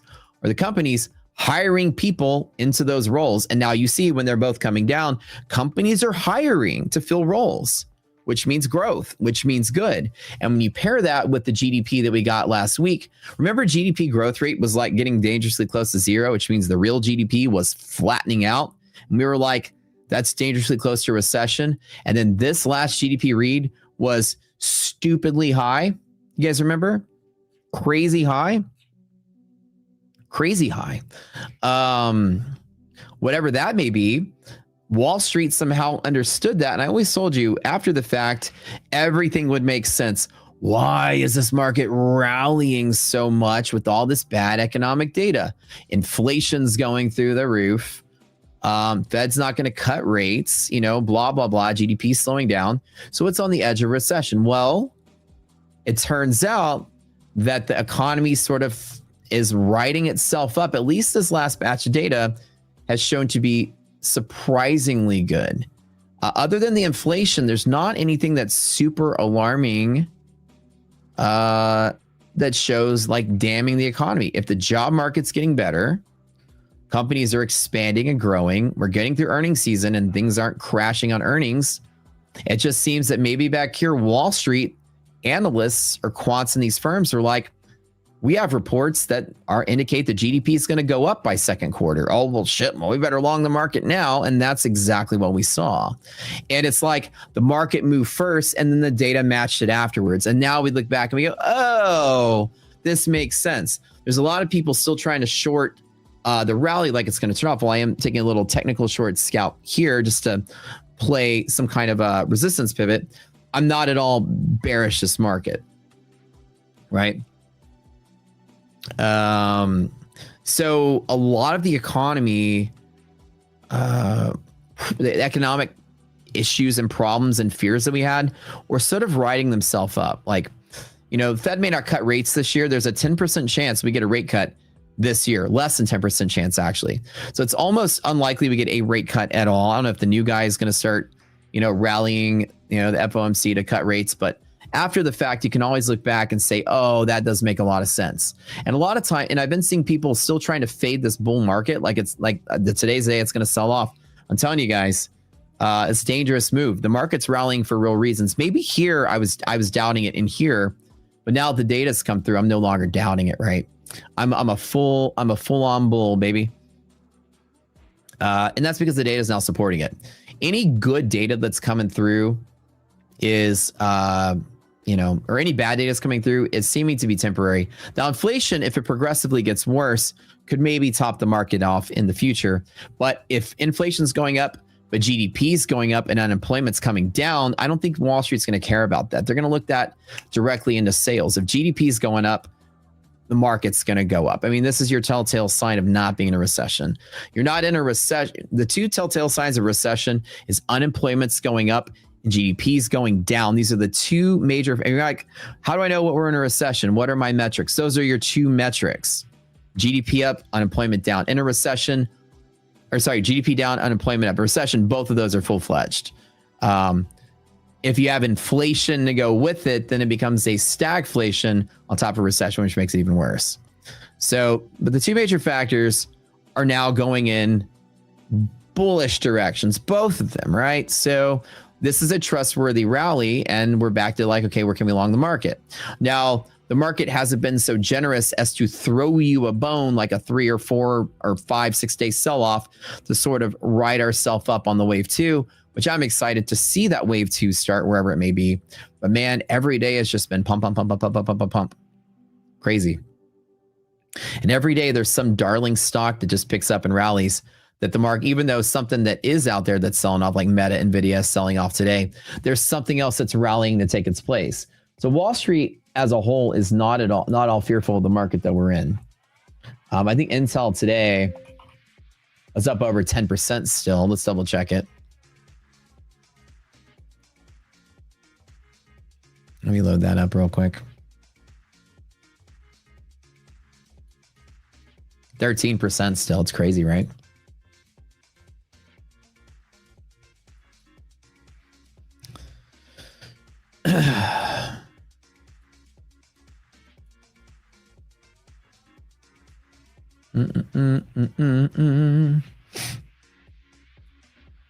But anyway, oh, now I'm flat for the day. It doesn't look like my trade's taken off.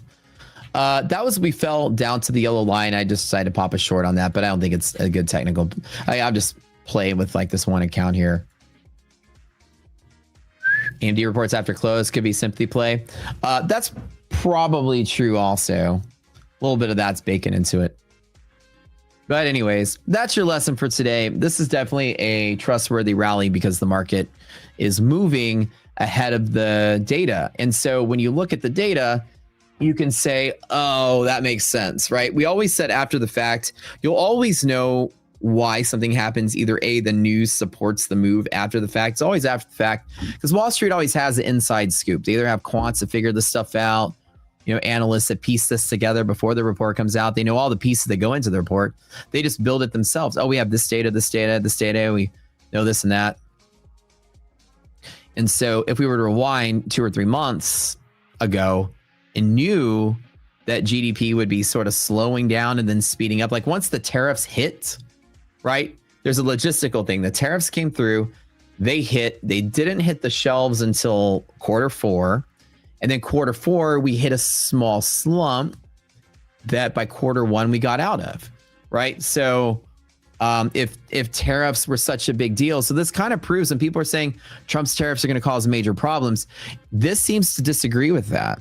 The tariffs caused a slowdown that just sort of, remember, like Q2 last year, Q3, then Q4, we've slowed down maximum impact of prices on tariffs.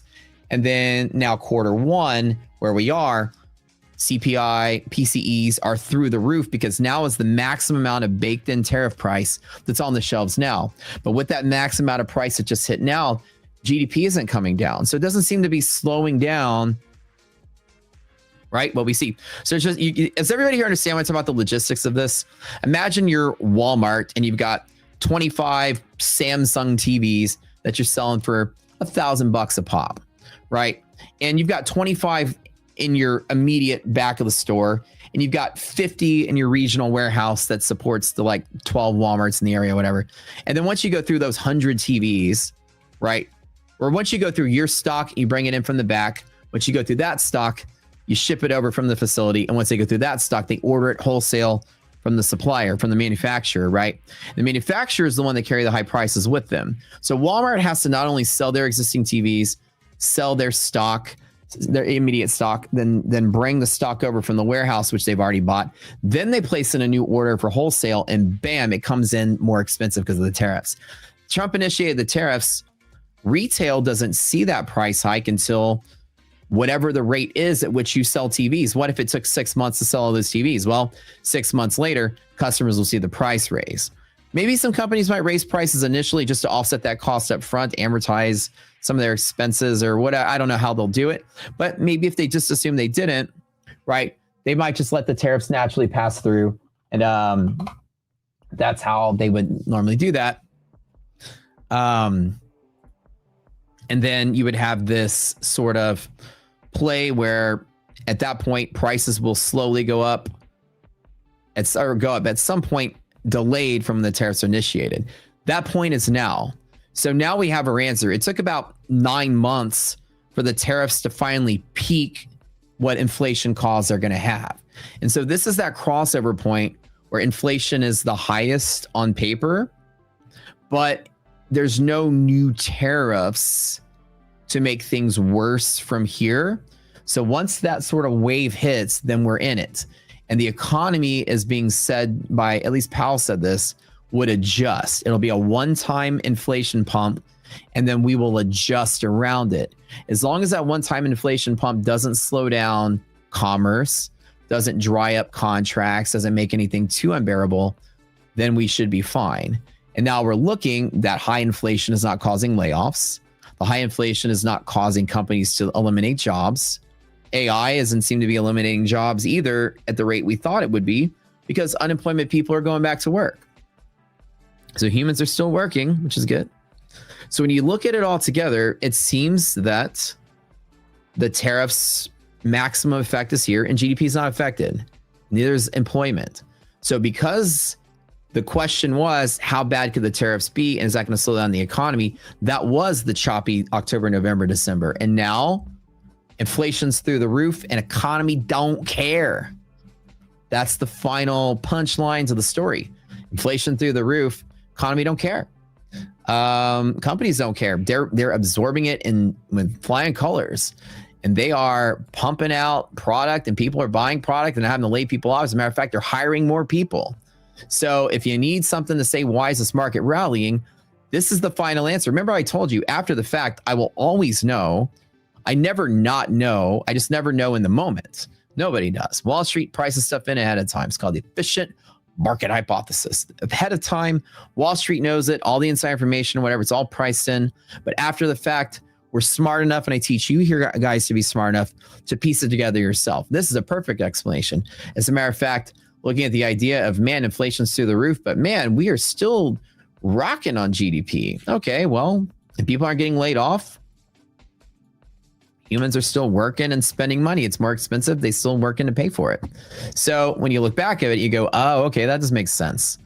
Market should be bullish, right? Tariffs came and went and we're good. So if anything was going to become bearish economy again, it'd have to have this unseen effect, like tariffs somehow made inflation get higher and higher and higher and higher, which will slowly turn the economy around. But that's not like we're a month away from a recession. As of last month, as of now, GDP's rolling in and PCE's rolling in, inflation high, GDP low, unemployment low, then I'm a bull.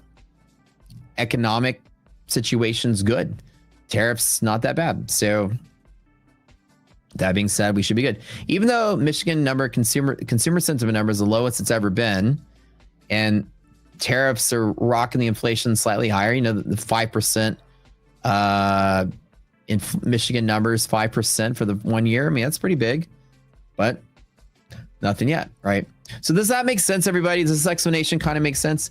It's plausible. I mean, it's pretty obvious. People aren't bearish to the market unless employment's getting worse and GDP is coming down. That's your telltale sign that everybody in Wall Street becomes a bear. And when the evidence is there that it's not the case, then the bull market resumes pretty quickly. And that really explains all that. And we thought maybe this was just a short squeeze, some kind of manipulation, some kind of thing related to Iran, but really it wasn't, because that was just placed here.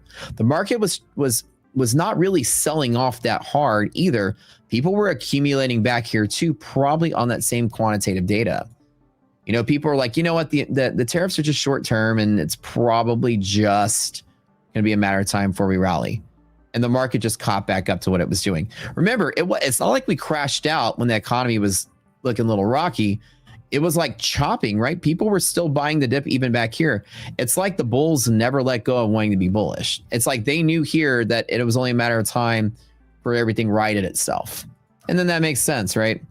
So when you really think about it, it makes sense.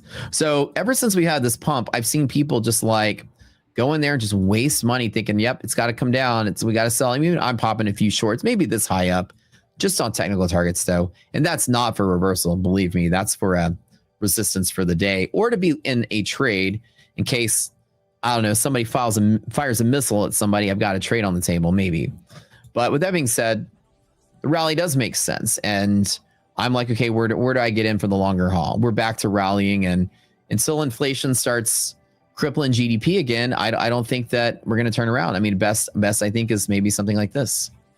So before we had that weird sort of, remember before tariffs happened, I told you guys last year that the Nasdaq was going to go straight to 30,000 without stopping.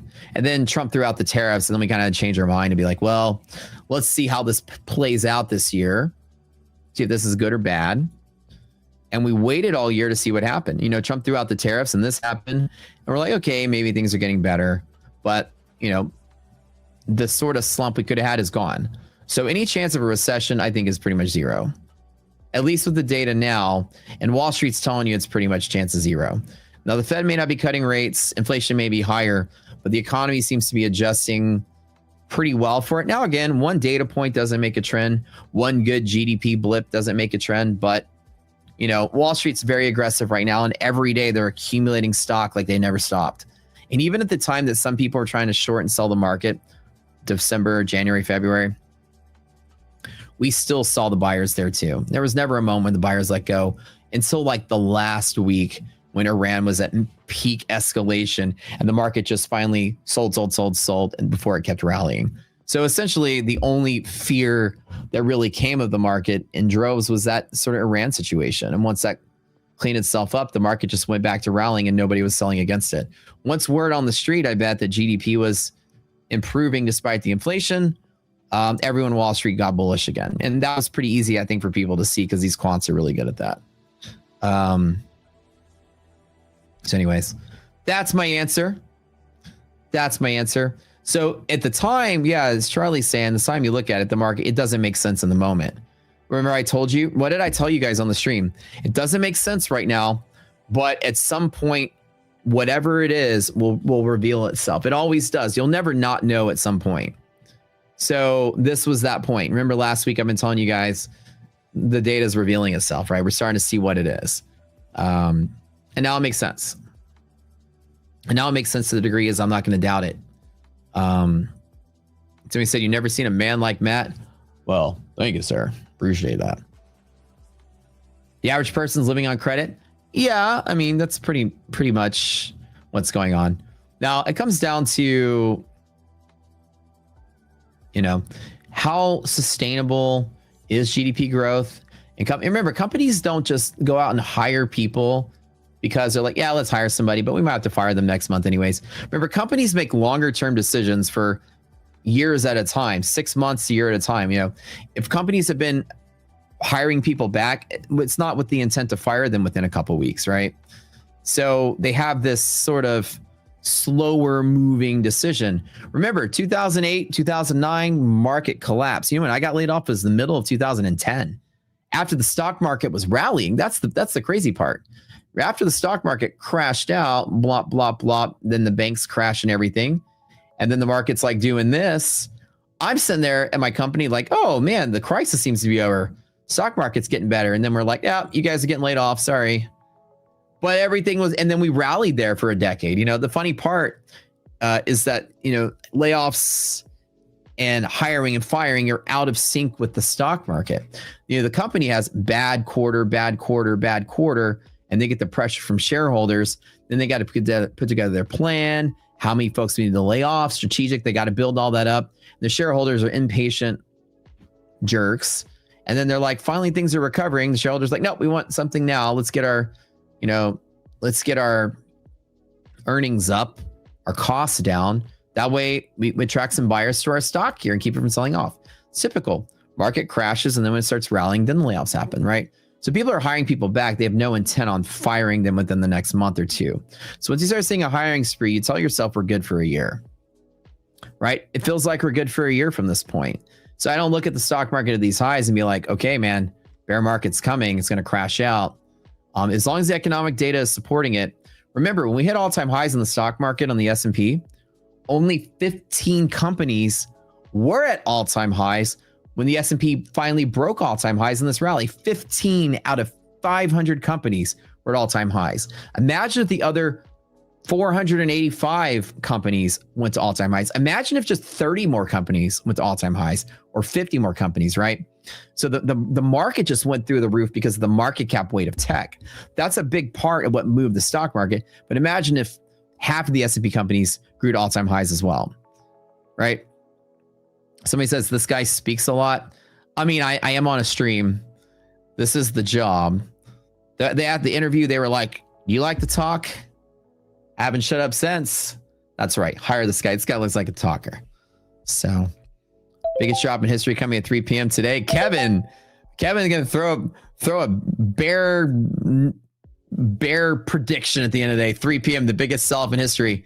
Hey, let's see it. I got a short on the table. We'll see what happens. We'll see what happens. Does this guy talk? He looks like a talker. Yeah, no, I think he talks. He talks a lot. Like for like a whole hour? Oh, this guy can fill up an hour. Guys can fill up a day. All right, bring him. Hey guys, form is there. Hit it. Go sign it up. Sign that form. Sign that form. Sign it.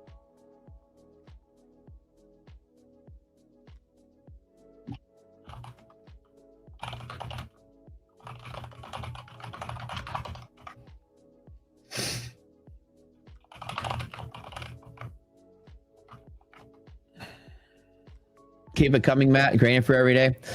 I think that with a trader, like I like puzzles. I don't know if you guys like puzzles. Silent trading stream. I swear to God, I'm going to come on tomorrow and just do this.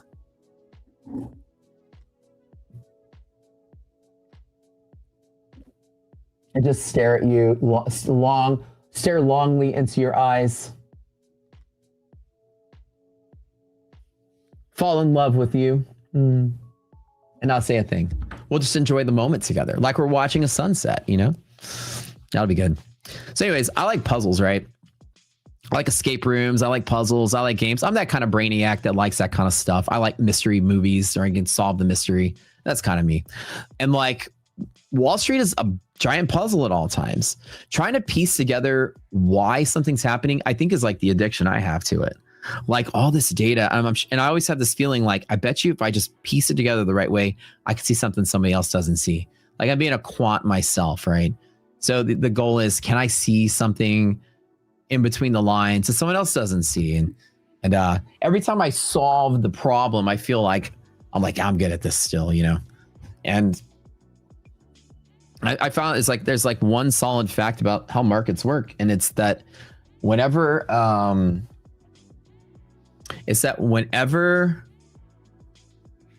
hold on. Is that whenever there's some kind of information or news that's happening, that the market's already priced it in ahead of time because there's other puzzle solvers like me out there that solved the puzzle, figured something out. I was actually looking at my screen today and I was like, man, I look a little red. And I thought maybe I'd have my lights turn on red or something. I'm actually just red because I went to the pool yesterday and laid out by the pool, got some sun. I almost passed out and fell asleep. It was so relaxing, but I forgot to put sunscreen on. So I'm a little tomato-esque. Congrats to the winners, you guys. Congrats. But anywho, this is a pretty good bull market, and it's really hard to doubt it because there's not a lot of factors to stir everybody up again. I think the only thing that's going to sell this market off, which probably will happen soon, and I'm not talking like turn it bearish, but I'm talking we could retrace half of this move up, is if the Iran war escalates and we go into full-blown conflict.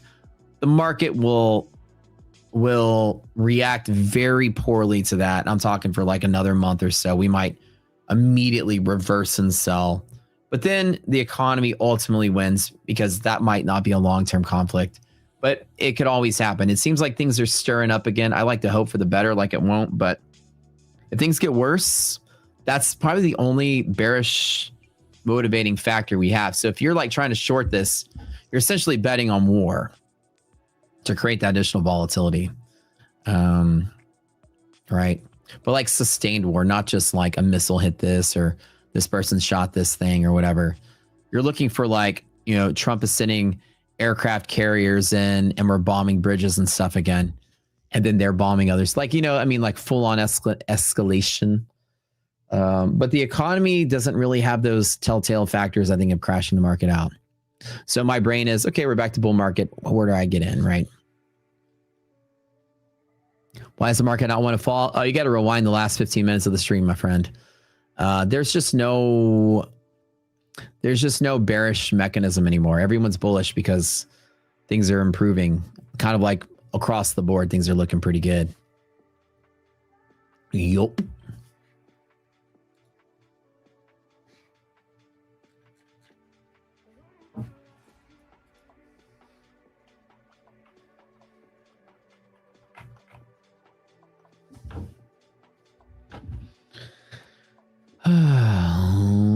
Alrighty. Ooh, my head hurts. It's, oh crap, guys. It's Cinco de Drinko today. Where you guys, where you going to drink margaritas at? Let's figure it out. You guys you have a plan? You guys have a plan on how you can spend the evening? I mean, in Texas, Cinco de Mayo is a huge, you know, it's a Mexican holiday. Huge down here in Houston. Oh, it's big. Every restaurant, everybody's got a Cinco de Mayo sort of celebration. We call it Cinco de Drinko. Does anybody else celebrate?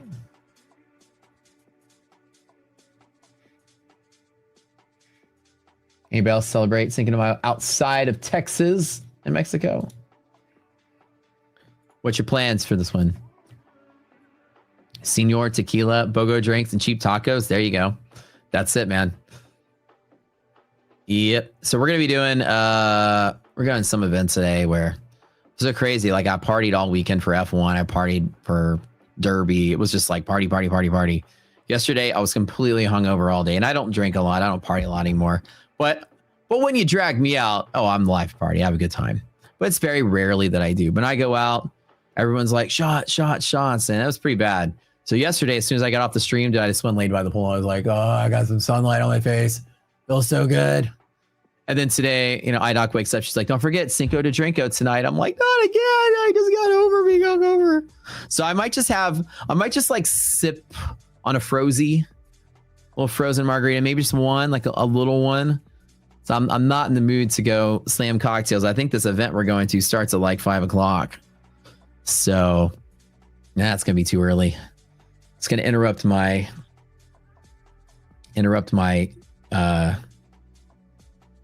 workout regime.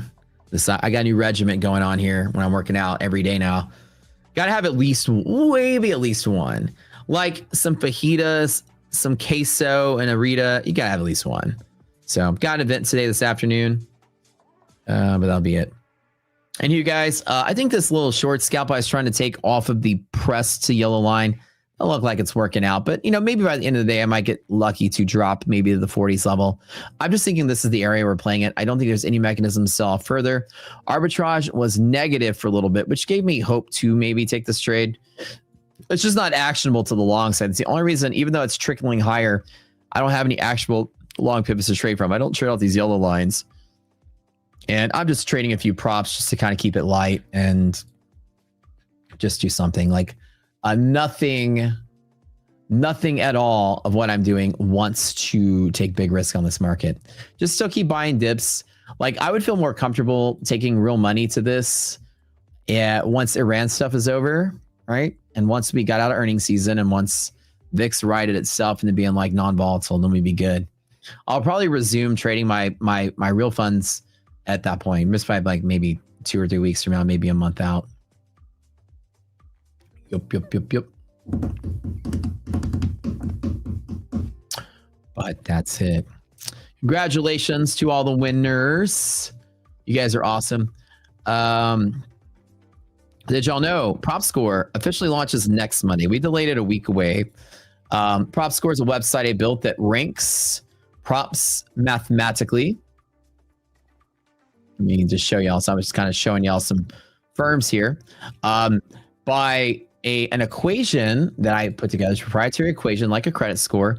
But the main components of the equation on prop score is we take the firm's return, which is the payout you can get, return per investment, which is what you put in with the expected failure rate, per time it takes to get that return, per difficulty restrictions on the account, which enhance the failure rate, times other payout restrictions and frictions, which is like payout time cycles, caps, things like that are all built into it. So let's just put the word F there. So prop score is basically this equation. So every firm, the data is input and the numbers are put out. Highest return, highest score. Lowest investment, highest score. Lower time, higher score. Lower difficulty, higher score. Less friction, higher score, right? It's a value. It's a general value equation for any kind of value.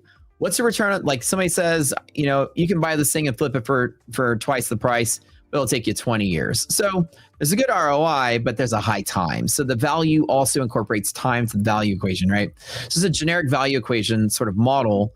It uses, you know, prop specific things, but to look at the return on investment per difficulty per time, MyFundedFutures is currently ranked numero uno of all prop firms to best ROI per time per difficulty. And again, I keep sharing this with you guys because I'm so proud MyFundedFutures puts out banger accounts. And it seems like all the other firms out there, they're all pretty good. They still put out good accounts, but the highest ranked accounts, MyFundedFutures, the Rapid 25K is considered by Prop Score the best bang for your buck. If you're trying to min max, you're at the grocery store, you got a coupon, buy two, get one free. Should I buy one? Should I buy three? Which one do I want? You want to get the best value? This is it. So neatest thing, Prop Score is every single day, we're getting more and more firms finally audited and put in here. Now you can see how all the firms are actually ranked mathematically, where they all are. And you can see all the bigs, all the ones we know, they're up here. But I just have to keep patting MyFundedFutures on the back because according to our model, they have some of the best in class everything. This 25K is not only the highest score, it's the highest ROI score and the lowest time in market per dollar spent. So it's quick to pass an extremely high ROI per dollar relative to everybody else against the same failure rate model. So neat thing to know is that, little did you know, MyFundedFutures is mathematically the best prop firm, period. Mathematically speaking. And Pro and all these other ones are also still good. All the products rank high, which is pretty cool. So to see, like, when you see a firm come out with some stuff, you can see how they all rank. Like the new builder plans. The builder plans come in at an 8.9, which is still considered great. Anything that's green is good. So 8.9, great. The pros are all 9.0s and higher. The flex, even some of the flexes are good. Like the flex 25K, here's another way. Like you want to decide which one's better, 25K or 50K. You can see here the flex 25K is an 8, but the flex 50K is a 9.7. So if you guys are ever like, oh, I like to trade the 50K is better than the 25, clearly better. You can put them side by side and compare, like, why is one better? And this is free, by the way. I know I'm not like promoting a paid service or anything. This is 100% free. So you guys can use my tool whenever you want. I built it for y'all. You guys can make a prop score account. We're still in beta for another week, but it's usable now. And you guys can come in and hang around and use it. And very proud to build this right. I mean, I'm always building stuff. But you can compare your things side by side. Like, should I get the 50 flex or the 25K flex? And you go, the 50. It's slightly easier, you know, for some reason, or whatever the rules are, slightly easier. And again, the value is based on like price and everything else. ROI slightly better, drawdown per price slightly better, right? This is better. So pick this one over that one, sort of thing. So helps you sort of decide. And the sale has a lot to do with it too. So the sales are in there in real time. And how did I build it? Well, I was inspired by Black Friday last, 2 years ago. And last year kind of was like, the minute I pulled the trigger was that in Black Friday, everyone, we're prop affiliate, just like pretty much everyone else out there. And people come to me and say, hey, who's got the best deal, right? And I can just spit out an answer. Well, this firm has the best deal because it's 50% off or 90% off. But reality, you know, the price doesn't mean anything because it's all part of a master equation. Sure, it can be cheap, but it can be ridiculously hard to pass. And there's a balancing act, right? So the question is, what was the real value? Who has the best sale? It's kind of hard to say. Sure, on paper, this account's slightly cheaper, but if it's 10 times harder, the other one's the better value. So that kind of gave me this idea to build a value equation to actually balance out all the firm's offerings and see which one actually had the best value. Let's say I run a company, a development house, so a dev shop. So one of the companies I own, you guys know I own a bunch of stuff outside of just trading. And one of the companies I have is a dev shop. We build apps and stuff for each other. My own dev shop built Rocket Scooter for me. And so that company, we build platforms and apps and things, websites and something for other people on the side. And so that group, I just commissioned them to turn my idea into the reality. So that's the story of that. I have endless amounts of development resources. So if there's anything I ever want to build, I can just pay my own team to build it. So they're always working on something, which is kind of cool. But that's how I did it. That was like the major motivator was who has the best deal. At least for myself, I'm like, I want to know. It's somebody that, you know, always tries to make the maximum return on my investments. I want to see where the best bang for my buck is at any given moment in time. You know, you're just kind of flying blind if you don't have the information.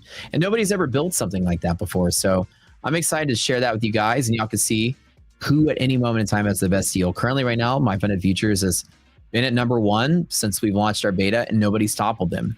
TT's come close, 9.9 versus 10. They're neck and neck. But other than that, nobody's come close at any given time. So pretty cool to see that. Very cool, I think, to see that. But we all know, like you guys, I mean, the plans are all very good. There's one of the major key points that allow them to continuously have a higher score has to do with the fact that the funded account is quick to pass, the payout's pretty good, and there's no crazy rules. There's no consistency, no deal on funded. When you have those rules gone, the accounts become extremely simple to pass relative to the neighbors and in the space, and that's why the scores are really good. Yeah. Anyways, you guys are welcome to go there and use prop score all you want. It's free service. You don't pay a dime for it. I'm not marketing a tool or product that you got to go pay for. It's free service. And I think that truth is important in the industry. And there's a lot of marketed crap out there, you know, things that are like, oh, this firm is goated, this firm is great. And you're like, yeah, but they're paying you to say that. Is it really great? I mean, I follow you on Twitter and I like your posts, but you're pitching garbage to me. How do I know you're telling me the truth? And you'll find out there's a lot of junk out there that's got a good marketing budget, right? So this will help you guys sift through the noise, sift through the influencers, and, you know, make your own educated decision. And it's free. So Matt says, why and how are you so cool? I don't think I'm that cool. If president of the math club in high school was cool, then consider me Miles Davis. No, but seriously though, thank you for that. I'm an engineer at heart. I never stop building stuff. I think that's always been what I like to do. I always get inspiration. You know, I always see things that I'm like, ooh, it'd be cool if I built this. Ooh, it'd be cool if I built that. I'm always wanting to build stuff. It's my instinct. My kiddo is the same way. I have an 8-year-old. He's exactly the same way. He's got such a crazy imagination. He's always drawing, painting, building. He's got a Lego collection. I swear he's got hundreds of Lego sets. They have 2 rooms in the house dedicated to his Lego collection only. It's just like his dad. Although I wasn't as well off as a kid to have, I would get Legos like at Christmas time once a year. This kid gets 50 Lego sets a year, I feel like. But yeah. Session went by so fast, even notice. Oh my goodness, it's time to go. Yeah, I'm gonna call it quits today, and Ash will be on in a little bit. So I'm not gonna trade after this. I got a whole lot of prop score stuff to do before Cinco de Drinko. But you want to build a trading themed guitar? Dude, that's awesome. Like acoustic guitar, electric guitar. What are you talking about? 6-string, 7-string? What kind of guitar? I want to know. Guitar is my hobby, by the way. I would like a trading theme guitar. That'd be pretty cool. Like the neck is just like a chart. It goes up.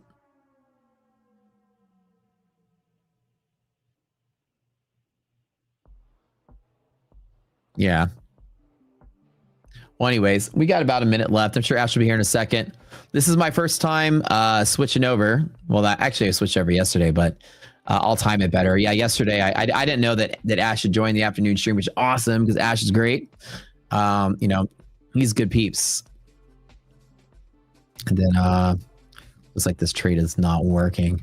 Man, what a freaking crazy day. I'm just down 500 in the lull there. Should I just hang on to it and we'll see? I don't know. I wanted to hold it for 40 points and now we're there. What a crazy day. And like, look at it. It's starting to speed up in the afternoon. I don't think there's any selling coming from this. I just take the loss and call it. What do y'all think? What do y'all think? Meh. Well, anyways.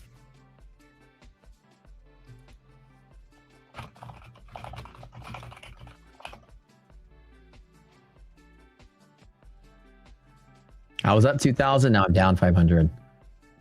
I'm literally playing with props just to do something on the stream. Like, honestly, I'm waiting for the market to just sort of like stabilize out.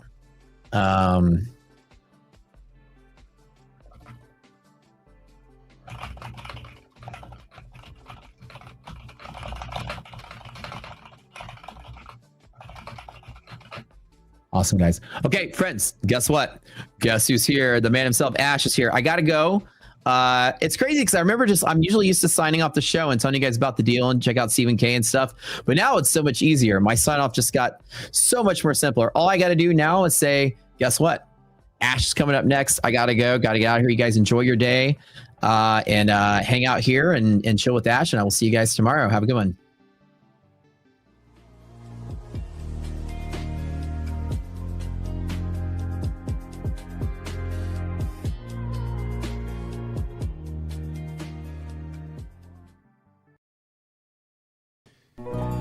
Good afternoon, everyone. Oh, here we go.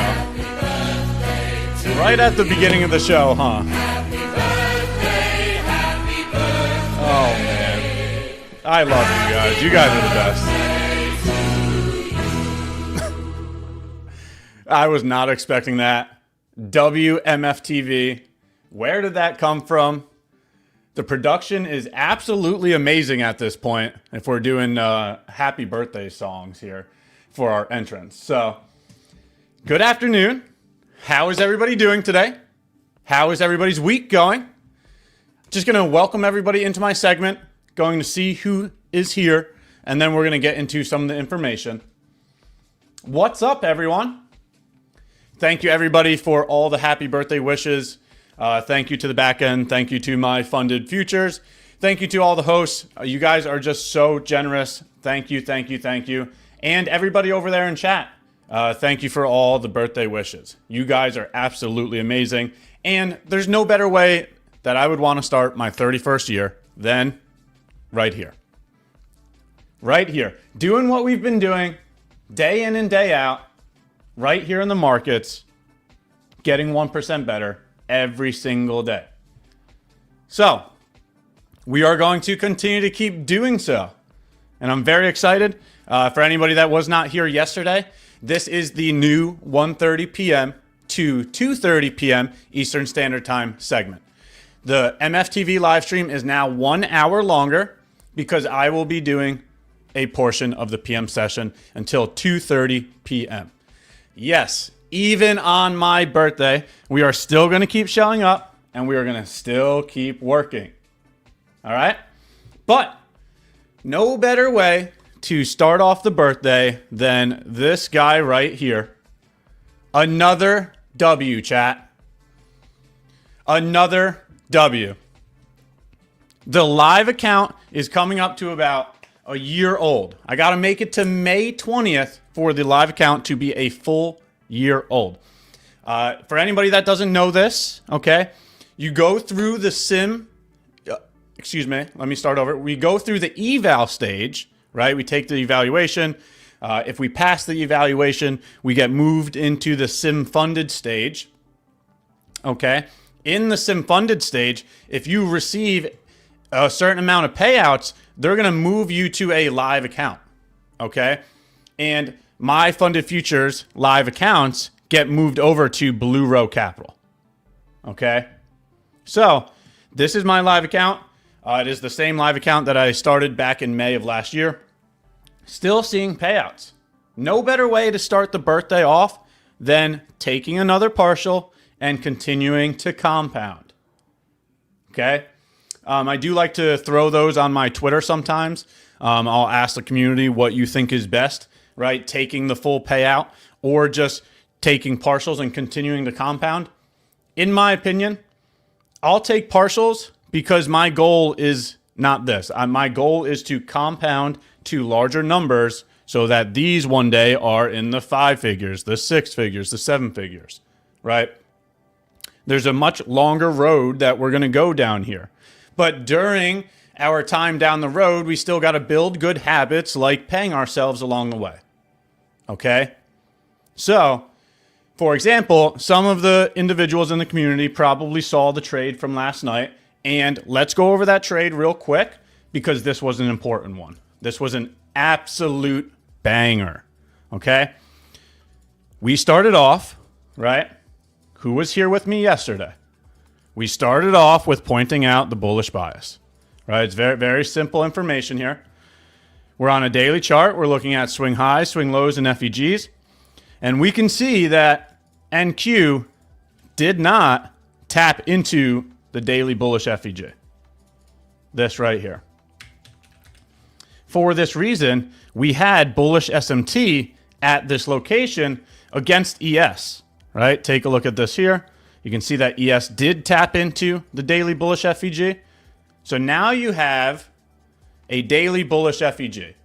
And I know that I just keep repeating myself, but this is the reason why I say the things that I do. Okay? The amount of times that I've said the trend is your friend until the end of the trend is the reason why I caught the overnight long last night. And we're doing a top-down analysis of it. That overnight long is what allowed me to take another partial on my live account, right? So these concepts that we've been viewing price are getting these payouts from an account that's coming up to a year old at this point, right? I got to go count. We're probably at 25, 26, 27. We might be getting close to 30 payouts from this single account. I think we're around 25 or 27, something like that. But to keep going further with the top-down analysis, everybody saw my weekly outlook yesterday, and this was it. We were looking for new all-time highs once again because the trend is your friend until the end of the trend. And it's very easy to see that we're getting our continuation of the trend because of the SMT that occurred here at the bullish FEG. Right? Like if you're thinking about trend continuation, where would you look for a trend continuation? From a bullish FEG, right? So very simple information to look for higher prices. Therefore, we went into the lower time frames looking for a key level that also had SMT to actually engage with that information. Okay, so let's do that. Now let's take a look. Let's hop down to the hourly chart and let's take a look. So last night during Globex, let's take a look at Globex real quick. Here's the overnight session. The overnight session starts with a new day opening gap, right? So now we have an important level to work with, all right? And let's analyze this new day opening gap from the hourly chart. All right? Let's go back to the new day opening gap right in here. What do we see here, chat? This is probably the most important part of this entire process. We're on an hourly chart here. Notice how Globex opens and then the previous candles keep getting swept, right? Globex Open got swept. The 1900 hour candle got swept, right? Take a look at 1800, 1900, and 20. Now go over to NQ and do the same thing. Do you see the difference here? Look at what happens. Right? The 1900 candle never gets swept by the 20 candle. Now we're talking about bullish SMT at the location of the key level being the new day opening gap. And now that would be our sign to go down to a lower time frame to look for an entry function. Right? So once again, new day opening gap right in here. And what happens at the new day opening gap? We get a change in the state of delivery. We get a breaker block. We get an FEG. Whichever one you want to use, all of them work, right? So breakers right in here. FEG is aligned with it. So you get a breaker plus a fair value gap at the new day opening gap with SMT. All of those are signs for longs. In a higher time frame bias where we just consistently keep hitting new all-time highs, I will keep longing till I'm wrong. Let's just put it that way. Let's just simplify it all the way down to the most simple terms. Long until you are wrong. Okay? This market is so aggressively pushing higher that why would you try to go against that? Honestly. Why would you try to go against that? I'm not going to. Okay? I'm not going to. And that's why we were able to capture the long and the long paid heavily. Because this was the low of the day. This was the low of the day. We go screaming back to all-time highs and beyond from here.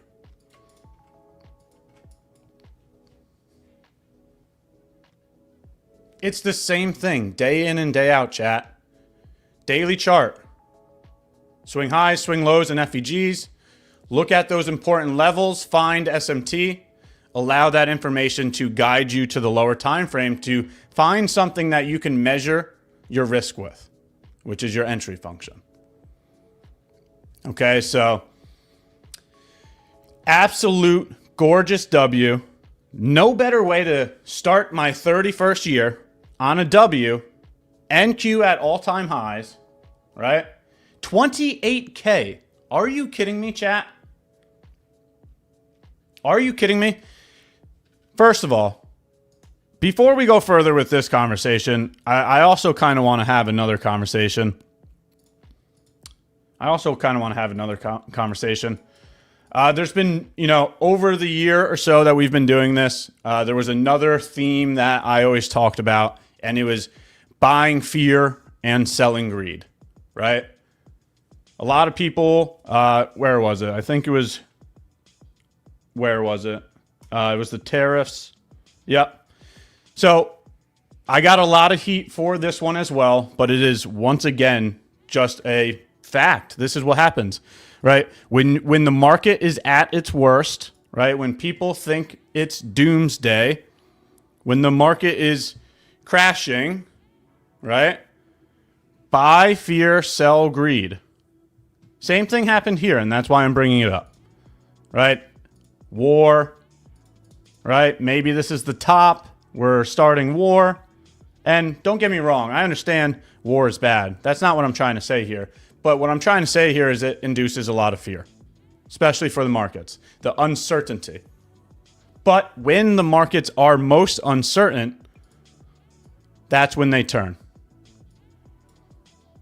When the markets are most uncertain, that's when they turn. Right? And in my opinion, this is like one of the fastest moves back to all-time high that I've seen, I think, in all of my trading, to be honest. In all of my trading, because even COVID wasn't that quick. Let's take a look at COVID real quick. So let's just compare this real quick. 1, 2, 3 weeks back to all-time high. Only took 3 weeks. Instantaneous. Okay? Tariffs. Let's see how long tariffs took. More than 3 weeks, that's for sure. Okay, let's go look at, this was just the Biden slowdown, I guess you can say, right? But at the end of, during Biden, we kind of got pretty choppy and weak in there, but this took a while to get back to all-time highs too, over here.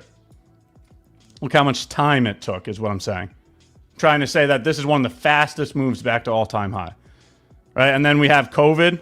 COVID was a quick move too. I don't know who was around for COVID. I don't know who was trading with me at that point in time, but even this took a while. Something that was extremely volatile as COVID, even COVID took longer, which is crazy. Crazy to think about. But here's another example of buy fear, sell greed. The world was shutting down, right? COVID completely wiped out all the countries. Was there any countries that didn't shut down at that point in time? But come to find out, right, that was the bottom, right? When the world shut down, that was the bottom. All right, so I'll stop with the rant, but I'm just trying to get at the sole fact that buy fear, sell greed. Buy fear, sell greed. And what an astonishing move back to all-time highs. One of the quickest moves back to all-time highs, which leads me to say again, why not look for longs right now? That's why I said long until you are wrong. Why go against this momentum? It continues to keep going higher, so why wouldn't you look for longs? Right? So that's been my plan. That's what's getting, payouts and withdrawals from the live account, just being on the same side as the higher time frame order flow. And you don't even need to catch the low of the day. It's more about just understanding this logic and using it properly. Because let's also take a look at New York Open and the initial balance, right? So there's no FOMO to have here, right? Like even if you wake up, you're from New York, so you're on the East Coast. So you didn't participate in the overnight session because you were cooking your wife dinner. But then you also didn't participate in London session because you were sleeping, right? So normally you participate in New York session, and as long as you're using the same logic, you'd still be looking for longs. You wouldn't be going against the higher time frame order flow, right? So even going into New York AM, right? Let's just look for a long and look at the initial balance, right? We've been talking about the initial balance recently, and here you go here. So this is the one that I pointed to on my social media this morning, was this long here. So if you didn't capture the overnight long, you also have the initial balance here. The low was set first. Here's New York Open. The low was set first. The high was set second.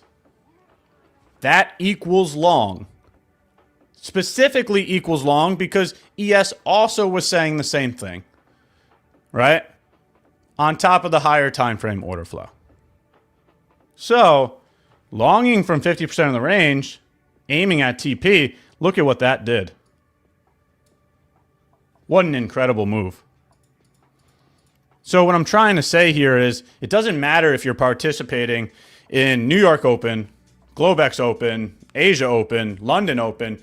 If you're using the logic that's being provided, there's a lot of opportunity here in this market. And those are the same opportunities that has kept me in the live account for coming up to a year now with dozens of payouts.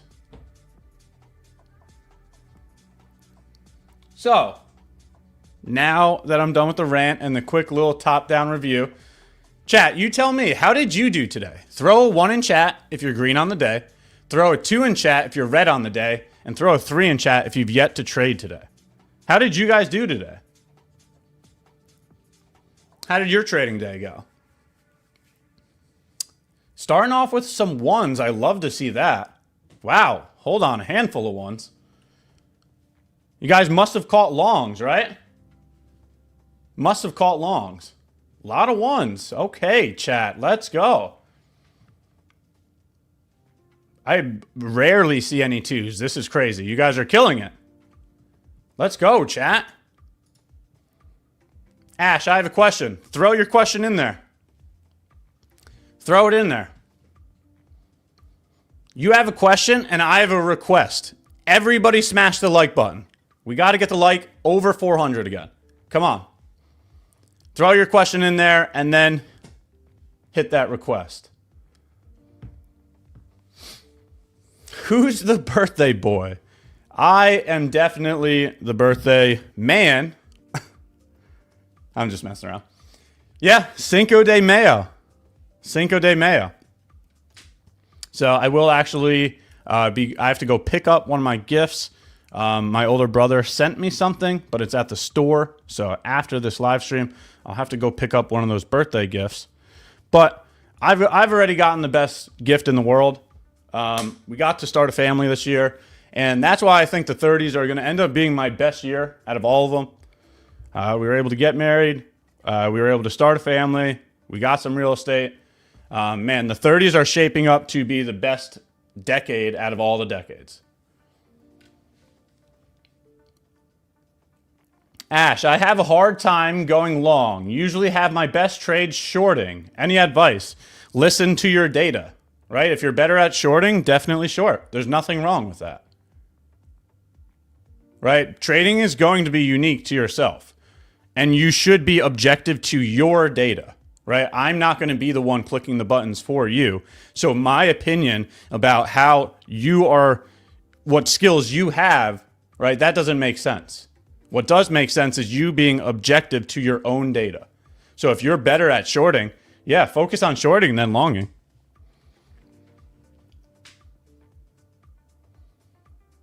You know?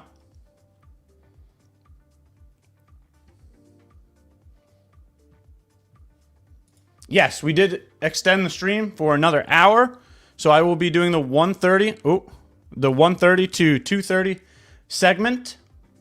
But we do have a wedding coming up next week, so I won't be here on Friday of next week.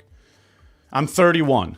So unfortunately, the time is not going backwards. I was hoping that we can start going, subtracting years instead of adding years. That would have been great.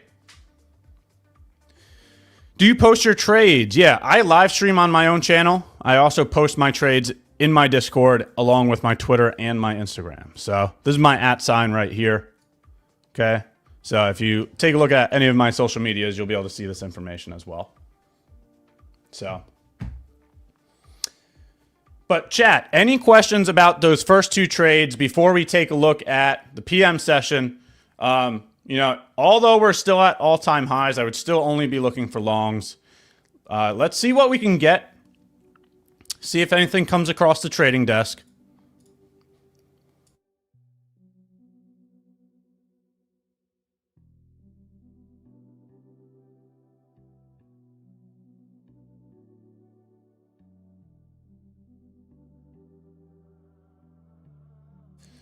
Alrighty.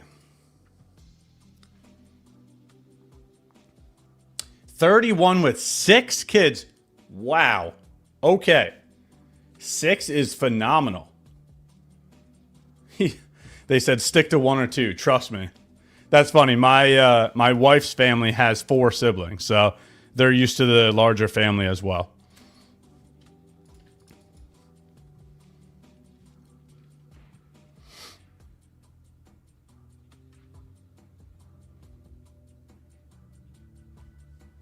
So, any questions about those prior 2 trades? If not, we can head into the last 30 minutes of this segment where we'll see if we can find anything, see if we can take a PM trade. While we're at it, smash the like button, hit the sub button, turn the notifications on. We're going to keep doing this every single week.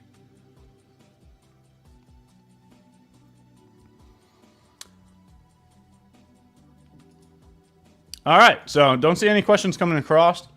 The first thing I have to say is, once again, trend is your friend until the end of the trend. Okay, so if we want to continue to keep looking for longs, I would like to use some kind of fair value gap or so. Right, like we have one here on the 15-minute chart. Maybe we can see if we can do one of these right here. Tap into the bullish fair value gap. make SMT at that location. There's no gap there, but let's see what we get here. Ash, are you coming back to London? I remember you came in September last year. I wasn't in London then. Yeah, we did a trader meetup in London last year. That was a phenomenal time. A lot of people from the community showed up.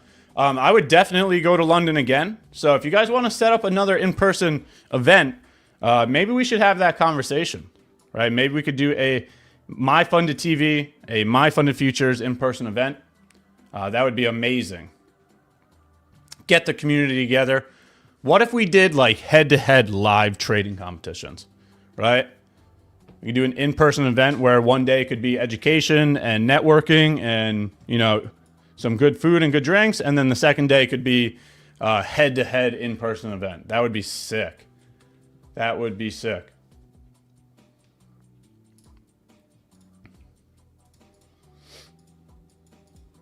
Look how bullish this market is, man. They're just screaming higher. Let's see if...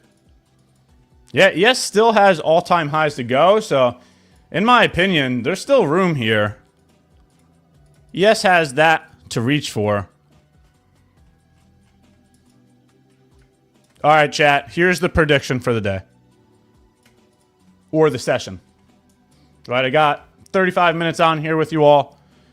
Type a 1 in chat if you think we can target new all-time highs on ES during my session. Will we go, let's see, what is that? Another 10 points higher during my session? Type 1 if you think we will. Type 2 if you think that is absolutely wrong. That idea is going to get cooked. We're just going to go screaming lower, and the bulls are absolutely done for the day.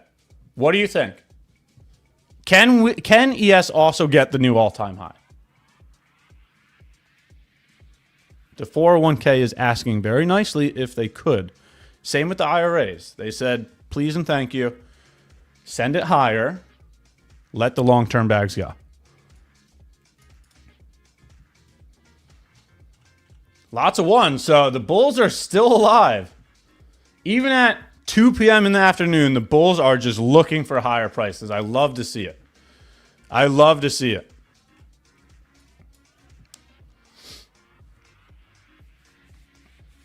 The bulls are trying to show up. So we'll see if we can find something in here.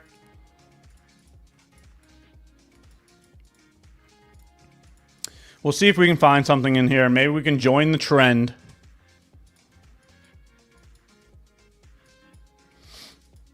Maybe we can join the trend.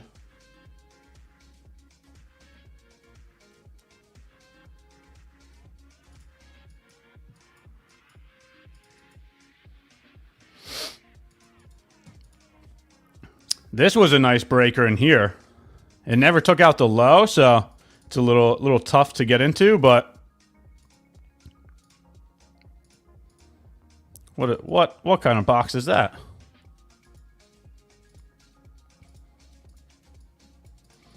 But that's far gone at this point.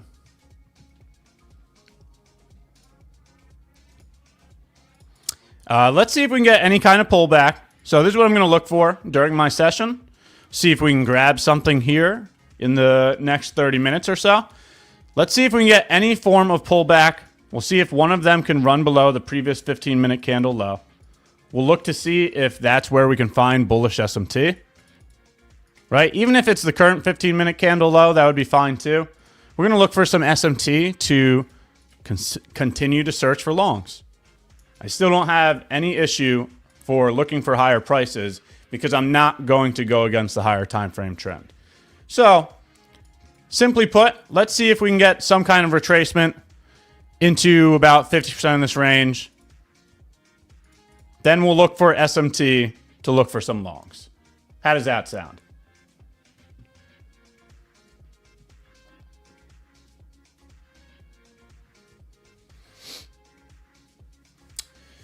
Ash, what's up, man? Hey, what's up, Rio? How are you doing? My day's going very well. How about yourself?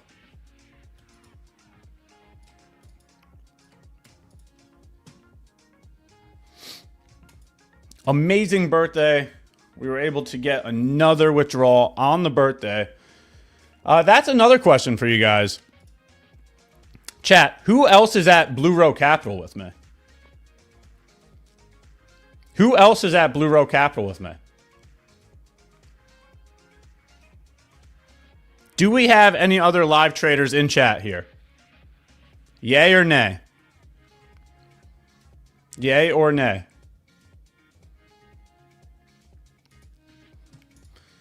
I was going to ask you how your experience went, so if we do have any live traders in here, would love to hear from you.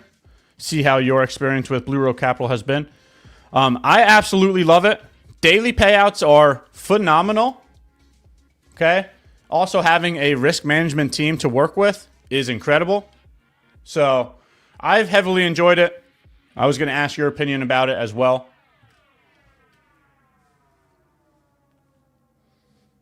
Any other live traders in chat?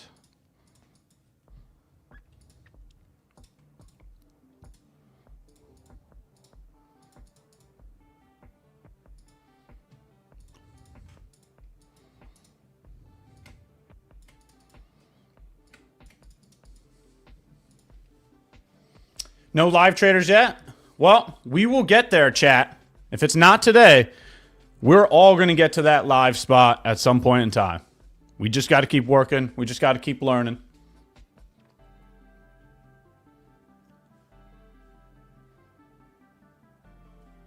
Did we get to the 400 likes? How's that looking? Let's see. 360. Chat, we got to get to 400 here. We need 40 more likes.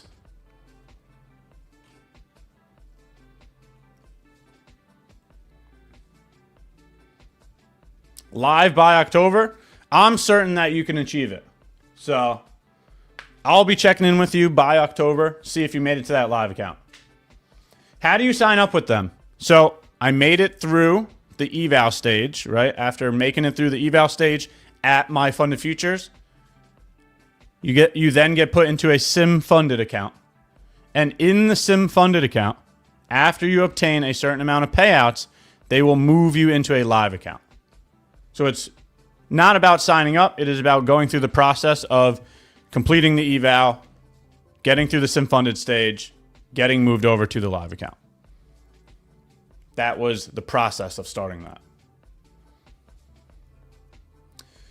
I was a payout away from being live. Wow. So close. That just means if you were able to do it once, you can do it again. Right? A little bit more patience. A little bit more consistency, a little bit more discipline in the rules, and you'll be there the next time around. Live traders don't watch streams. I watch a lot of streams, so I don't know if that was a question or a statement, but I am a live trader, and I watch a lot of streams. I was watching Terry this morning, and thank you to Terry. That was absolutely amazing that they ended up calling me during the opening segment. Thank you once again to the community and to Terry and Tom. That was such a good idea. I was not expecting that. That was a pleasant surprise.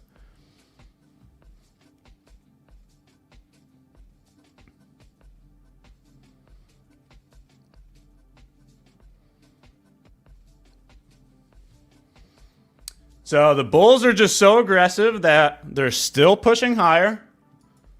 No pullback just yet. They just want higher prices. ES wants new all-time highs. ES wants new all-time highs.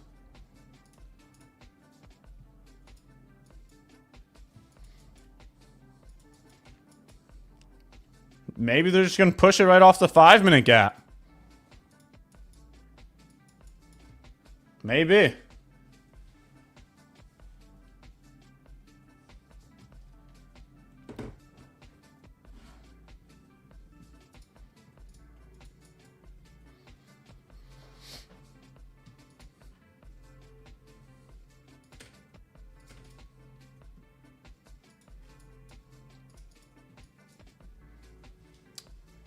I'll be patient with price. If they are just going to scream higher during the entire session, I'm not a breakout trader, so I'm not going to be entering longs up here. Right? This is just not my style of trading. So as much as I want all-time highs, I'm not going to force myself upon it.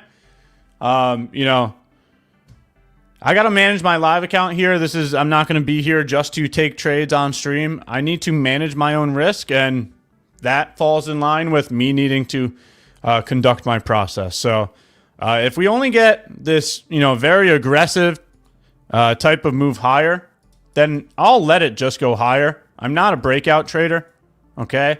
If we do get any kind of pullback, then I'll search for SMT to look for the long position, right? Everybody knows that this is how I enter the market, so you're right. That's not on the screen right now. So I'll wait for now. If we get some kind of pullback into 50% of the range, then I'll take a look.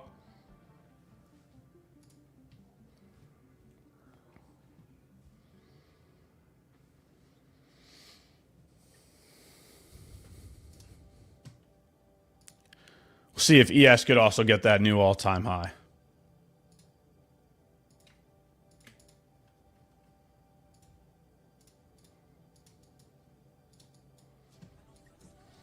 How we doing? We are doing good. Luxury class. Thank you for asking.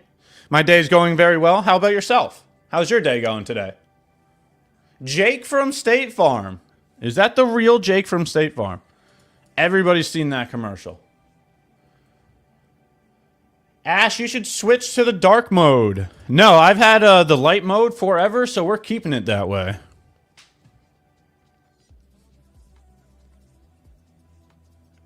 Less trades with bigger size or more trades with smaller size? I think there needs to be a middle ground in there. I don't really like being at the extremes, right? If you're at too large of a size where it's going to induce some kind of emotion where you can't carry out your game plan, then that's too large of size. It's the results that you get from larger size does not justify the executions.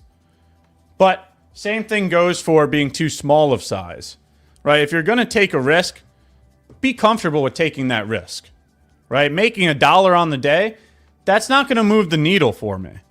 So what it comes down to is it's really a unique question, okay?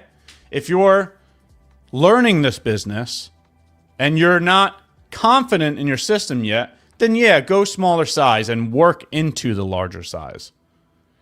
But if you have proven results and you've been trading for a while, your size at least has to have some kind of meaning for you to make sure that you're hitting some goals, right? So, for example, I had my risk limits at $600 per day, right? So that was my risk limit on the live account until we started compounding. Now the risk limits are up to $1,000 per day. But I went through a long period of time of having smaller limits before ever getting to that point in time. Because I needed to collect the data. Because I didn't want to blow up in the short term. Right? So deal with the delayed gratification. Have some patience. And choose the education over trying to rush to your goals. So somewhere in the middle. I wouldn't go too small of size so that you can take a lot of trades, and I would not go too large of size where it's going to blow you up. If there could be a middle ground, that's where I would want to live. Very good question, though. Very good question. I can save you a bunch of money, Ash. What, by bundling my home and car insurance? W. Jake from State Farm? That's funny. It's amazing how we keep going up. The trend is your friend until the end of the trend. And I know I just sound like a broken record, but you know, if you're going to try to time this market, if you're going to try to be the person to try to call the top, you're going to get ran over time and time again, right? Like if you tried shorting the first time we went to all-time highs, well, we kept going higher. So you got stopped out this first time here. If you tried shorting the next dump, you got stopped out again. If you tried shorting this next dump, you got stopped out again. Right? Every single time we get a pullback, we just keep making new all-time highs. So all I'm trying to say is, instead of trying to be the first to shorting the top, why don't we just stick to the trend? Why don't we just be objective to the direction that price is moving, instead of trying to say, you know, I'm calling the top, right? Trying to be the smartest person in the room. No, thank you. No, thank you. I'll stick with the trend. That is what got me that beautiful W during the overnight session. So it can keep going higher. It can keep going higher, whether that be today, tomorrow, the next day.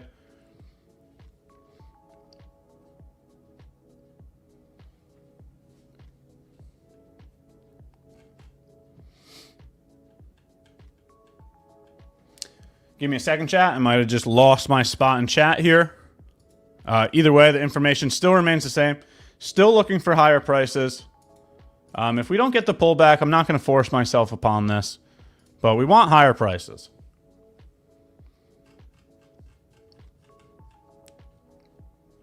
All right, let's see.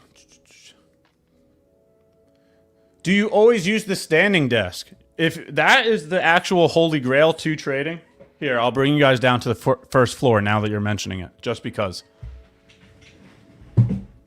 The actual holy grail to trading is a sit-stand desk. Okay? That is the strategy that you've been looking for this entire time.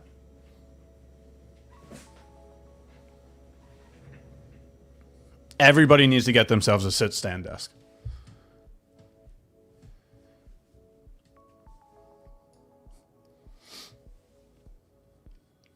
Ash, you want to visit Morocco in the summer? I would absolutely go to Morocco. Need to get this little one out first, and then when they get here, then I'm going to probably travel again. There's a part of the Dolomites, the Swiss Alps. I believe there's a portion of the Dolomites that is named after my last name. So I also want to go there. I don't know if it actually references or is referring to my last name, or if my last name has some other kind of meaning or something. The Geisler Peak. I hear some taps, chat. What is it? You must know what that noise is, right? Here comes the form, chat. Another day, another form. W, chat. Take a look at the form. Last form of the day, most likely, right? We only got another 15 minutes here. My session is going to be the end of the session until SK comes up at nighttime. Here we go, chat. Maybe we're going for all-time highs now.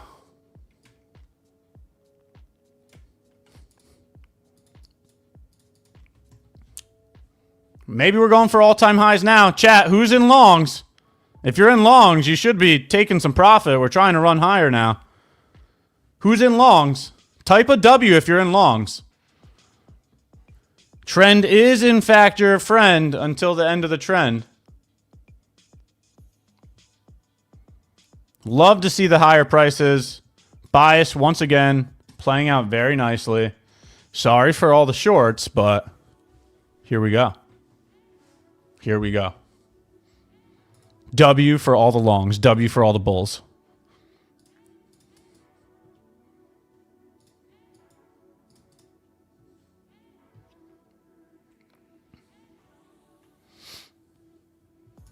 All right, well, I'm not going to force myself upon the market.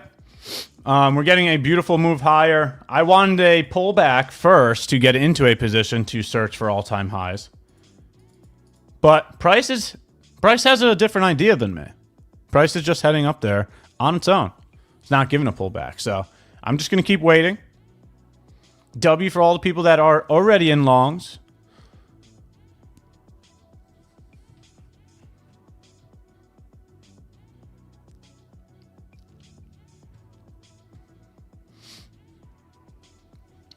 Happy birthday, Ash. Hope you have a great day. Thank you very much, Maya.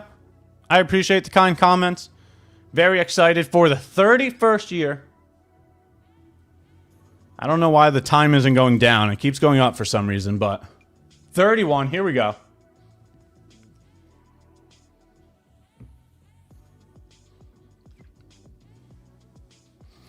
Do you have any idea what's really pushing us up? Does it matter?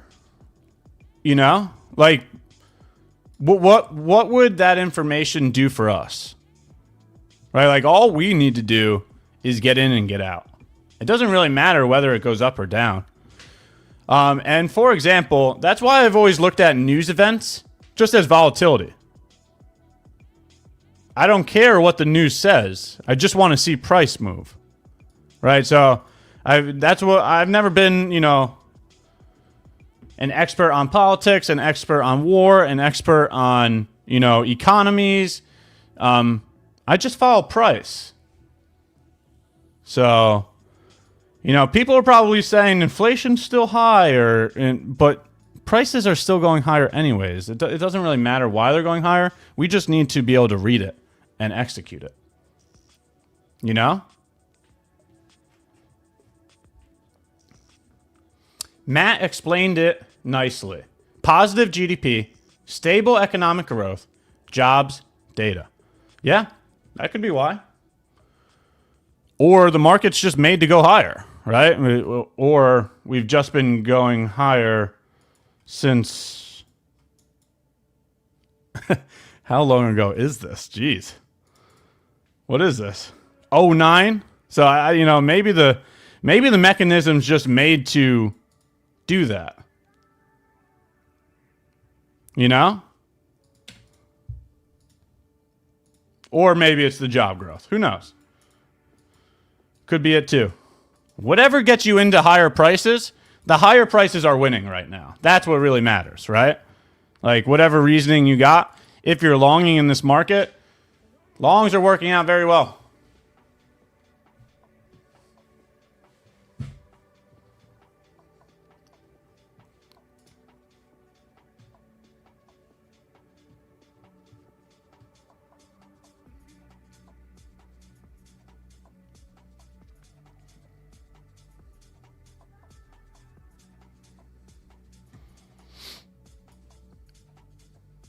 Ash, bro, what is your age? I'm 31 now. Today is the day that I turn 31.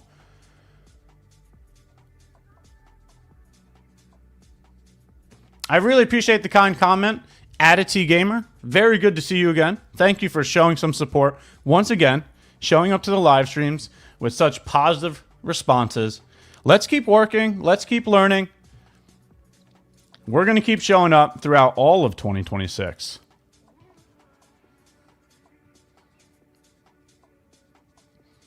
Hold on, did Bear Trader win it? Bear Trader made the... Hold on. Bear Trader makes such amazing stuff. I saw the post that he tagged me in earlier today. Let me see if I can find it real quick. This was amazing.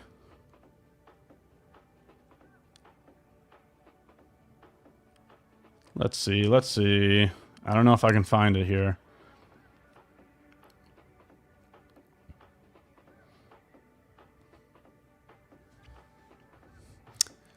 Let me see if I can find it here. Too many notifications, chat. I might not be able to find it.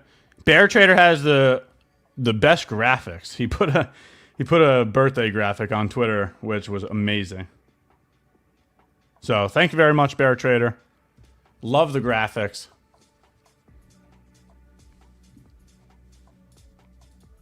What happened? All of a sudden we slowed down here? Or are we going to just continue on our path? Ash, can you analyze NVIDIA? Yeah, let's take a look.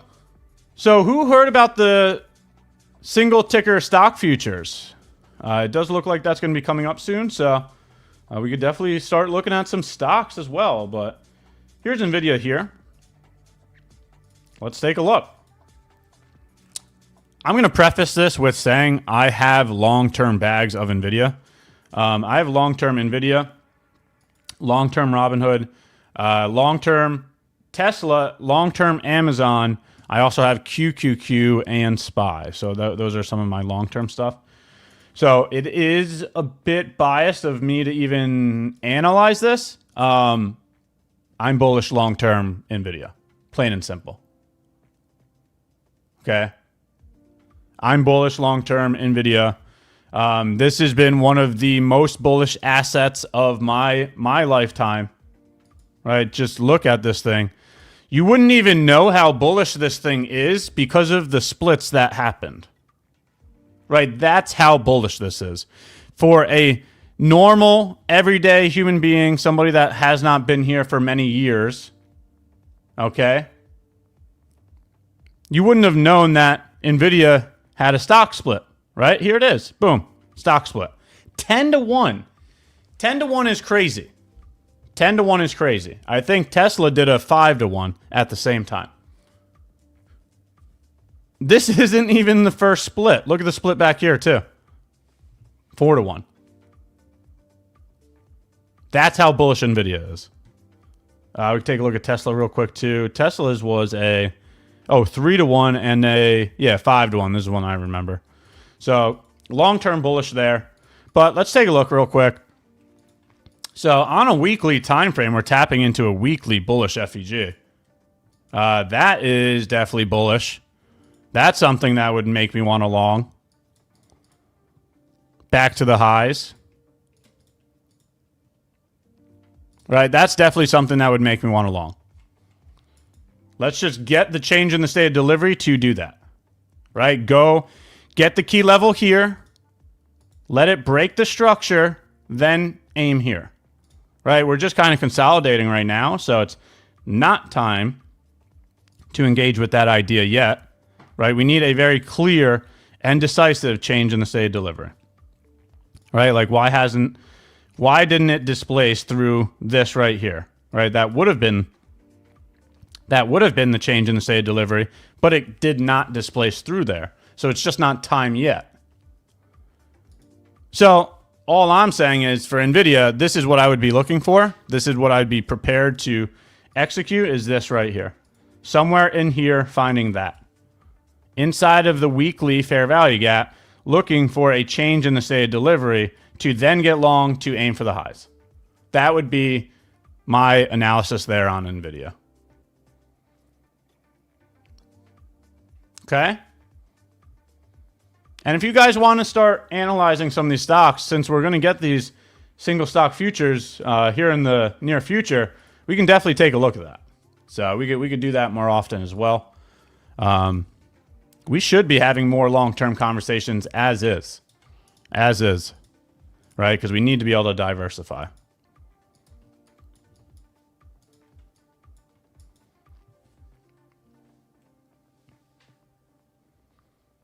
All right.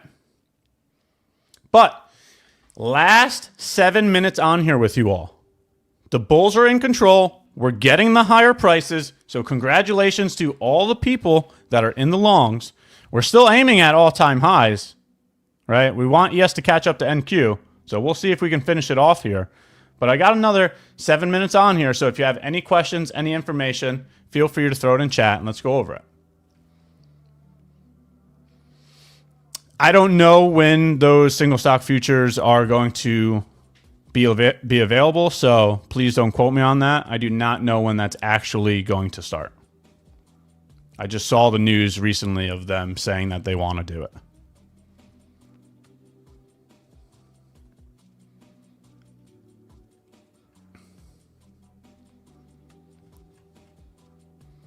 Long from 28,160. 28,160. Oh, nice. So you're up about 20 points there. Very good. You could be risk-free if you really wanted to. Up 20 points, secure like at least 10 or 12. Try to hold it for 40 or 50. Not a bad idea. Heading into power hour here.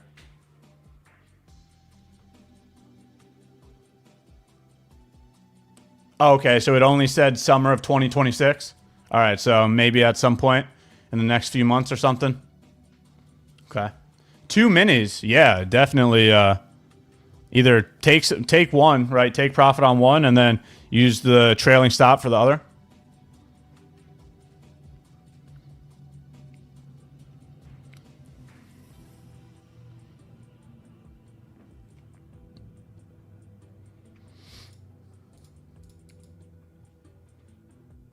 What a move today, chat. What an absolute banger. Wow. It's unfortunate that I'm not still holding that overnight long. Talk about FOMO. Talk about FOMO, chat. Oh, man. We had the overnight long from in here. It was somewhere in here. And we TP'd around to somewhere in here. So it was like this. So I missed out on another. I don't even want to look at that. I don't even want to look at that. Oh, man. Talk about FOMO. Jeez.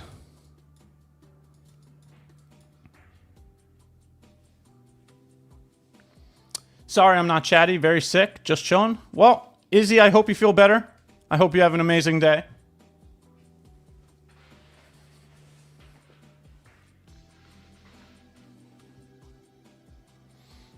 Ash, I had to step away for a minute.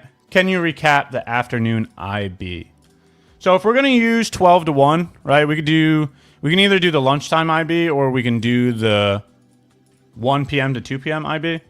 That's what I'm going to think about doing for my session here. Okay? But the 1 p.m. to 2 p.m. IB, right, if we were to focus on 1 to 2 p.m., they instantly went to target here. Right? So this would be right here. Ready? And this is why I kind of wanted a pullback. I'm going to try to work with the 1 to 2 p.m. IB. Right? So here's the beginning of 1 o'clock. We set the low first. Then throughout the hour, we set the high second. Now 2 p.m. closes. So this is where we would be looking for a long from 50% to target the high. And this is what I'm trying to say is this is why I didn't get long here this afternoon, because it never pulled back. Right? I was looking for a pullback towards 50% of the range to then long. But after the closure of the initial balance, it just barely pulled back. Right? It pulled back to here and just went to target. So I wasn't able to get a trade today. We'll get some trades going soon, chat. I'm not going to force myself upon this market, so I understand that we're doing this 2 p.m. stream now. We will definitely be taking trades live here on stream. I just need to you know get adjusted and get ready for it. I've never streamed the PM session before. It looks like now moving forward I will be, and I'm going to try to use the initial balance for it. We'll also take some unicorn trades as well, but if we're talking about the unicorn model, there's no breaker in here, right? Unless we got long over here, then there's really nothing for the unicorn model, right? There's a breaker over here, but that means we would have instantly had to get long down here for higher prices. So we're going to get a trade in there, chat. Just be patient with me. Either way, the birthday was an absolute W. I just want to say thank you so much for the entire community. But before I do, last thing I'll leave you all off with here. I got one last minute, and then we're going to close up the live stream. Another W for another PM session. Trend is your friend until the end of the trend. Yes, I'm leaving you off with that. I understand we're in all-time highs, but we can keep going higher. Don't try to fight the overall trend. Okay, that's what I want to leave you all off with here before we sign off. All right? But also want to take a moment to say thank you. You guys are just so amazing. It was quite a pleasure to get the phone call from Terry this morning. Just a nice little surprise. Amazing to see that the community comes together on special days like this. And even the back end with the little happy birthday song during the entrance. That's why the community is so amazing. You guys are so supportive. You guys are showing up every single day. We just continuously keep working, learning, growing, and we're doing it together. That's the best part about it. So thank you, thank you, thank you. I hope you all have a phenomenal day. We will be right back here tomorrow. So tune in tomorrow.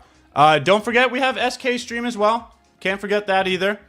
The nighttime session. Don't miss out on the SK stream. So take a look at that. But now I got to go pick up that birthday gift. Thank you to the bigger brother. Got to go run down to Dick's. He's got me a surprise down there, the sporting goods store. Looks like we're going to get a little gift. Thank you to the older brother. But thank you, thank you. I greatly appreciate your time. We're going to go ahead and wrap it up. We will see you during SK stream, and then we will be right back here tomorrow as well. Thank you all for your time today. I hope you all have a great day. We will see you during SK stream. Have a good day, chat.